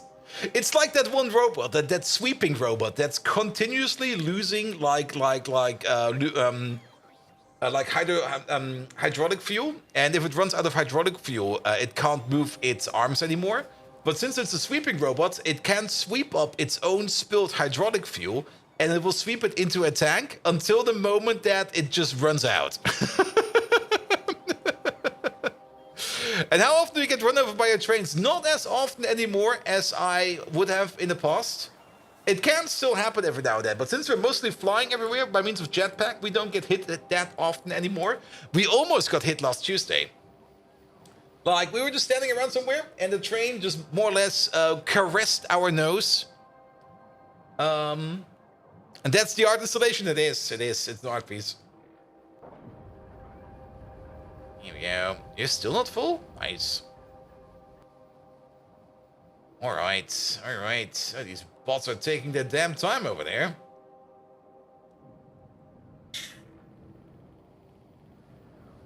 Good. But things seem to be working now over there. You're making that, and the pulp is just going into there for now. And once we're backed up on pulp over there, that's when we're going to be making more antimony over here. So the antimony build over here is ready to go. Lovely. You're also making antimony over there. Excellent.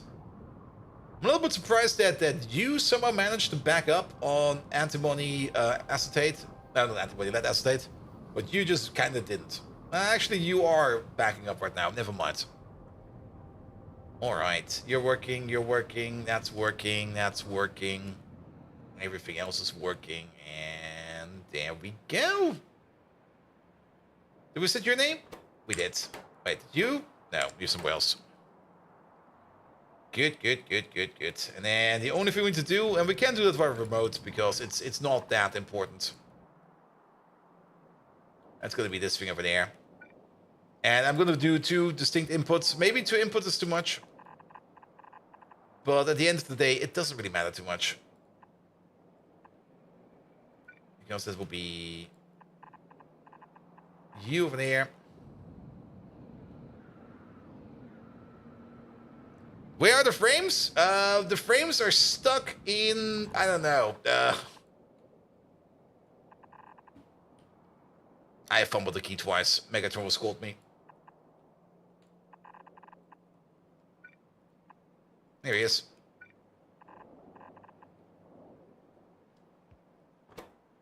So on Gottus, yep, that's gonna be Megatron. Switching languages now, Bold Viking? Uh-oh. What a novel way to hide your ignorance. You're a more pathetic sight than flanker on a bad day. Your sentence. Jigum Kaji Sinsun Hangyong Jeyutsub Where the fuck did that come from? from? It's been a fresh economy. Makes as much sense as pineapple on pizza. And you know how I abhor that vile concoction. Now let's get back to building our empire of destruction, till all are one. Every now and then, when I manage to fumble the key, I guess whatever it just picks up, the Whisper AI is just turning that into something. And then we get that. You don't remember saying that? Shit. Wait, is it actually happening? Am I going insane? Am I turning into a Chinese spy in the background and I'm not even noticing it? Megatron, do you know where our UPS frames are going in our Factorio base? They seem to be lost. We're seeming to be running 40 UPS slower than the actual recommended 6060. Do you know where they go? Oh, that's a nice pineapple pizza emote. I want the pineapple pizza. Nom nom nom nom nom nom nom nom nom. Alright. Oh, I do kind of like that we can see the percentages clear over here now. Bold Viking, is your brain made of rusted wires? Of course I know where our UPS has gone. Just like beans in a puff pastry, systems could be overburdened, causing a loss in update per seconds, UPS. Your incessant, bothersome queries are just like that cringe-inducing memory of watching sunrises. Utterly nonsensical. Now can we please get back to optimizing our Factorio base till all are one? All right. There you heard it. It seems I'm wasting them somewhere, somehow. Doesn't really matter.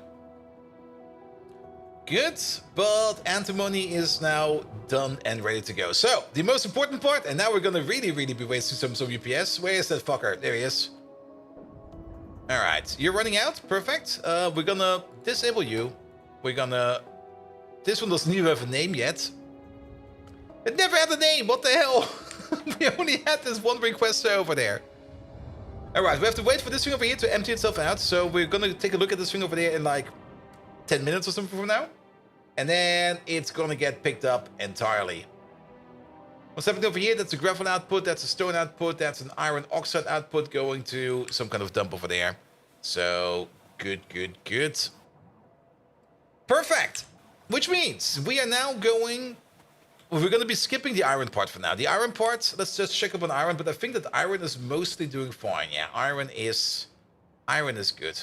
Iron is just good. Even though this over here seems like a slow build, and we could definitely increase the speed over here, we're doing fine for iron. We're doing decent for iron, so we don't need to worry about iron just about now.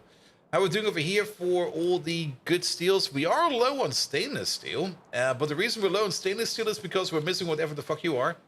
And that is nickel plate. We do know about that. Nickel plate has been fixed, but I guess our little nickel... Do we only have one nickel train? No, we don't only have one nickel train, right? We only got one nickel station even. Okay. Yeah, I guess then we also only have one nickel train. It's a little bit weird that we only have one station, because... For all of these, we made like 2 stations each. Well, except for the aluminum, it seems. But yeah, nickel plate is definitely going fine. Let this train do its job. Maybe we'll have to double down the station so that we can run 2 trains over there. We'll see about that soon. However, we are most likely now going to start thinking about making blue chips, because I think the time is right for us to start making blue chips. Our red chip production over there is still kind of shit. At the moment, we're not making any red chips because we are out of MOSFETs. And we do need to make red chips to make blue chips. And we also do need to make MOSFETs. So, to make blue chips, because blue chips are made out of more MOSFETs. So, starting to pick up where the red chip production is lagging is probably a good idea. And currently, it's lagging in whatever this is, which is wafers. Now, we could make these wafer machines somewhere else. The zinc acetate over there, we have a machine for that. We can import this from somewhere else. There are better recipes for some of these wafers, but not for all of these wafers.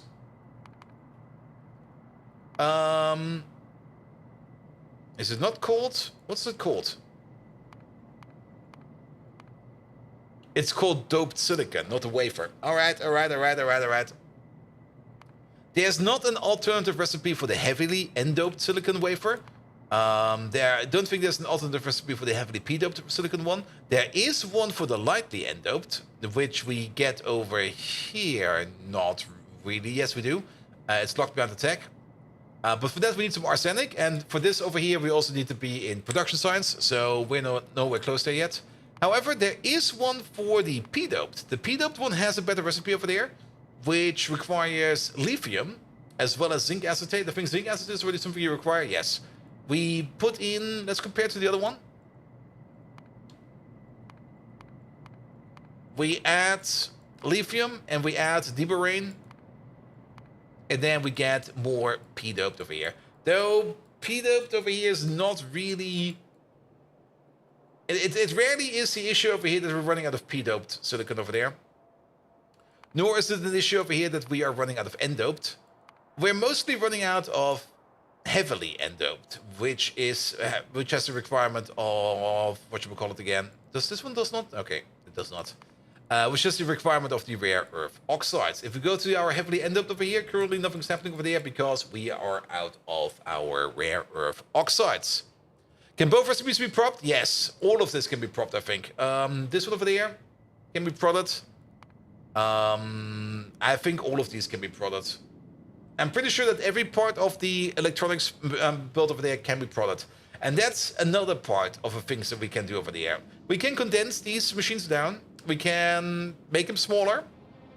Increase the throughput. Put beacons around them and stuff like that. Things like tint cable over there. It might be a good idea if we want to cast that. However, to be able to cast tint cable, there is another requirement that we're missing. And that is the production of wax. Currently, we're definitely not making enough wax over here to go around. Wax production increasement is going to be important. And at the moment, the only place where we're getting wax out of is in the bee breeding process. But the bee breeding process is currently also being stifled by our rock production. Our rock production is sitting over there. And this one over there is mostly running fine. There are some issues over here, it seems. But this one over there is mostly running fine. But our rock production could be increased so that we can export them. There are a couple of rocks over there. But the overall amount of rocks that we're making is not fast enough to support the bee breeding. However, if we just want to make some wax. There you go, wax. There you go. The only thing we're going to need is some used comps and wax. There we go. Usage. Also, ooh, CMDG, thank you so much for the resub, mate. The reason why we want to make some wax over here is so that we can make some advanced castings. And advanced castings are going to be very important later on because these open up some of the very best recipes in the game.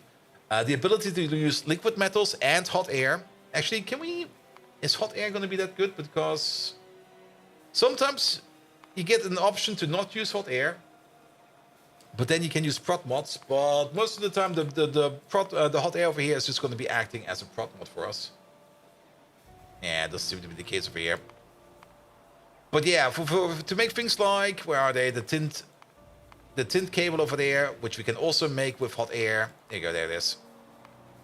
This over here would be probably the de facto way to make tint cable over here, but we do need advanced castings for that. The clay, simple. Silicon, simple. Greensick, simple. Are we exporting greensick? We're definitely making it over here somewhere. Not over there. There it is. It doesn't really seem like we're exporting the greensick. Yeah.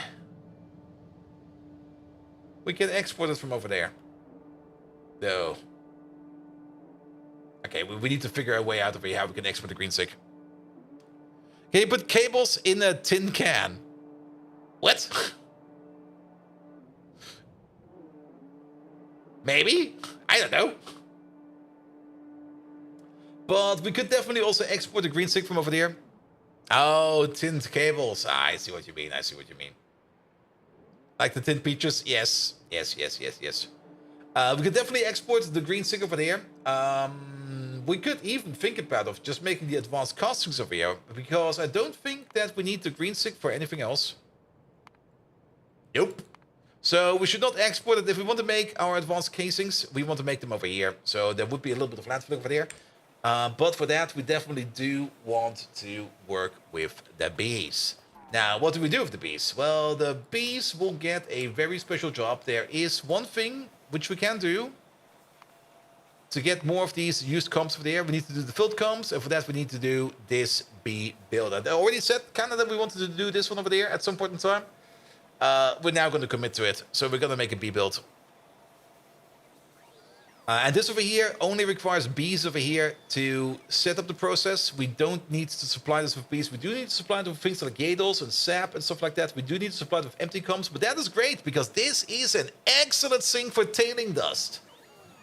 Also creosote and stuff like that. But this is an excellent thing for stuff like this, which just flies around everywhere.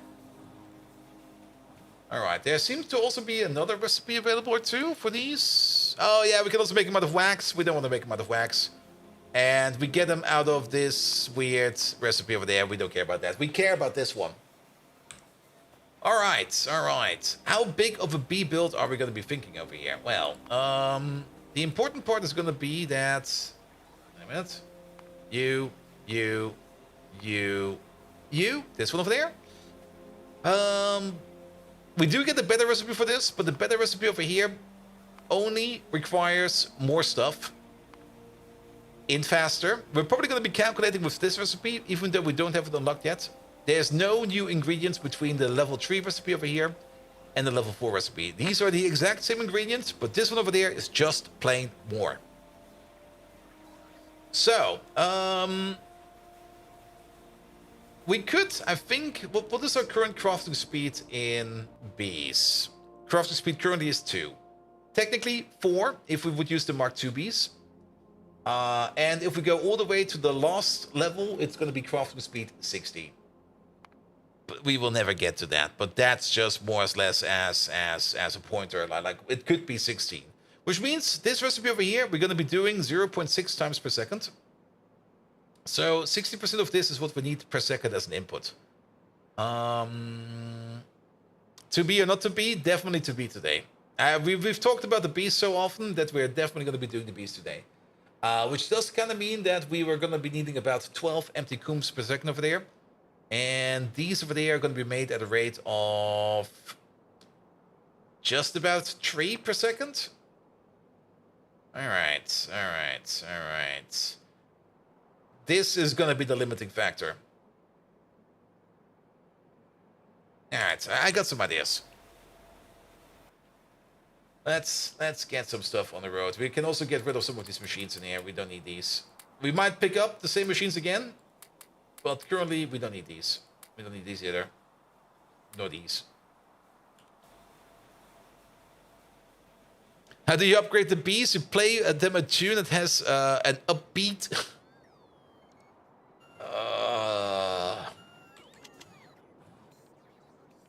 Sometimes I'm very sad that I can't nuke, like, Twitch chat from Factorio via the internet. Then again, I think it's also for the better.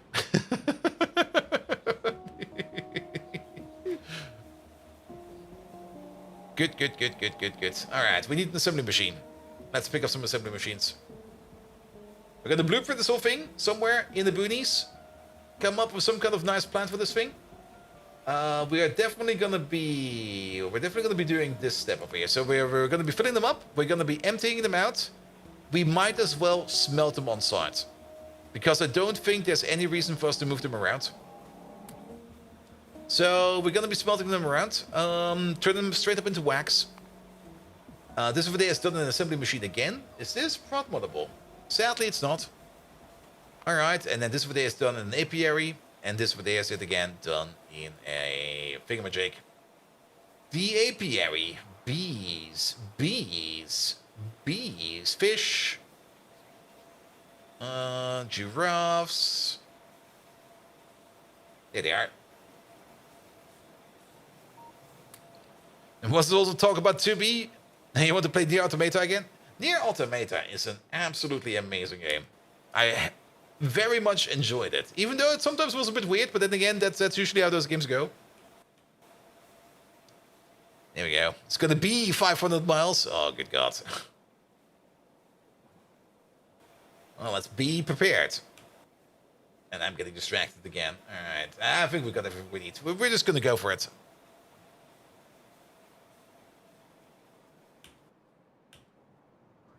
And when I played Nier Automata on my own, like it was like one of those games I just played like because I wanted to play it. I did do the final official ending, and I did take the choice at the end because that made it so much better for me. Because I was then like, all right, I'm done. I can't even continue anymore. I love it. Ending it like that, I'm not going to spoil it. If you want to play it for yourself, go play it for yourself. It's an amazing game. But ending it like that was just like, yep. Fuck yes. Have it. I don't need it no more.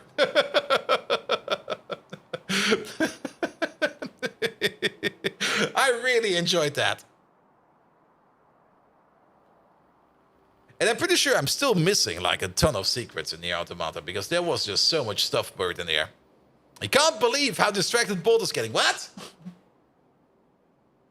Alright, let's start making some stuff. One of these.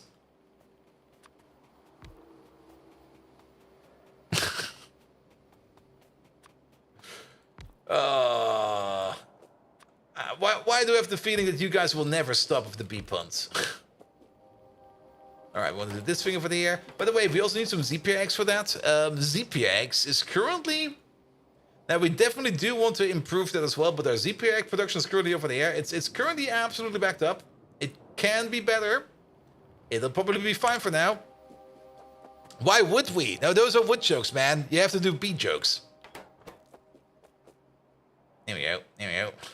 Wood jokes are not allowed. Wood jokes are racist. Bee jokes, please. Good, good, good, good, good. And then you over there. I think it's bitumen. Also, there you go. We already did it last time around, but we're gonna do it again. This is the bitumen recipe. Out of bee. Bee. Bee. Freaking bees. No, there, please. Alright, alright, alright. Crude oil, we can get oil in via a train. No worries there. Coal as well, native flour as well. All of this can come in via train. With the exception of the sap will be sitting on the side. The red hot coke we're going to be making on site because we're already bringing in coal, so we can make red hot coke. Bolt, please don't be like that. If I would be like that, I would probably just sting a random person and then just embrace death. It's gonna be like, I stung you. Well, there goes my ass. Was a good life. Goodbye.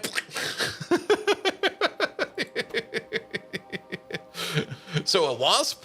Nah, we're not wasping around over here. Alright, alright, alright. And then we get the empty barrels back and everything. Alright. Now, what's this over there? This is prot model, isn't it? No, it's not. Wow. No, it's not. None of it is. Okay. Good to know. But you're making 7, and you're consuming 1.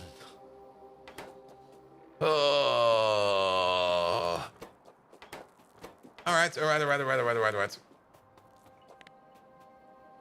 Let's get some parts together. I kind of have the feeling that this bee build over there is just gonna be ludicrously big. So that's for making empty ones. This one over there is for emptying out full ones.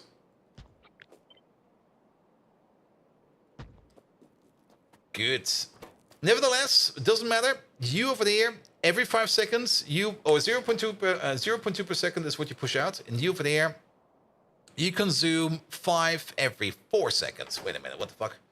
So in 4 seconds, we get 0.8. You require 5. So that's a 6-to-1 ratio, give or take a little. So if we take 6 of these, there's a random tree in the way. And that's not even 6 of these. That would be 6 of these.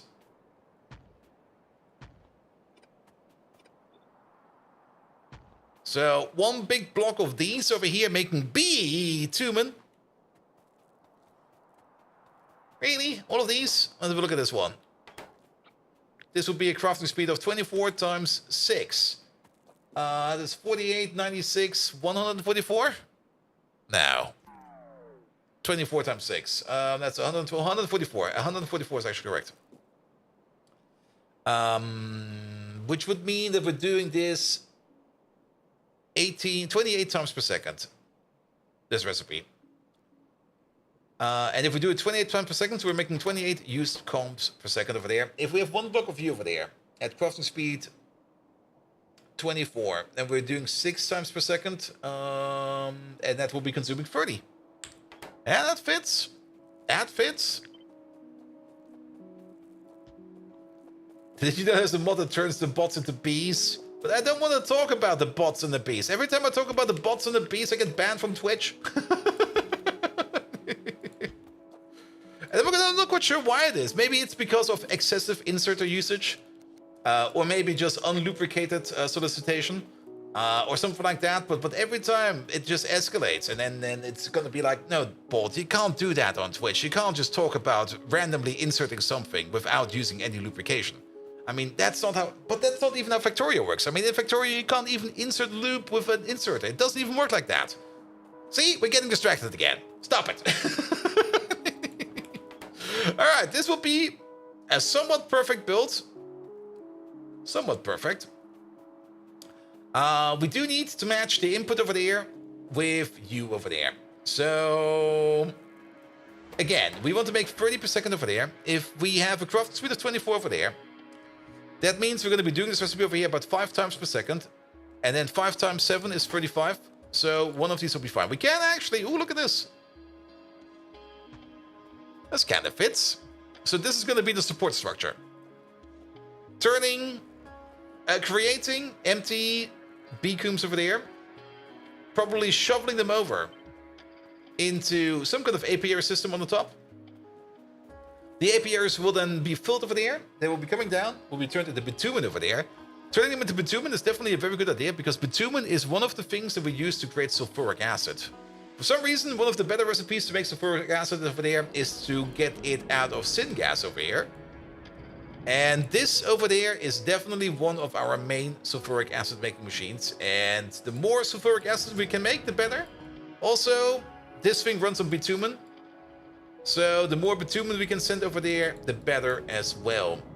Though this thing over there also kind of screams a bit for a rebuild because... Ow, what the fuck is this beacon? This does nothing. Maybe we can just put some speed modules in these machines just to speed everything up over there. But there might also be the idea over here of rebuilding this one because this one over here can definitely also be compressed down, and this is also one of those machines that will probably always be active.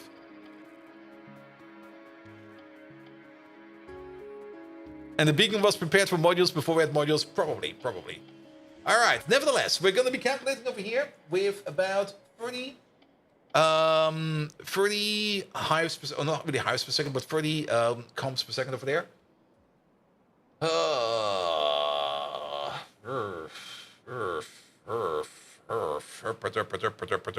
At crafting speed 1, we're gonna eat like 0.3 per second with this one over there. So this is just an estimate. This is about 1. We are gonna be sitting at crafting speed 2, so this is about 2.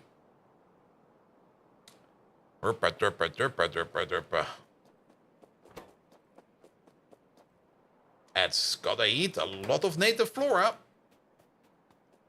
And then this also needs to be somewhat big because there's gonna be a whole bunch of inputs flying around. I mean, the things that are gonna be easy inputs, probably things like everything in here is gonna be probably simple. We're probably gonna be able to just pull through like one belt of ZPX, coal, sap, Yados, red hot coke.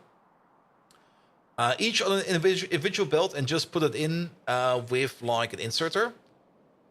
Even the empty coombs over there is probably possible. At the crafting speed of 2 over there, we're still at a rate of less than 1 per second. There will be 28 every 45. That is, yeah, a little bit under 0.5, 0. Wait a minute, that doesn't make much sense. At the moment, it's at 0.333 per second. At crafting speed 2, it should be at around 0.666 per second. Yes, 28 divided by 45 is about that. Pom pom pom pom pom pom. All right. And then we have to get all the belts in there, as well as making sure that we have a barrel machine around. So let's get some space over here. Let's go a little bit further down. If we can make B 2 men, can we make B 3 men? Nah, we're gonna make B 4 men. And B 4 men, that's basically past bolt. There we go. Alright, so how many inputs do we need? It's gonna be like 1, 2, 3, 4, 5, 6, 7. Wait, 1, 2, 3, 4, 5, 6, 7 inputs in total. Alright. Kind of thinking of... Can we pull something like this off? That will probably be fine. 1, 2, 3, 4. Nah, not really. If we move you down a little more, you can be moved down a little bit like this, and you can be moved up a little bit like that. Then we can add 2 more over there. Then we're going to be sitting over here at 6 inputs. We're definitely going to have an input over there and an input over there. Something like this. And then we're going to be doing fun swap strategies over there. We could just place these maybe over here. And then we have all the space suddenly. These don't really need to be this close together.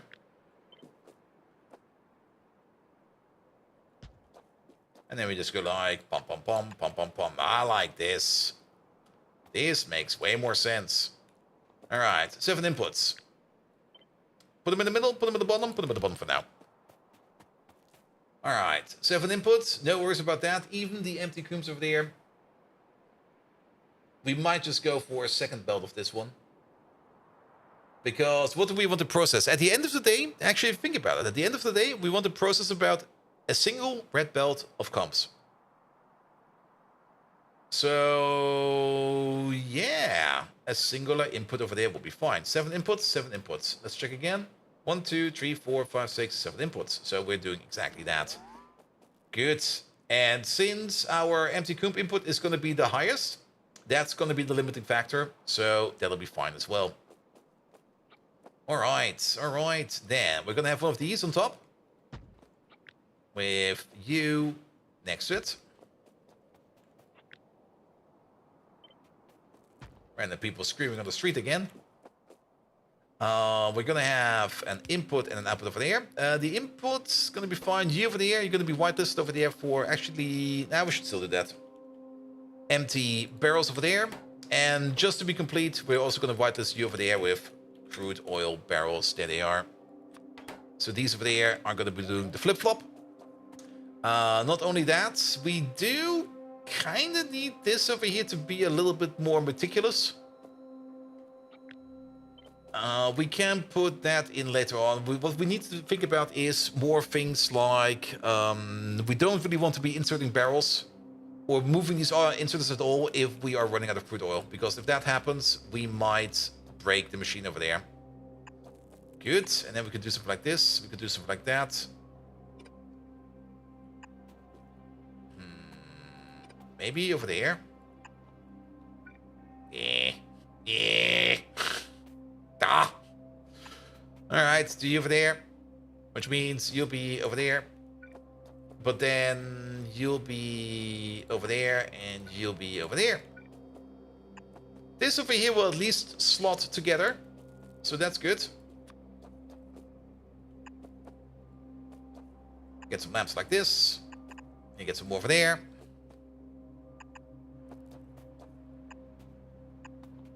Alright, alright. That could work. And if we're really, really fancy about it, we could even think about putting in one of these over here exactly in the middle. Nice. So, this over there is going to be a number 2. And then this needs to go somewhere.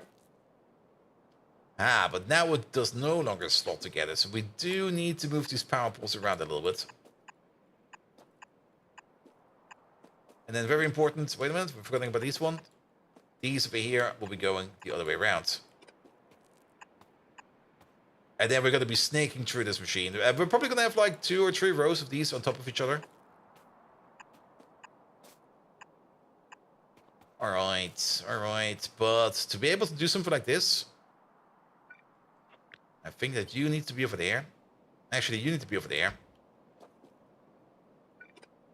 You need to be over there. You can be over there. This will still not slot together because now we've got a gap. Unless we've, of course, put a little bit of belt in between.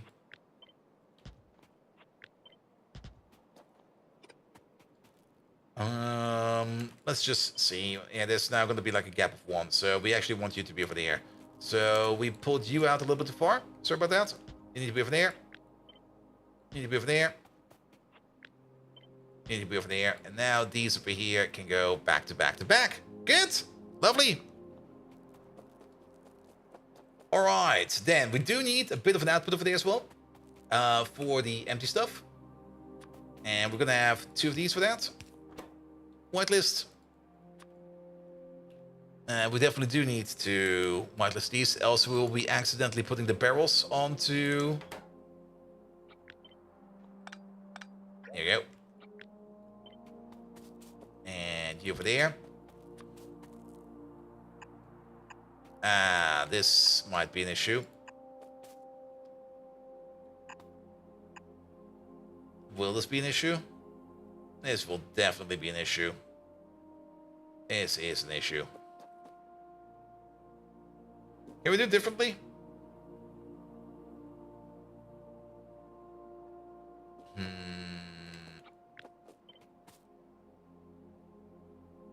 We can do this differently. Let's not do it like this. That's kind of bullshit.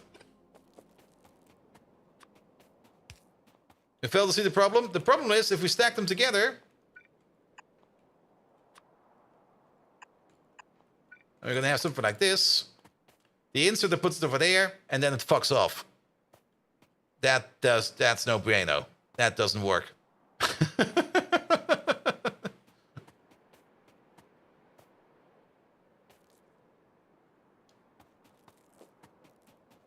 We could maybe move this around like this, then it might work. We're just gonna use a load over here.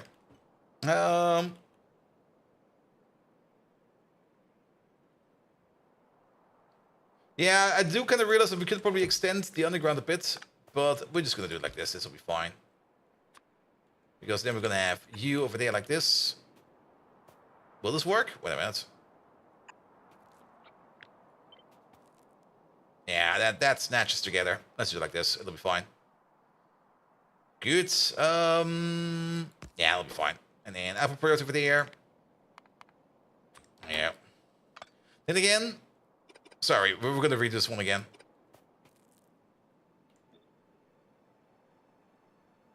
I think this is still the preferred option. The only thing we have to be careful about over there is where we put down our... You need to be over there. The only thing we need to be careful over there is where we put down our undergrounds, because it's gonna be like this, and then it fits. And then the other thing is, then these belts over there are also reversible. If we want to go like this, we can flop them around, and then it works. Here we go. Then it works. Yeah, that'll be fine. That'll be great, actually. It's gonna be super. Good. So all the inputs over there are taken into account for. So this over here, this is 4. This is 8. That's 16.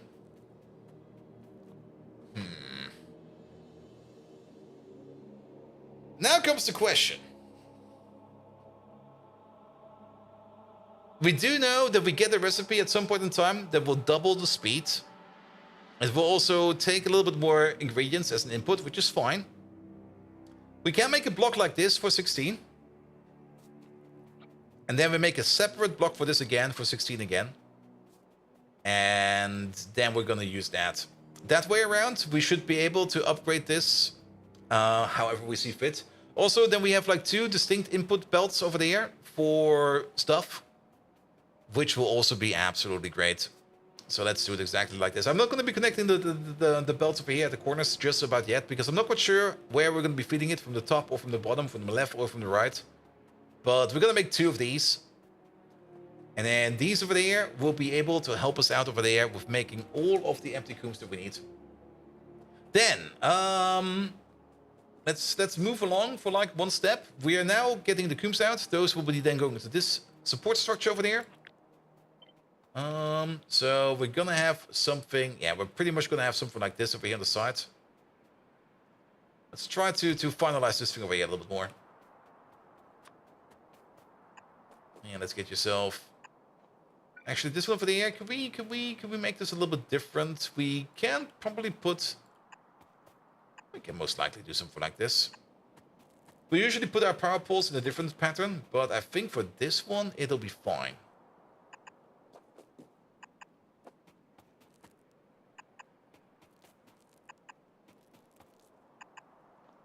There you go. Power poles, please. And only the power poles. No beacons.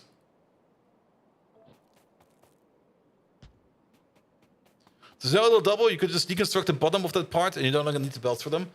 Yeah, but there's also some other parts, of course, that will be speeding up. I mean, not only we will be doubling up the recipe, our B recipe or our B modules will also be increasing. There's a whole slew of parts over here that will be increasing. With this over here, we can like inject stuff. We could even keep it like this if we kind of think about it. We could even half it down one more time and only do like the bend over here where we bend these, or where we just bend this input into this output, or just do the bend around like this once and over here once again. So that we definitely always have enough stuff to stuff in here at the front. Which also kind of reminds me, and that's also the reason why I did not connect these yet, because I'm pretty sure some of these will be flipped. Especially the ones that are coming from over here, because I guess we're going to have like some inputs over here. We're probably going to have some inputs and some outputs over there. Then stuff will be going in over there to make the empty cubes. These will be going internally this way. Whereas the stuff with these things over there will be coming from over there and will be going this way. And then there was going to be a whole bunch of mixing and matching. Then the output from all of these is probably going to... Oh, that was a bit devastating. The output for all of these is probably all going to go this way. And then it will just be balanced along these over there. And all your outputs over there are all going to go into there. So now we already know a couple of side criteria. And also the other thing, of course, is we're going to have 2 of these. So there's going to be like one over there. Actually, can we just do the following real quick?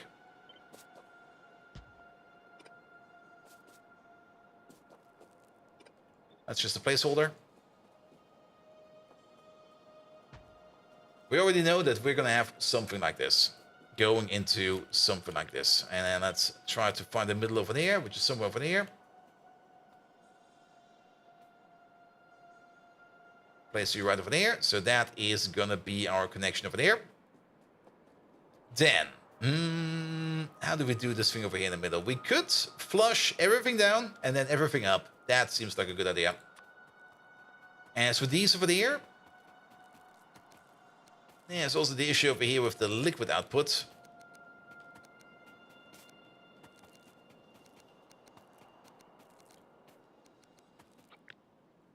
This is getting annoying. Yep, there you go.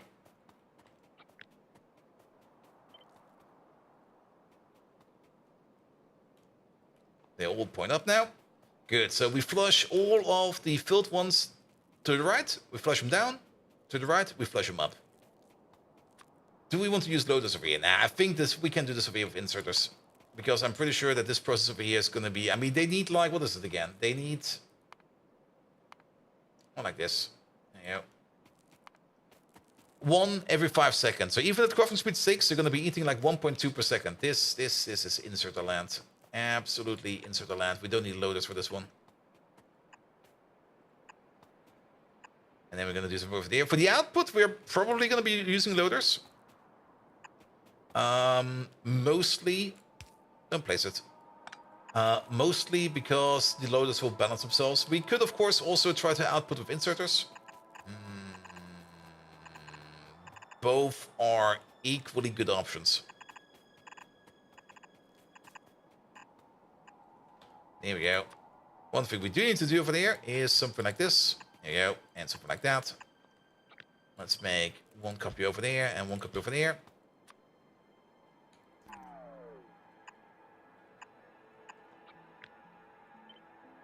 Here we go. You over there. You over there. You over there. You over there. And also, whatever we do over here, we can then copy paste over to the right over there. So nothing to worry about over there as well. Good, that's your inputs, that's your outputs. What to do with the outputs then? I mean, if we use an inserter, well, we could... Yeah, let's just use an inserter. And also, I kind of want to... Sorry. It's a little bit too symmetrical. There we go. This just makes more sense. So for the outputs, we could place like 1 over there, 1 over there, and then 1 over there, 1 over there. And we're just going to be ripping it through like this. That's where the main output is going to be. And then same thing for you. Good. And then you over there, you over there, you over there, you over there. Copy this over real quick. Bish. Wash. Fast underground is the way. Yeah, makes sense. Bish, wash, bish. Good. That will more or less balance itself. And then we go this way. Fiddle it together. And then these two will be going to these two. And then over here, we do the same for that over there. So that'll be fine as well. Good. The bitumen will be just going out into a pipe. And, well, it'll be fine. All right. All right. Yeah, that kind of works. So we do know that we can condense the entire output over there into a singular red belt. We're probably going to be condensing it into two, because then we have a little bit more capacity over here to upgrade this machine over there and stuff like that. So we're going to have something like this over there. Yeah, let's copy this thing over first. This part over here is done. Nothing to worry about. Only thing that's going to be changed over here is going to be you.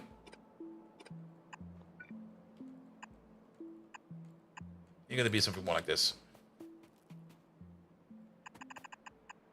And then, well, already added. Yeah, do something like this. Oh wait, that's too far. That's too much. This will be loaders, because I'm going to be lazy over here.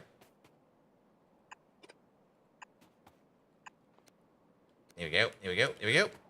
Alright, bees, wait. There you go, wait. There you go. Good. Yeah, that's fine. Making all the wax. Then, bottom connections. We're gonna have one over there, and one over there. And definitely 50-50 split you, and 50-50 split you. And then we're gonna have a split over there. Perfect. And then we're gonna have two belts over there. The bottom one will be connected to the outputs of these four, and the top one will be connected to the outputs of these four over there. And then we got that done as well. Good. Then over here, your outputs and your inputs. Now this is gonna be a little bit more critical. We're gonna be eating 3 tailing dust over there per second per crafting speed. So that's gonna be 18 over there, 18 over there, 18 over there, and 18 over there. Which means each one of these is definitely getting their own red belt of tailing dust. So that will be this input over there. All of it. Tailing dust. Coming from somewhere. We have stations that produce it. And now that we can sink some in this over there, it'll be fine. Everything else over there for these, even things like sand, coal dust, and ash, they're gonna go at a rate about 5 per second, so we can share over there. So how about we make a shared belt for that? So 1, 2, and then that other thing, which I already forgot. Same thing over there. 1, 2, and that other thing, which you already forgot. Doesn't really matter what it is, because it will all go into there. Just shovel it in, load it in, it'll be fine. And over here, we're just going to use one of these, just so it fits the rest of the build. Here we go. Something over there, you go over there. Would technically probably make more sense to move this build around, but we did it like this now, so that's fine. Off you go. Every one of these goes in.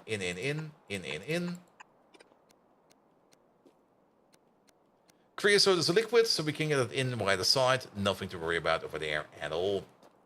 And the thing we need to worry about over there is like one belt over there, one belt over there, and one belt over there. One belt over there, one belt over there, one belt over there. Just hook it up, it'll be fine.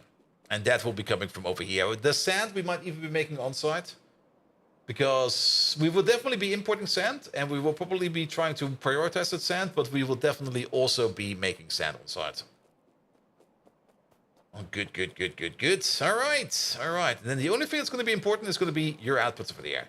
So how about we use the creosote pipes over here in the middle? We're not going to be connecting them left to right just about yet. That's probably something we're going to be doing up here somewhere. And then the overall output, again, for this one, loaders, mostly, because the loaders will balance themselves over here. And then we don't need to worry about anything over there.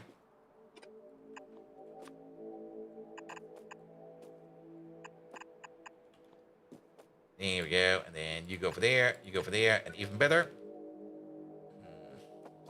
Actually, we should... We already got like... Yeah, let's not even balance this too much. Like this output over there will connect to these two top rows, this one over there to those two rows, etc, etc, etc. Then we're gonna be fine. So the only thing we have to keep in mind over there is there's 2 belts over there, 2 belts over there, 2 belts over there, and 2 belts over there. And if you think even more about it, we don't even need the balance over here. It does make things nicer, very true. I mean, having a balance over there does make it so that if for some reason, it should never happen if we kind of think about it. We could balance it, but all of these over here will be consuming it all at the same rate. So balancing this over there is pretty much a wasted effort. It might help us out if we're backing up somewhere or if we've got some other weird power issues. Speaking of power issues, how's power? Power's fine. It might be a bit scary looking at this power plant over there and going like, no, I've got no fuel!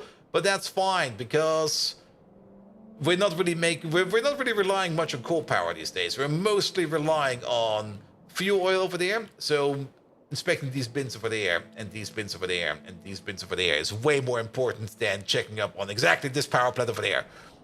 These are still running, by the way, so it's fine.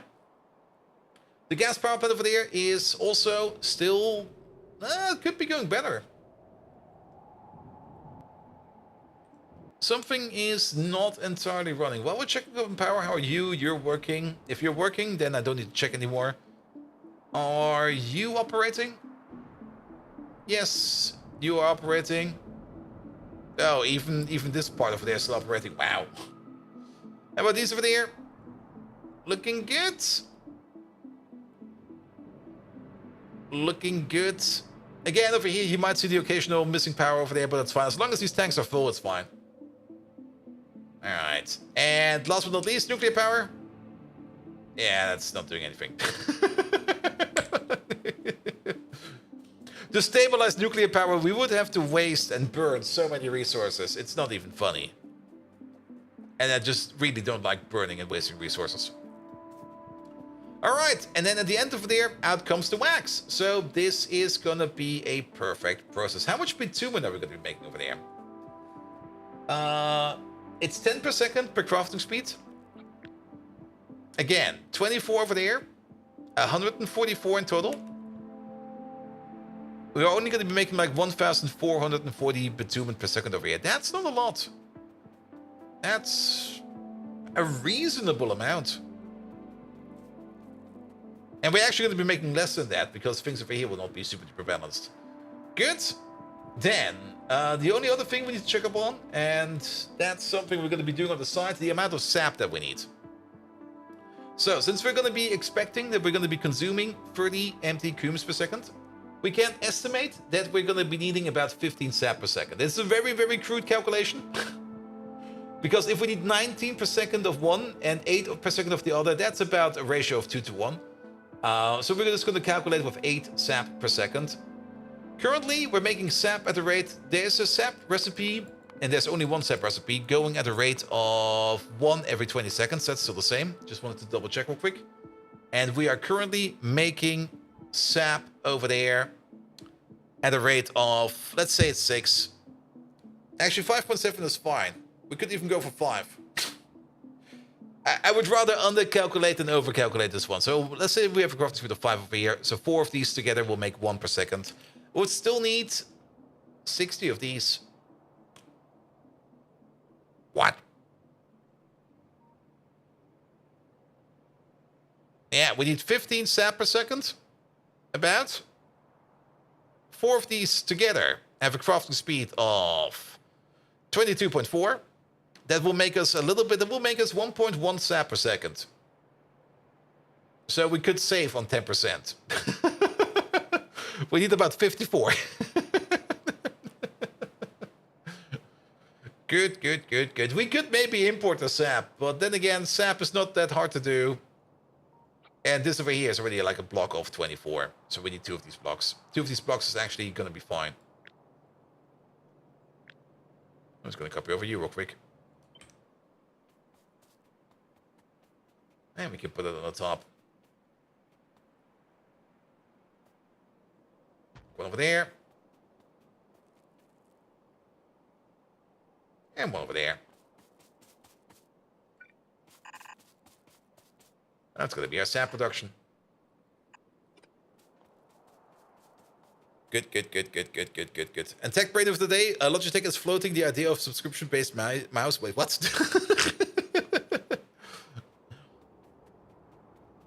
Oh, Logitech. I thought you were thinking about Pyanodons, like logistic tech. No, sorry. Logitech is floating the idea of a subscription-based mouse. Have they been talking to Ubisoft? Is somebody giving them shit again? Don't do that. Oh wait, the subscription-based mouse. Do you mean like phones? Like you get like a phone for like 2 years, and then after your phone contract runs out, you get a new phone? Mouse as a service? I mean,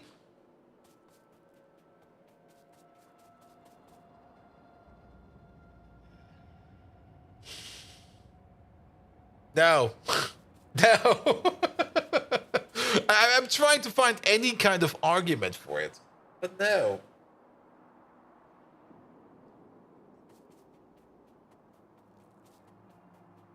Since effectively consumables, I can see that. I mean, I can see that definitely for maybe like a large company or something like that. But then again, I mean, even a good mouse, like what's it called again here? I have it over here somewhere. Where is it? It's in my pile over here somewhere. Mouse service. I mean, it can definitely work. I mean, I do know that printer as a service is a thing, because then if your toner is empty, you just call up the service and go like, hey, dude, send me toner. And they come over like, yeah, we'll do toner. But there's no incentive to make a subscription for a consumable? Nah. I mean, if I would be going, I mean, for certain streamers, probably go through mice as fast as like one per month, because they probably destroy them in anger. It probably makes sense for them.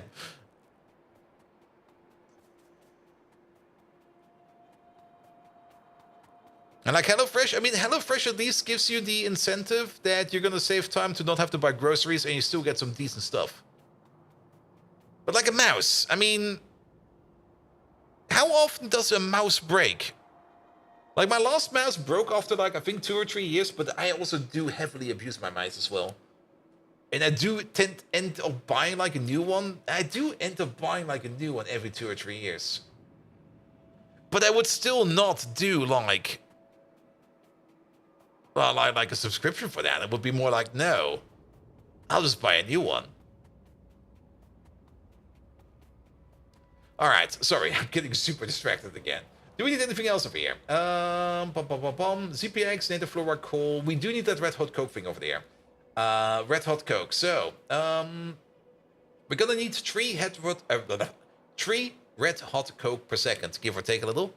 I think we're gonna be doing that quite fast if we think about red hot coke over here somewhere. There it is.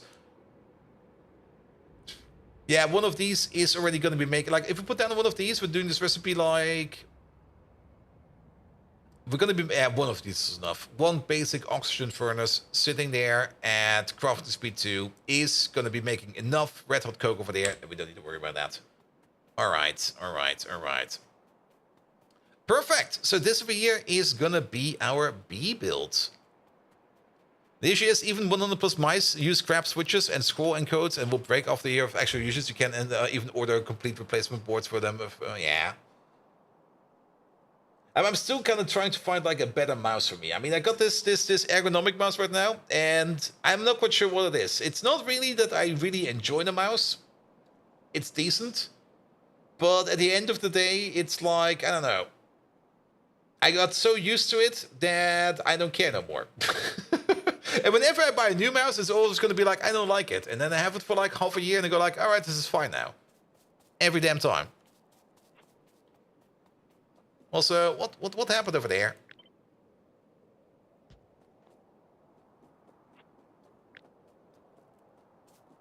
He had three different G502 mice, the Protoscore, the Protospectrum, and the Hero, and all three of them had issues with double clicks starting as soon as the first week of the Hero.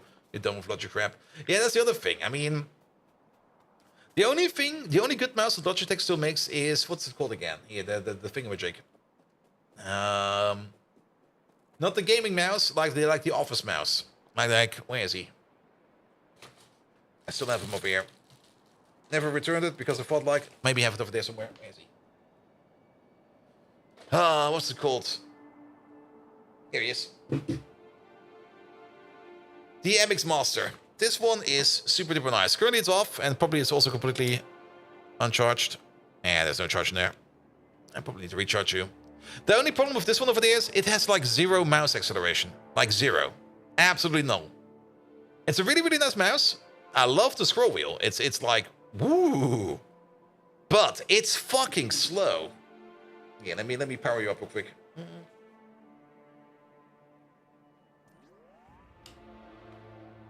Yeah. Do I still have my... Oh. There it is.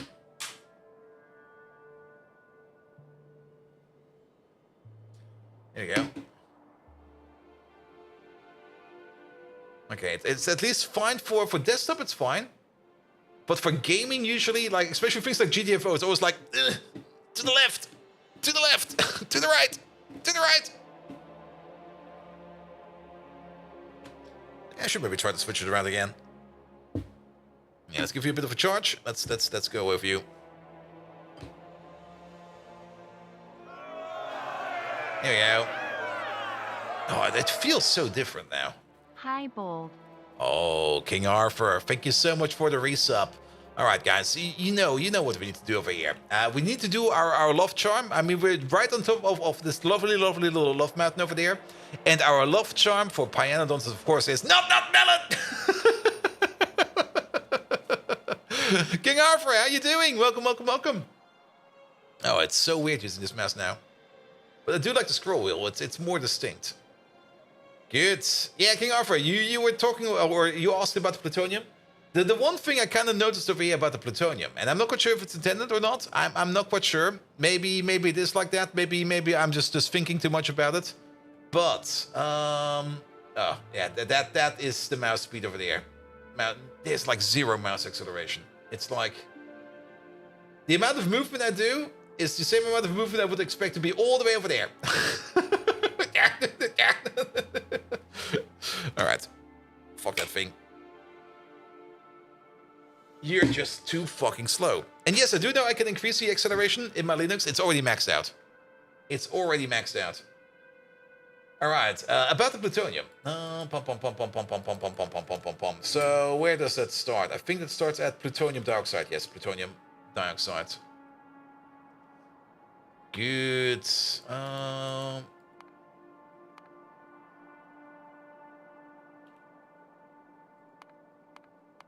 Is it not called plutonium dioxide? Wait, what is it called? Where is it?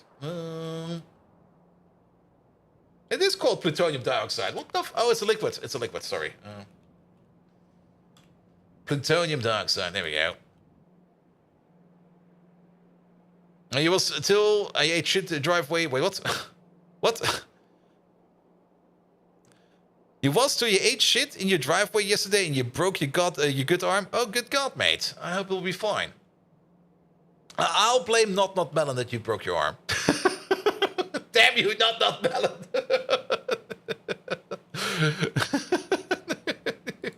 But yeah, the thing I was kind of looking at over here.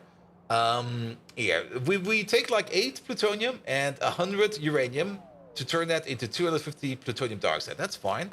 Then that plutonium dioxide gets turned, I think, in its entirety.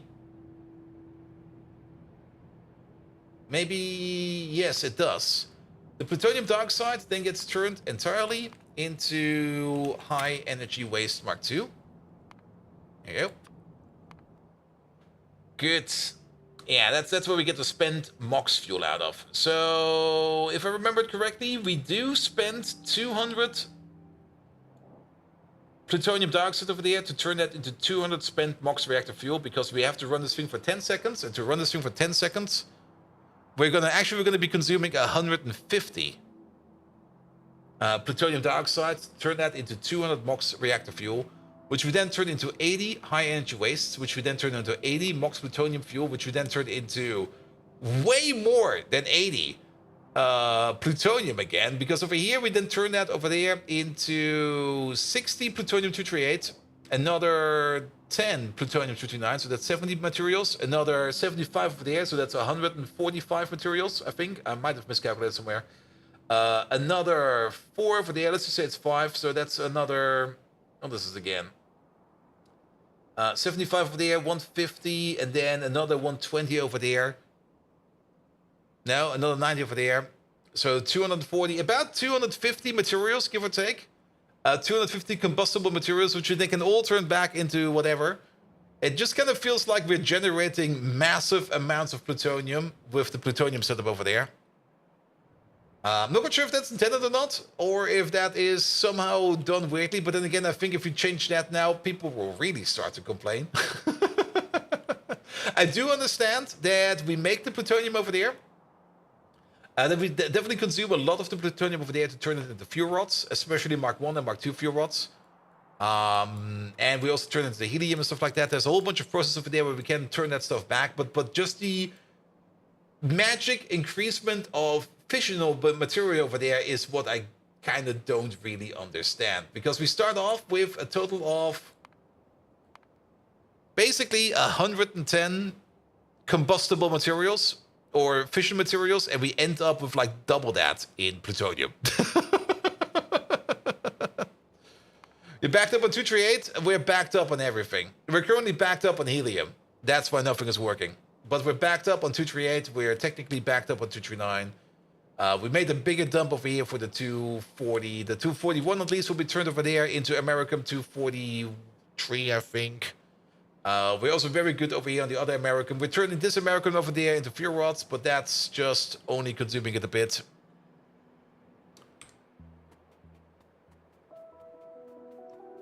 But yes.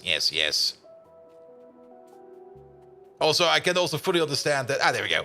It should consume all the U-238 to convert it to plutonium oxide. It's supposed to be plutonium positive. It has a high, and it needs a remap for 2.0. Yeah, for 2.0, it definitely makes sense to be a little bit less making shit out of thin air. Yeah, that's not really a complaint. I don't mind when things come out of shit air, but if there's like a lot of stuff coming out of thin air, it's a bit like, it might need a tweak. But yeah, if you tweak that now, and people are like running big plutonium power plants and stuff like that, they will lose their shit. But it definitely needs an overhaul, I think. Because I'm trying to make these power plants we run without trying to like burn any kind of plutonium. Yeah, no chance. Absolutely no chance. And also consuming plutonium or uranium. Yeah, I'm very much surprised how much uranium we're gonna get out of this process over here. This is also something where I'm not quite sure if this is intended or not, but the heating pyramid over here, this lovely heating pyramid, is gonna be making so much uranium at some point in time. Like once we go to the next stage, which is like 5 more stages, we're gonna have like 5 more stages of this final stage over there. And that final stage over there is going to be making us a total of 1,000 of the lowest temperature plutonium, uranium hexafluoride per second.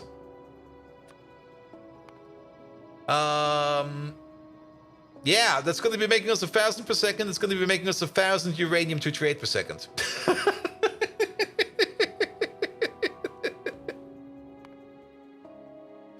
I'm not prepared for that.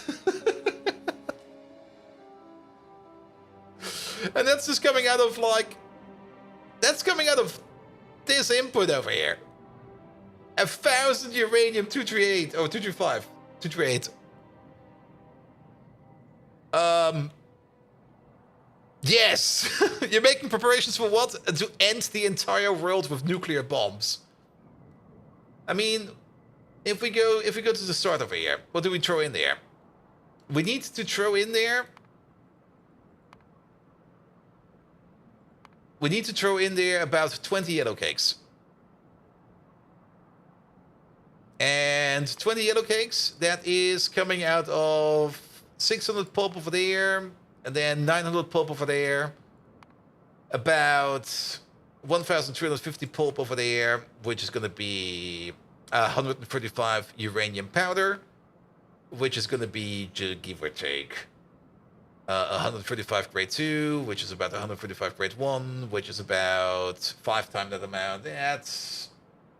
We're getting about 2 times the... That's for stage 2, by the way. We're getting about 2 times the amount of uranium-238 out of our uranium ore. And that's when we go for like stage 2 over here. If we go to stage 3, it will be like 1,500 per second. And if we go to stage all the way to stage 4, it's going to be 2,000 uranium-238 per second.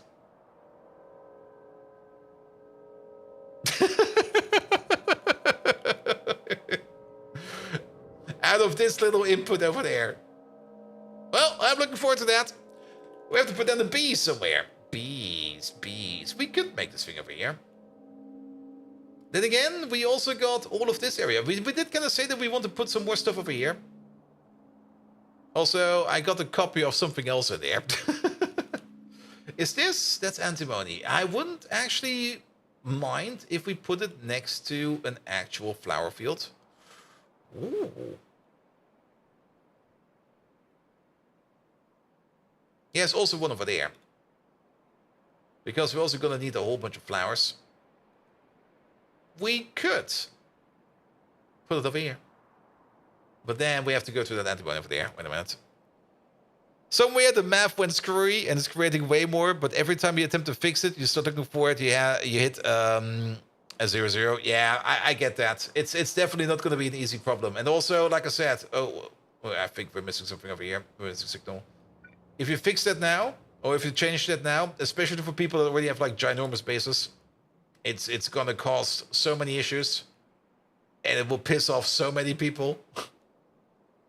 I'm not quite sure if that is intended or worth it. But yeah, for 2.0, definitely. It's definitely a good thing to put in as a change for 2.0. All right, how about we try to put it over here?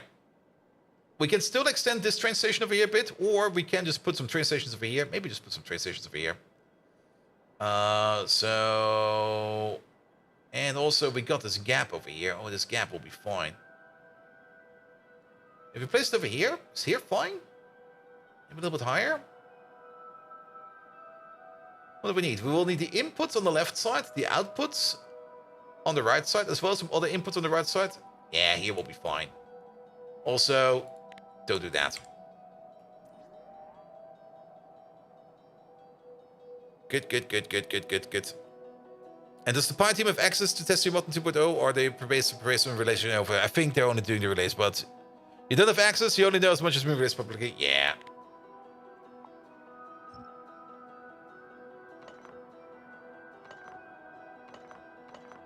And since the Factorio devs are also kind of very enigmatic, I mean, I don't think that the Factorio devs will be giving anybody early access. And if they do, and I don't get it, then I don't understand. Well, probably because we've been playing Pi too much.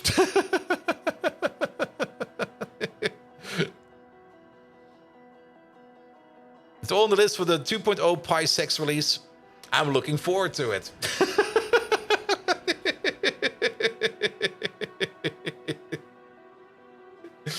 Ah, King Arthur, I hope you don't have too much trouble typing.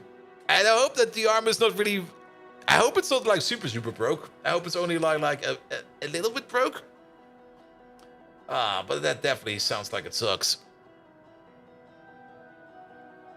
Here we go. Megatron, it turns out that King Arthur had an accident. Could you maybe try to patch him up somehow? It seems he has broken his arm. So could you maybe come up with like some kind of treatment how we can make him better? Now that I think about it, Megatron, seeing like a hurt animal or a hurt human over there somewhere, he might just shoot you. He's just gonna be like, oh, well... Behold, the powerful Megatron turned into a repair bot for a fallen king. Think a splint would do for a broken arm. as if I haven't done enough between battle knitting and blaming Not Melon for everything. If King Arthur was a Decepticon, he would laugh off a broken arm, unlike you, bold Viking, who is as soft as microwaved knoppers, till all are one. Also, I have no clue why he constantly says until all are one today. But like every now and then, it seems that Megatron or ChatGPT has like this permanent quote tantrum going on where he just goes like, we're gonna end every sentence with this from now on. I'm just sitting there going like, why? It's weird.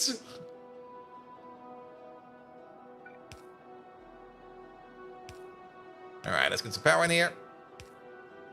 Also, yeah, we are making cliff explosives again. Perfect.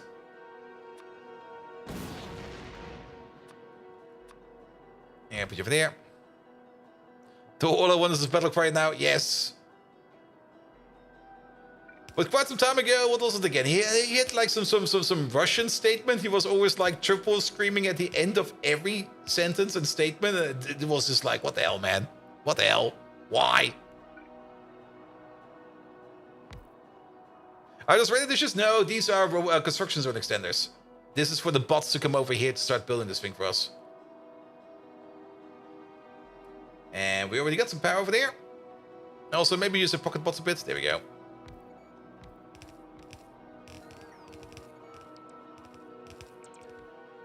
Good.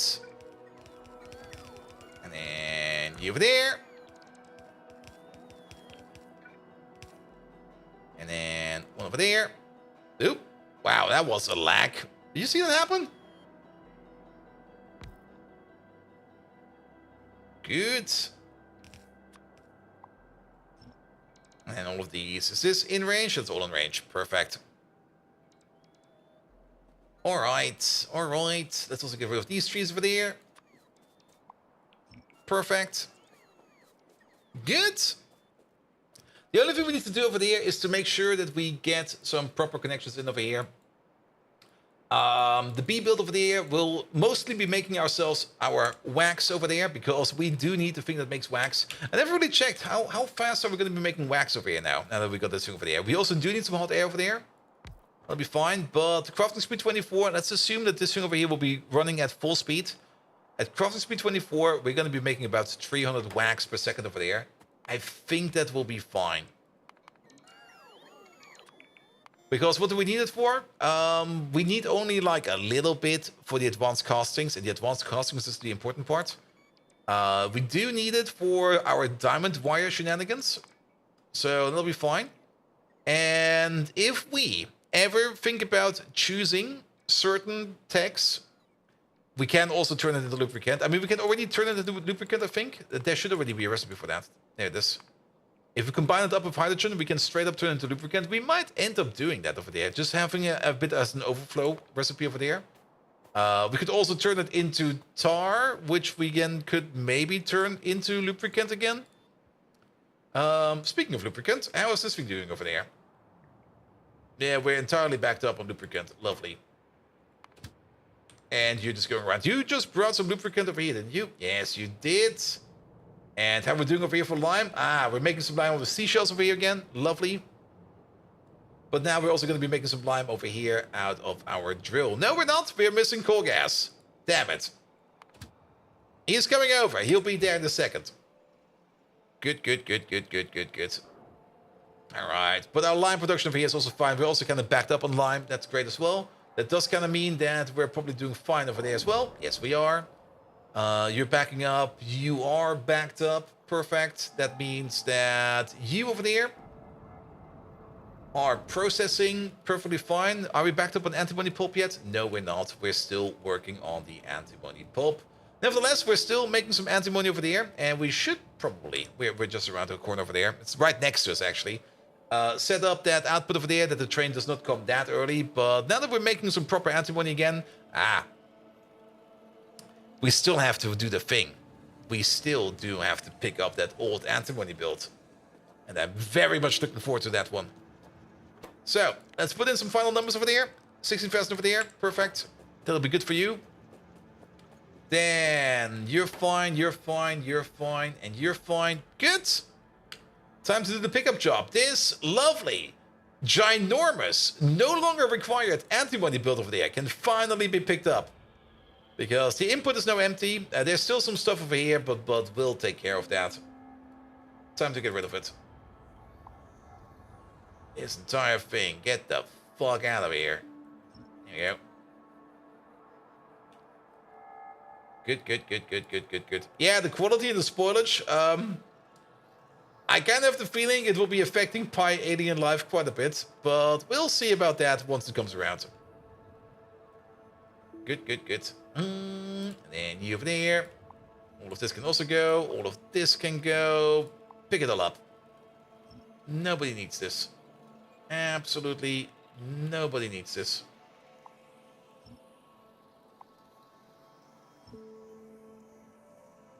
There we go.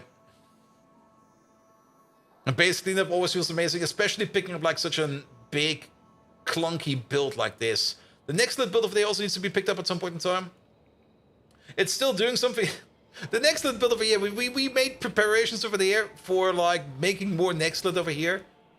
Turns out you don't really need that much next lit, at least not at this stage of the game. Once we're getting more into production science, the next lit consumption will be going up quite a bit. But yeah, it's not as next lit heavy as in the previous playthrough we did. But then again, we're also doing some different recipes this time around. So it might be fine over there as well. Plastic is fine over there, milk is fine, everything is fine. The bots are going to be busy for a while, so there's no reason for us to deal with the bots right now. Let the bots be botting. I will probably let this run for a bit. I will definitely let this run tomorrow during work. So that we can get these jobs over here done, and we'll definitely be putting some more effort into the Pi base over the weekend. I do intend to hopefully try to complete Pi before 2.0 comes out. And by putting some extra long shifts in over the weekend, we will most likely be able to do it. But it's still going to be a metric fuck ton of work. And there's definitely going to be a whole bunch of stuff I'm going to be doing in the background. For which on Monday, we usually have the maintenance Monday to check the builds I've done, to check for errors. We found already a lot of errors. Outposting is also going to be a thing that we're going to be doing quite a bit because we're also running out of resources. But now that we got the mining productivity bonuses a little bit earlier, we're going to be fine for that as well. Good. But yes, the base is just getting absolutely ginormous. And it's probably just going to be growing and growing. This area over there also needs to be picked up because this area over there is no longer doing anything we need. And I'm very much looking forward for a pickup over here. But for that, we will probably do need... The only thing we're still doing over here is small parts. Small parts need to move out. Legendary manure coming in. Ooh, quality 5 pie poop. I'm looking forward to that. The milk cows technically also need to rebuild. They're still working and they're still doing what they need to do. So that's fine. But we might also want to get ourselves some slaughter cows. Speaking of slaughter animals, we definitely do want to get our giraffe survey going, and we absolutely want to try to make some Bodus Mark II. But it kind of seems that our Bodus process over here... Oh, there's one. We're not really getting... Do we even have a train over here? We usually get a train over here that brings us... Is it you? No, that's a log train. We do have a train over here that brings us the stuff, right? Yeah, there. And you're currently standing... Oh, there's another request over here, I see. Yeah, the fungal substrate. The fungal substrate we need to somehow improve. And the biggest issue with the fungal substrate at the moment in time is just a lack of bones. We're now making it again. That's good, but most of this fungal substrate over there is just going straight up in the foggy production. And foggies are also very important. Foggies at least back up quite fast. So that's good, but a lot of it over here is going into the foggy dump. We might need to put some kind of limit over here. Let's actually do that real quick.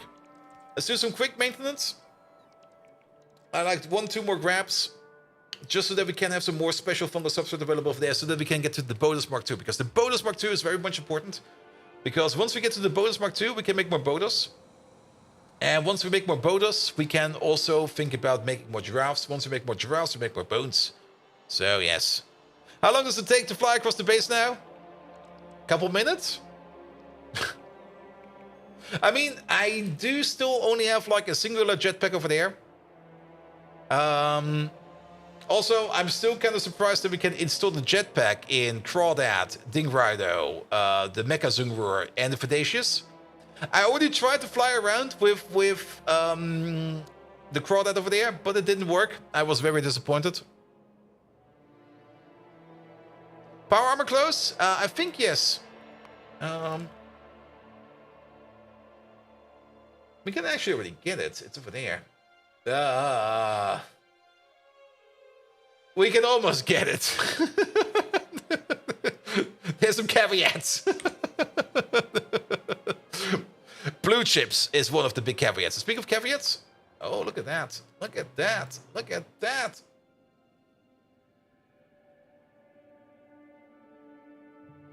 I did promise we're gonna do it. Where is it?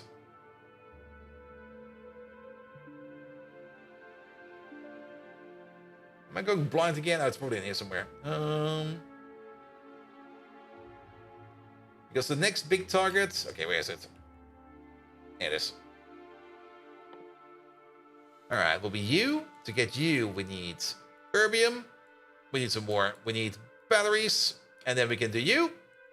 This will also open up the path to the Mark III trains. Perfect. I'll take that on the way. What is this? That's the microwave energy reception. That is... What the fuck is this? Well, we'll figure that one out later on. Unlocks microwave technologies, special satellites that are sent directly to beam energy onto the surface. Ah. It's just like a more advanced power plant. Chemical parts Mark III, that's coming up. Space-based solar, yeah. And I kind of have the feeling we'll just have to like shoot up a rocket every now and then we probably get something back from that or something like that. That's for later. That's for later.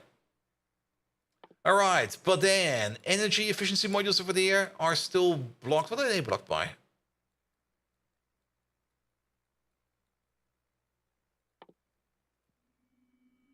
Batteries, erbium, or are they just being blocked by this thing? We just didn't click on this thing yet. Good. And then we get to the boom bodos. Microwave the planet sounds like a plan. Yes. I mean, keep in mind, we are already microwaving the planet. Every radar dish out there is a microwave machine.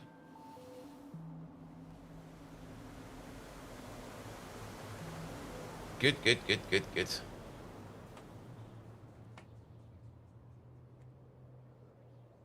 All right, all right. And let's get those fungal substrates going. Because once we get to the bonus Mark II, we will get the crafting speed increase over here. I think up to 4.8 even.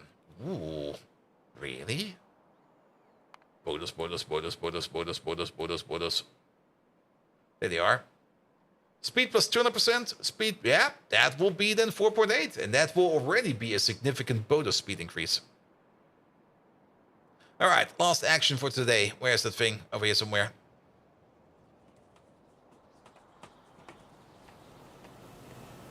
Here we go. Here we go. There it is. There you are.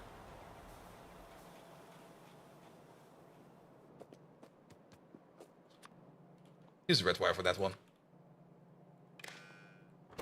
All right, you're only going to be opening up if anything in here is larger than 16,000. Good. This way around, the bots can pick some more stuff up from over here, which is going to be good. This will definitely still flow over, and the bots will have all the time over here to pick up everything they need from over there. This will also allow us to send out train shipments every now and then. But the moment we then start flowing over, that's then the moment where we start feeding the foggies over there. And the foggies are definitely very important. Foggies are extremely important for the cows, because these things over here gobble up like all the foggies all the time. I keep on saying gonna be, and it triggers me every time.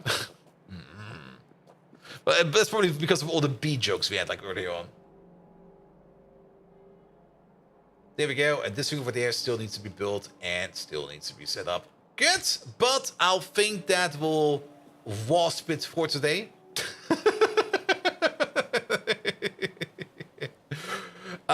I don't want to bumble around no more. And I'm definitely going to be Hornet to bed. Damn it.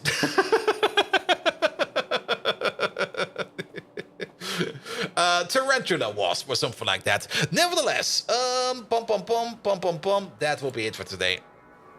Fly off to bed, something like that. Alright. Who are we going to raid? Let's have a look. We could raid yet again CD. CD is always amazing to raid.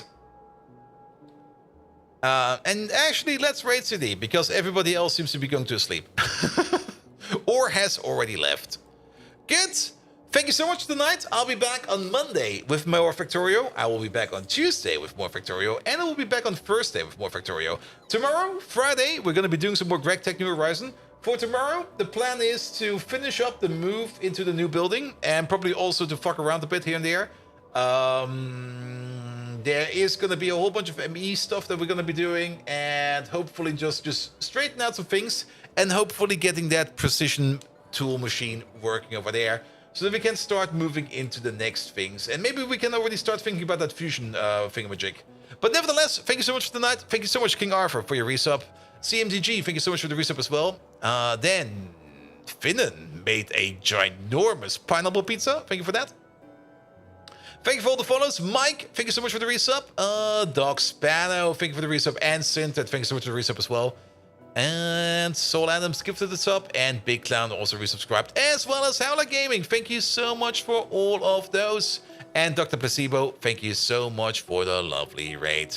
All right, don't let the bird catch you. The bird is the word, and also it's hopefully cooling down over here again. Either way, it's way too warm. Blah, hot, blah. See you tomorrow. Good night.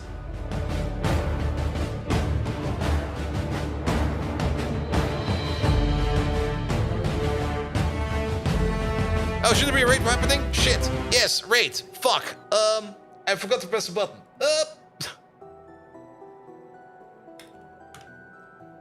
There we go. See, it's so warm, I forgot about the raid.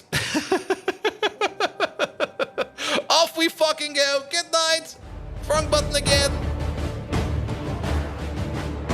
Off you go, little fuckers. Thank you so much for tonight.